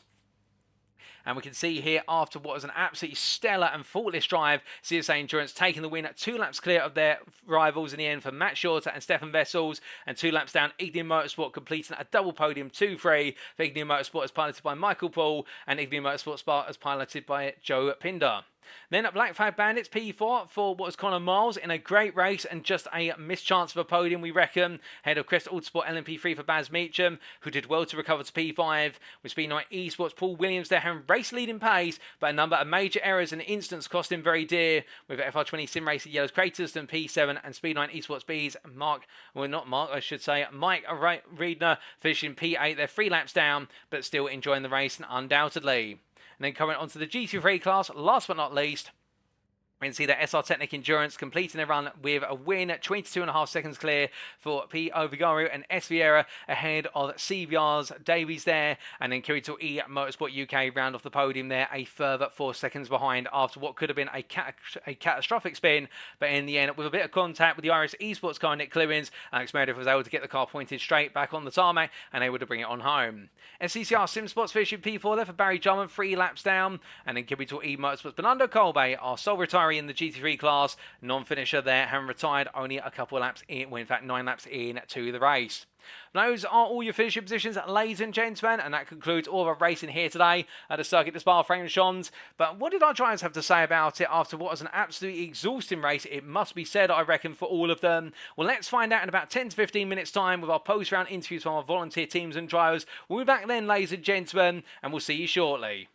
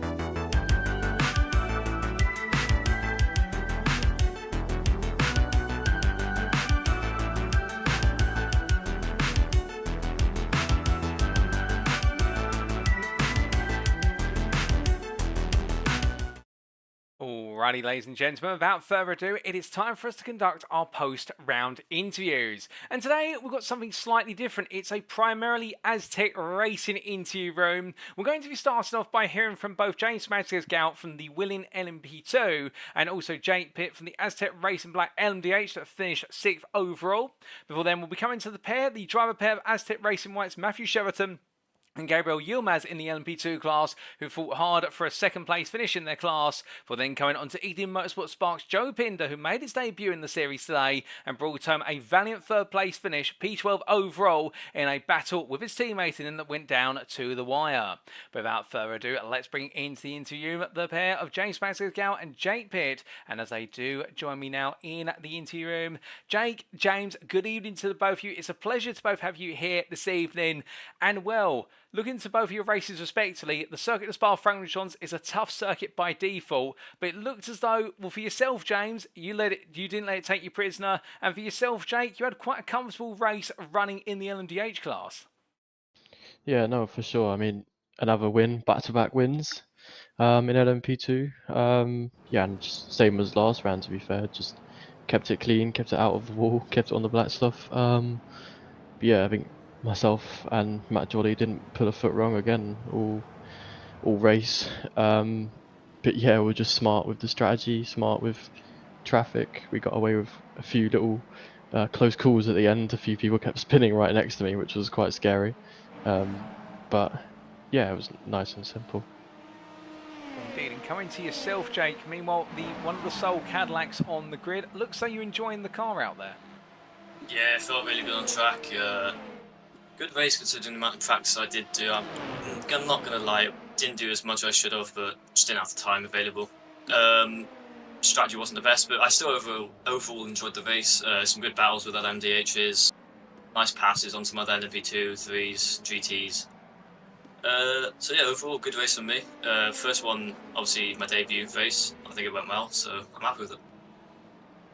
Oh, and a good debut for yourself. And focusing on yourself still, Jake, what made you pick the Cadillac over the BMW? To be completely honest, mainly the sound, because, you know, it just sounds amazing, but also I feel it just drives a bit smoother than the BMW, just a bit nicer on corner exit, not as oversteery, and I just prefer the car, to be honest. Well, that's absolutely fair and a sensible reason for going for it. I'll agree with you on the sound of it. It sounds absolutely phenomenal. And coming on to your qualifying sessions, starting with yourself, James, taking pole position in the class in the end between yourself and Matthew Jolly, it looked as though you guys had it in the bag from the outset. It was, yeah. Matt in quali is absolutely unbelievable. Was it 204? I think it was 204.3 something. I think he did, which is absolutely mental. But you expect it from Matt at this point. He's so quick in these cars. But yeah, I mean, I did more driving this week, so yeah, stints were certainly laid out a bit better this week. I think I had a bit more pace around Spa compared to Watkins Glen. But yeah, no, to start on pole again is lovely. There's extra points, I think, isn't it, for pole? So it's lovely to get off. And we had a clean start. Job wasn't simple, but you know, you keep running, or you just got to keep going and hope the guys behind have more trouble than you do. Oh, 100% with you on that. Like you say, a phenomenal lap from Matthew to put the car right up there on pole and quite early on, and by a gap in the end, as we just double check our statistics here, of over half a second. Meanwhile, coming to yourself, Jay, in qualifying, a P7 on the grid, albeit leaving it to quite late to get the lap in to make sure you weren't going to be last. Yeah, I tried to avoid the traffic as best as I could, but there was some traffic that I had to deal with on my fast lap. But I'm happy with the lap I had, considering, as I said, the practice that I've done, so happy with it. I think I could have gone a bit faster in qualifying, but I mean, it clearly worked. I clearly went up a bit, so happy with it. And then going into the race with the both of you, James, hearing from yourself about having to avoid a couple little moments at the start of the race, but after that, it was really for Matthew to settle down and then for you to take over the car at the right time. Yeah, took over the car a bit earlier this week. Well, actually, I took it over the similar point, I think, but I ended up going all the way to the end this week. Yeah, like I said earlier, you know, the pace was better for me, so we weren't threatened. I mean, last week I was getting caught like crazy, so I had to swap back to Matt to build another gap, and then I could get back in again. But this week we felt alright. I felt confident in my pace. The others seemed to struggle behind a fair amount, which was good for our second car, but in LMP2. But yeah, you know, it's not an easy track. It's not an easy track, but when you've done so many laps around a track, you sort of know where you're meant to be. But yeah.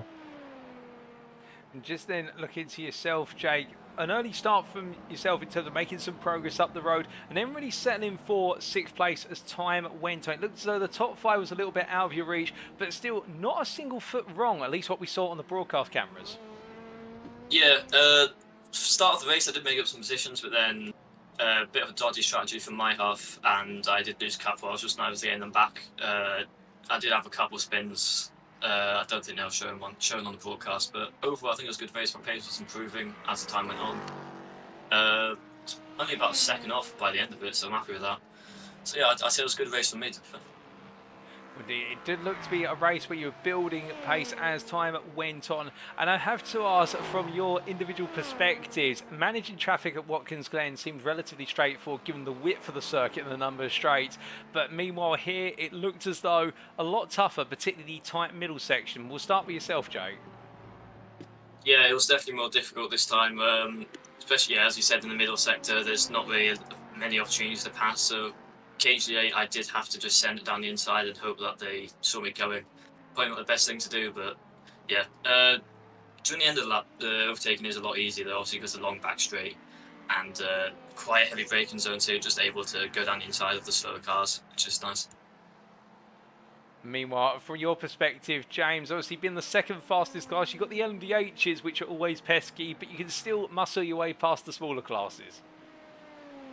Oh yeah, no, for sure. I mean, like I said last week, or 2 weeks ago, you've got to be smart with those you're going past and make sure they're as long as they're predictable. But yeah, the LMDHs were pretty sensible this week, I found. Last week we had a few moments where they were getting a little bit too feisty, but I don't really have that this week. I think they were all very relaxed. I mean, the top guys in LMDH are so fast anyway, they come flying past like there's nothing anyway. But yeah, I mean, we didn't have any particular issues lapping. I mean, there was a few times I got stuck and somebody could have, I don't know, left the door open a little bit more, but you can't expect it. You know, you've got to go with what you've given. You're not a slower class doesn't have to get out of the way. You know what I mean? It's for you to get around.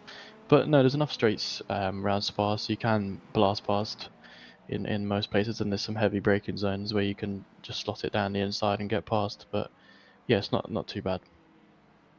Well, and from today, obviously now 2 wins in your books for you, James, with your teammate Matthew Jolly. Can you make it 3 next time at the Circuit de Jerez? Oh, I certainly hope so. Certainly hope so. I've got a lot more practice to do around that track because I have no idea where I'm going. I've never driven it before, so it's going to take a bit more work than Spa, where I've done hundreds and probably thousands of laps actually on this.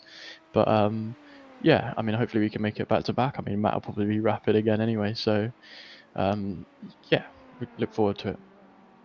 And meanwhile, for yourself, Jake, fighting for a top 5 today, didn't quite manage to pull it off in the end. Could we see a top 5 next time at Jerez? I hope so. Same with James. I haven't driven around Jerez before, but next week I should have Matt Shepton as my teammate. This week he just wasn't able to drive for me, well, driving my car, so I had to do it solo. I wasn't planning on that. But yeah, next week I should be able to hopefully get within the top 5.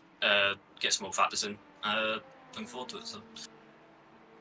Well, we do look forward to seeing how you both get on in round number 3, 2 weeks from now on the 2nd of August. But just before we let you both go, we'll turn to each in your turn. Is there anybody you'd like to give a shout out to, starting with yourself, Jake? I'd like to give a shout out to Meredith. He left a lot of space, and he was also quite. Can't think of the word, but it was just it was good racing. He knew when you were coming. He let you pass. He gave you space. I'd shout him out for that. And then how about yourself, James? Alright, Jake did, I got to shout out Jake's sponsor iRace, to be fair, because he didn't sponsor shout out his own sponsors. But yeah, no, all the guys at Azz Tech, especially my teammate Matt Jolly, RSR, Demon Tweaks, Woodland, God, if I've forgotten, MGP as, yeah, fantastic and appreciate all the support. Well, gentlemen, it's been an absolute pleasure to have you both join me in the interview room. Congratulations on your respective performances today, and we look forward to seeing you out of the circuit in Spain 2 weeks from now. Cheers, Paul. Thank you. So hearing there from the pair of James Mansell in the LMP2 Azz Tech Racing machine, the number 96, and the number 7 driver in the LMDH Azz Tech Racing black car of Jake Pitt. And well, what a great day for Azz Tech Racing today across the board, with consistent results, a double podium in the LMP2 class, and really bringing to life there the teamwork, indeed the effort they're bringing to the table, which is practice makes perfect, and enjoying the racing and finding that the pace is ever growing as time goes on. And well, for today, for James Mansell and Matthew Jolly, it was a clockwork, it was a textbook delivery with regards to the fact, and put the car on pole by over 5 attempts, and then pulling off, albeit under a bit of pressure on the open lap, but soon they turned their attention to breaking away and never letting go of the win. And well, when it was time for James to take over the car from his teammate, he was able to take the car and take it further, and well, what a day. Meanwhile, for Jake Pitt in the Azz Tech Racing black car, had some early pace, albeit held back on strategy in his own words there, didn't quite work out in the end, but still plenty to learn from, and I wouldn't be surprised if we see even more Azz Tech Racing spectacular performances as the season goes on. And what the Harris circuit, they're not quite acquainted with it yet, but they're able to put the practice in. There's no reason why we couldn't see Azz Tech Racing on all the podiums of the classes they're participating in. But now coming to our next interviews of the day, ladies and gentlemen, and we're going to be going from 2 individual drivers who are going to be interviewed as a pair, or asked to be interviewed as a pair, and we're very happy to do so, we should say, to 2 drivers who now form a driver team pair, and well, let's hear from them. It's Azz Tech Racing White's Matthew Cheverton and also Gabriel Yilmaz, and let's hear what they've got to say, oh goodness me, about their performance today, the combined performance to a 2nd place in the Azz Tech Racing White LMP2 machine, as we just get ready for them to join us in the interview room.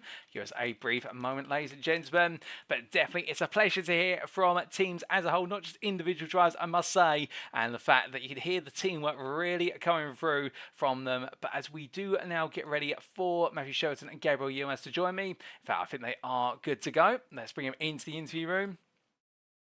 And as they do join me now, welcome to you both, Gabriel and Matthew. And well, what a performance from the pair of you today. Battling hard in the LMP2 class, but in the end, pulling off a 2nd place right at the close. You guys must be absolutely proud of your achievements here today. Yeah, we're pretty chuffed. I think it's the only way one way to describe it's pretty chuffed. Yeah, we're lucky with the position we got. We were lucky, yeah, we were just completely lucky. We were supposed to do it as a pair. I'm supposed to be in the Cadillac, but obviously more technical issues caused that not to happen, so I joined Gabriel in the Dallara. I had furthermore technical gremlins with my PC deciding to crash every so often, but managed to fix that, and then, yeah, managed to get some decent pace and take a 2nd place and a 1-2 for Azz Tech. Indeed, and just on that, with the technical gremlins and everything aside, these always do creep up, which are very unfortunate. You were able to get past those, and let's come on to qualifying, and really starting with, I think, yourself, Gabriel, who was in the car during qualifying. A P4 in class, not perhaps the fastest lap, but still getting a lap on the board. Where do you feel as though the time was being made or lost at Spa? I believe that, I think Sector 1 and the first half of Sector 2, I think I was quite strong. And I was noticing my delta was dropping off quite a lot towards the 3rd sector, possibly corner exits, and looking at some of the setup work of the other LMP2s, they were running a lot lower downforce than us. And Spa being a fast track, we should have really anticipated that. But yeah, is what it is. On to Jerez. Oh, most definitely with regards to qualifying. And well, going into the race, we saw you guys take a relatively calm start in the race in terms of not pushing too hard and just building your way on in. And that seemed to really define your entire race when we saw NXTGEN Racing Dark Sides. They fell by the wayside midway through the race. And then as we got deeper and deeper, it seemed as though everybody else was starting to be close to instance or having mistakes. You guys didn't seem to make any mistakes. Well, I think Matt would agree. This is sort of the luck that we have in this Dallara LMP2 is quite incredible, and it's this strategy that we've employed every time we've driven it, which is it's a long race. It's literally a marathon, not a sprint. So we'll just, go gently, but at still a good pace, and just minimise that risk, because we'll lose more time having an incident than we will losing a few tenths through a corner. Well, indeed, a smart approach. And Matthew, from your perspective, any other thoughts to add, given the fact we did see quite a few spectacular moments for other drivers, but a very quiet race when you took over the car as well? Yeah, well, I mean, yeah, like Gabriel said, we've driven this car quite a bit this year in different events. Managed to pretty much get on the podium every time of it, so it seems to be a bit of a lucky charm. And well, for me personally, I already did a 12-hour race in this car at this track about a month ago, so I had pretty much a lot of experience. And then when it came to my term, I just did what I did last time, kept my foot in it. And yeah, like you said, a lot of people decided to have instants, which, to be fair, played right into our hands, especially with the what was the second place NP2 at the time, having a lot of spins, getting into instants, which helps us claw back from what was, I think, a lap and a half deficit to then be taking the lead and then taking the second place podium. Oh, indeed. And just on that one, we did see the Crest Autosport LMP2 have a notable series of spins, which saw it be relegated to P3. I would ask, was there a reaction down in the camp when you guys saw you were P2 and only minutes away from taking the runner-up spot? It's obviously unfortunate when a competitor has the luck's against them, but we did have a few sort of feelings of we're not the checker flag yet, but it's a massive improvement from P4.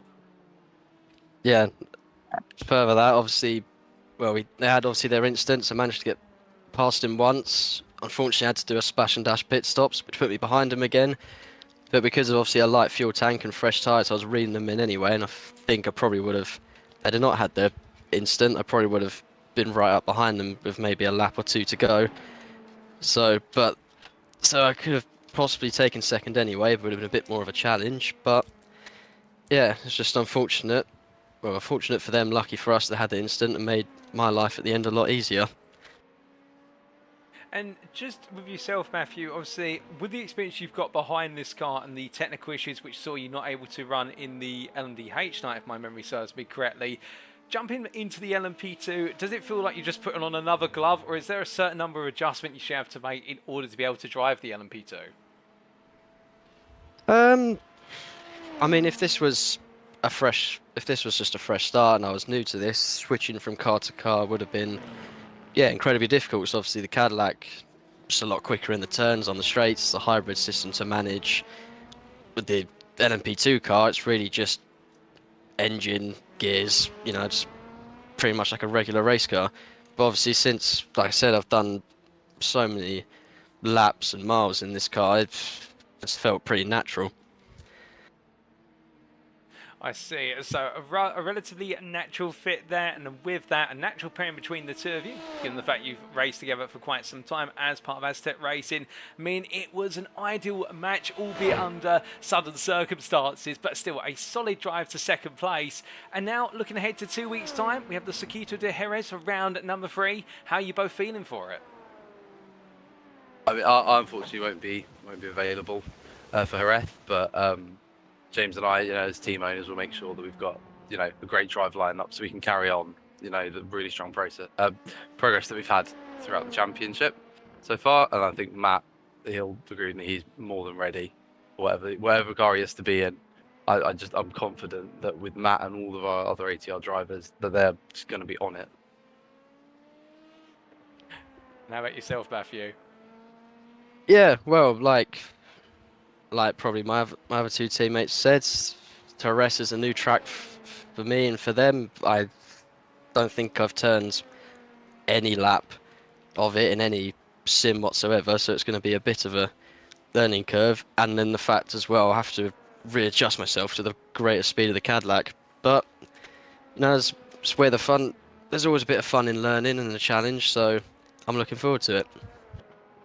Well, we do look forward to seeing you out of the circuit in 2 weeks' time in whichever machine you're partnered with. And, well, for yourself, Gabriel, we'll look forward to seeing you rejoin us in round number 4. But just before we let you both go, is there anybody you'd both like to give a shout-out or a thank you to? We'll start with yourself, Gabriel. Yes, as I said, just, all the normal people want to give a shout-out to RSL Sport Classic, Claremont Consulting, we've got Demon Tweaks as well, MGPS, all of our partners, behind the scenes that make, Azz Tech Racing, Sim Team and the IRL race team happen. And how about yourself, Matthew? Is there anyone you'd like to add to that list? Yeah, I mean, I'd like to thank my friends and family. I know they like to tune in to watching me race these, whether it's here or in the touring car series. They've been supportive of what I've been doing. It's been very grateful for that. I'd also like to thank yourself and the whole Next Gen crew for putting on these events. It's a smooth operation, and generally it's a lot of fun and one a great addition to my weeks. Oh, very glad to hear that. But gentlemen, with that, it's been a pleasure to have you join me in the interview room. Congratulations once again on a deserved second place in the LMP2 class. And we do look forward to seeing you both out on circuit in future rounds. But until then, have a fantastic evening, and we'll see you again soon. Yep, cheers. Thank you very much. Thanks for tonight. Thank you. So hearing there from the pair of Matthew Sheraton and Gabriel Yilmaz, and what a story behind them bringing home P2 in the LMP2 class today. Gabriel Yilmaz originally expected to be taking over the car for himself and running it the full distance, but then with the technical issues that Sheraton was facing in relation to be able to run alongside what was, I do believe, Jake Pitt in the LMDH class, which we heard a little bit about earlier on when we spoke to Jake in our first double interview. Well, then it was all about switching up the drivers at Azz Tech Racing, and Matthew Sheraton opting to jump into the car with Gabriel at Azz Tech Racing White. And Gabriel putting in the qualifying time in the LMP2, ending up the lowest placed in the class, P4, albeit not too far off the pace, and recognising there was a number of places where it could be improved, and well, looking to change the setup to a degree for Jerez in the next round in terms of how the car will be set up. From there, it was all about the race, and will a quiet race start and focusing more on strategy and consistency, and you could hear it in their voices with regards to when they were talking about the fact they've done this before in terms that they've run one of these LMP2 Dallara P217 machines, the long distance on the simulator. They've gone for multiple hours, and therefore they know the race isn't won in the opening lap, it's won in the race itself over the whole distance from lights out to checker flag. Barely any mistakes, and with that as well, a solid strategy, and where bad luck fell to their rivals, it never fell to them, and that's how they brought it home in P2. Albeit they were closing down the Crest Autosport LMP2 team. We could have seen a battle at the end, we were deprived of it, but what we did see instead was a deserved second place at Azz Tech Racing White to make it a 1-2 in class for the team Azz Tech Racing. And now, ladies and gentlemen, we come on to our final interview for this evening. No double interview this time around, just a solo interview. And very shortly, we'll be hearing from Joe Pinder, Ignium Motorsport Spark, and his perspective on what has been an absolutely brilliant debut, in the fact that in his debut, he's been able to bring home a third place in the LMP3 class. Albeit we are just waiting for confirmation that he is already available for interview. We did have him earlier, but I think he's had to step away for a brief moment. But we'll keep you posted. But to talk a little bit about Joe Pinder's performance, hand qualified down in P4 in the class, just with what was his rival sister teammate, if you will, from, I do believe, Ignium Motorsport of Michael Paul. In the end, making a bit of a solid start and falling back in amongst the battle for P4 through to P6. And then it was all about other drivers making mistakes around in the LMP3 class, but not for Joe Pinder, who did have one mistake or two of his own, but nothing quite as serious, and therefore able to run in P2 for quite some time, missing out on second place and losing it to his sister team's driver Michael Paul, but still at a third place on his debut, and nothing to complain about, and a 2-3 for Ignium Motorsport. They'll be absolutely pleased with that, there's no question about it. But as we are just continue to wait for Joe, the other thing as well is what's great to hear from the perspective of drivers, particularly when they're in driver pairs, is about the fact that it really is that teamwork dynamic between the drivers, and also handing over the car to another driver, and each person having the role within the team, where it be the qualifier, the opening stint, or the mid stint to a late stint, the race finisher. And it just goes to show you, when you do race as part of a multi-driver team, it adds another special element, because it's not just you in the car anymore, but also it's your teammate who you're handing the car off to or taking it off of that you need to be mindful of.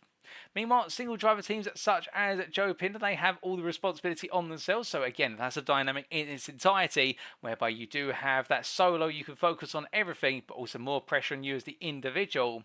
But it does look as though, ladies and gentlemen, that we may not be able to hear from our Ignium Motorsport Spark driver. I do believe he may actually now be unavailable, unfortunately. So therefore, we may have to postpone our interview with Joe until potentially next round. We will try and prioritise him. But in the meantime, with that, well, it's been an absolute pleasure to host these interviews today. And I think there we are going to wrap up before we're able to speak to the Ignium Motorsport Spark driver, as I do think he has stepped away from the simulator today. So with that, we would like to just take a moment to say thank you to all of our interviewees. They did include James Maswell from the LMP2 Azz Tech Racing machine, who brought home the win in class today. Also Jake Pitt in the LMDH class for Azz Tech Racing at Black, who in the end bringing home a 6th place in class and was a very solid drive, and knowing the only way is up.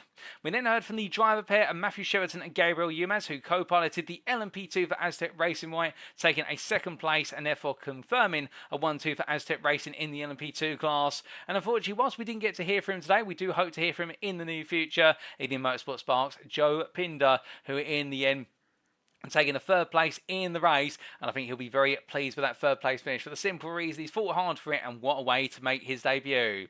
But with that, ladies and gentlemen, it is now time for us to wrap up. Thank you very much for watching, and if you have enjoyed today's show and you want to know more about the Next Gen Racing community, perhaps you're sat there right now thinking that you want to be on the grid for one of our future series, or perhaps you want to be on the grid for this one as we have still got spaces available. Well, firstly, you can find out all about our ongoing series and more at Next Gen Racing by going to our official website, and that is at nextgenracing.co.uk, website appearing on screen now. And well, it is the home of clean and fair sim racing for all, and at Next Gen Racing we've been hosting leagues and series on console and PC for over 16.5 years, albeit we've recently had to announce that we are concluding our hosting of series on console, and now we are for the time being becoming a PC only sim racing community in terms of the series we run. But still, we've hosted a whole variety of series and we continue to go from strength to strength, and we'd love to have you form part of the community, whether it being on the grid or just being part of the community and getting to be part of the guys and girls that make Next Gen what it is. Alternative, if you don't want to go to our website, you can of course follow us on social media, and we recommend the best place to do so is on our official Facebook group. That's at facebook.com/groups/NextGen Racing, and there you can find out about the latest trials, escapades and everything at Next Gen Racing, and also get to know the guys and girls who are not just on the simulator at Next Gen Racing but also on the real world circuit, whether it be as track marshals or alternatively real world race drivers.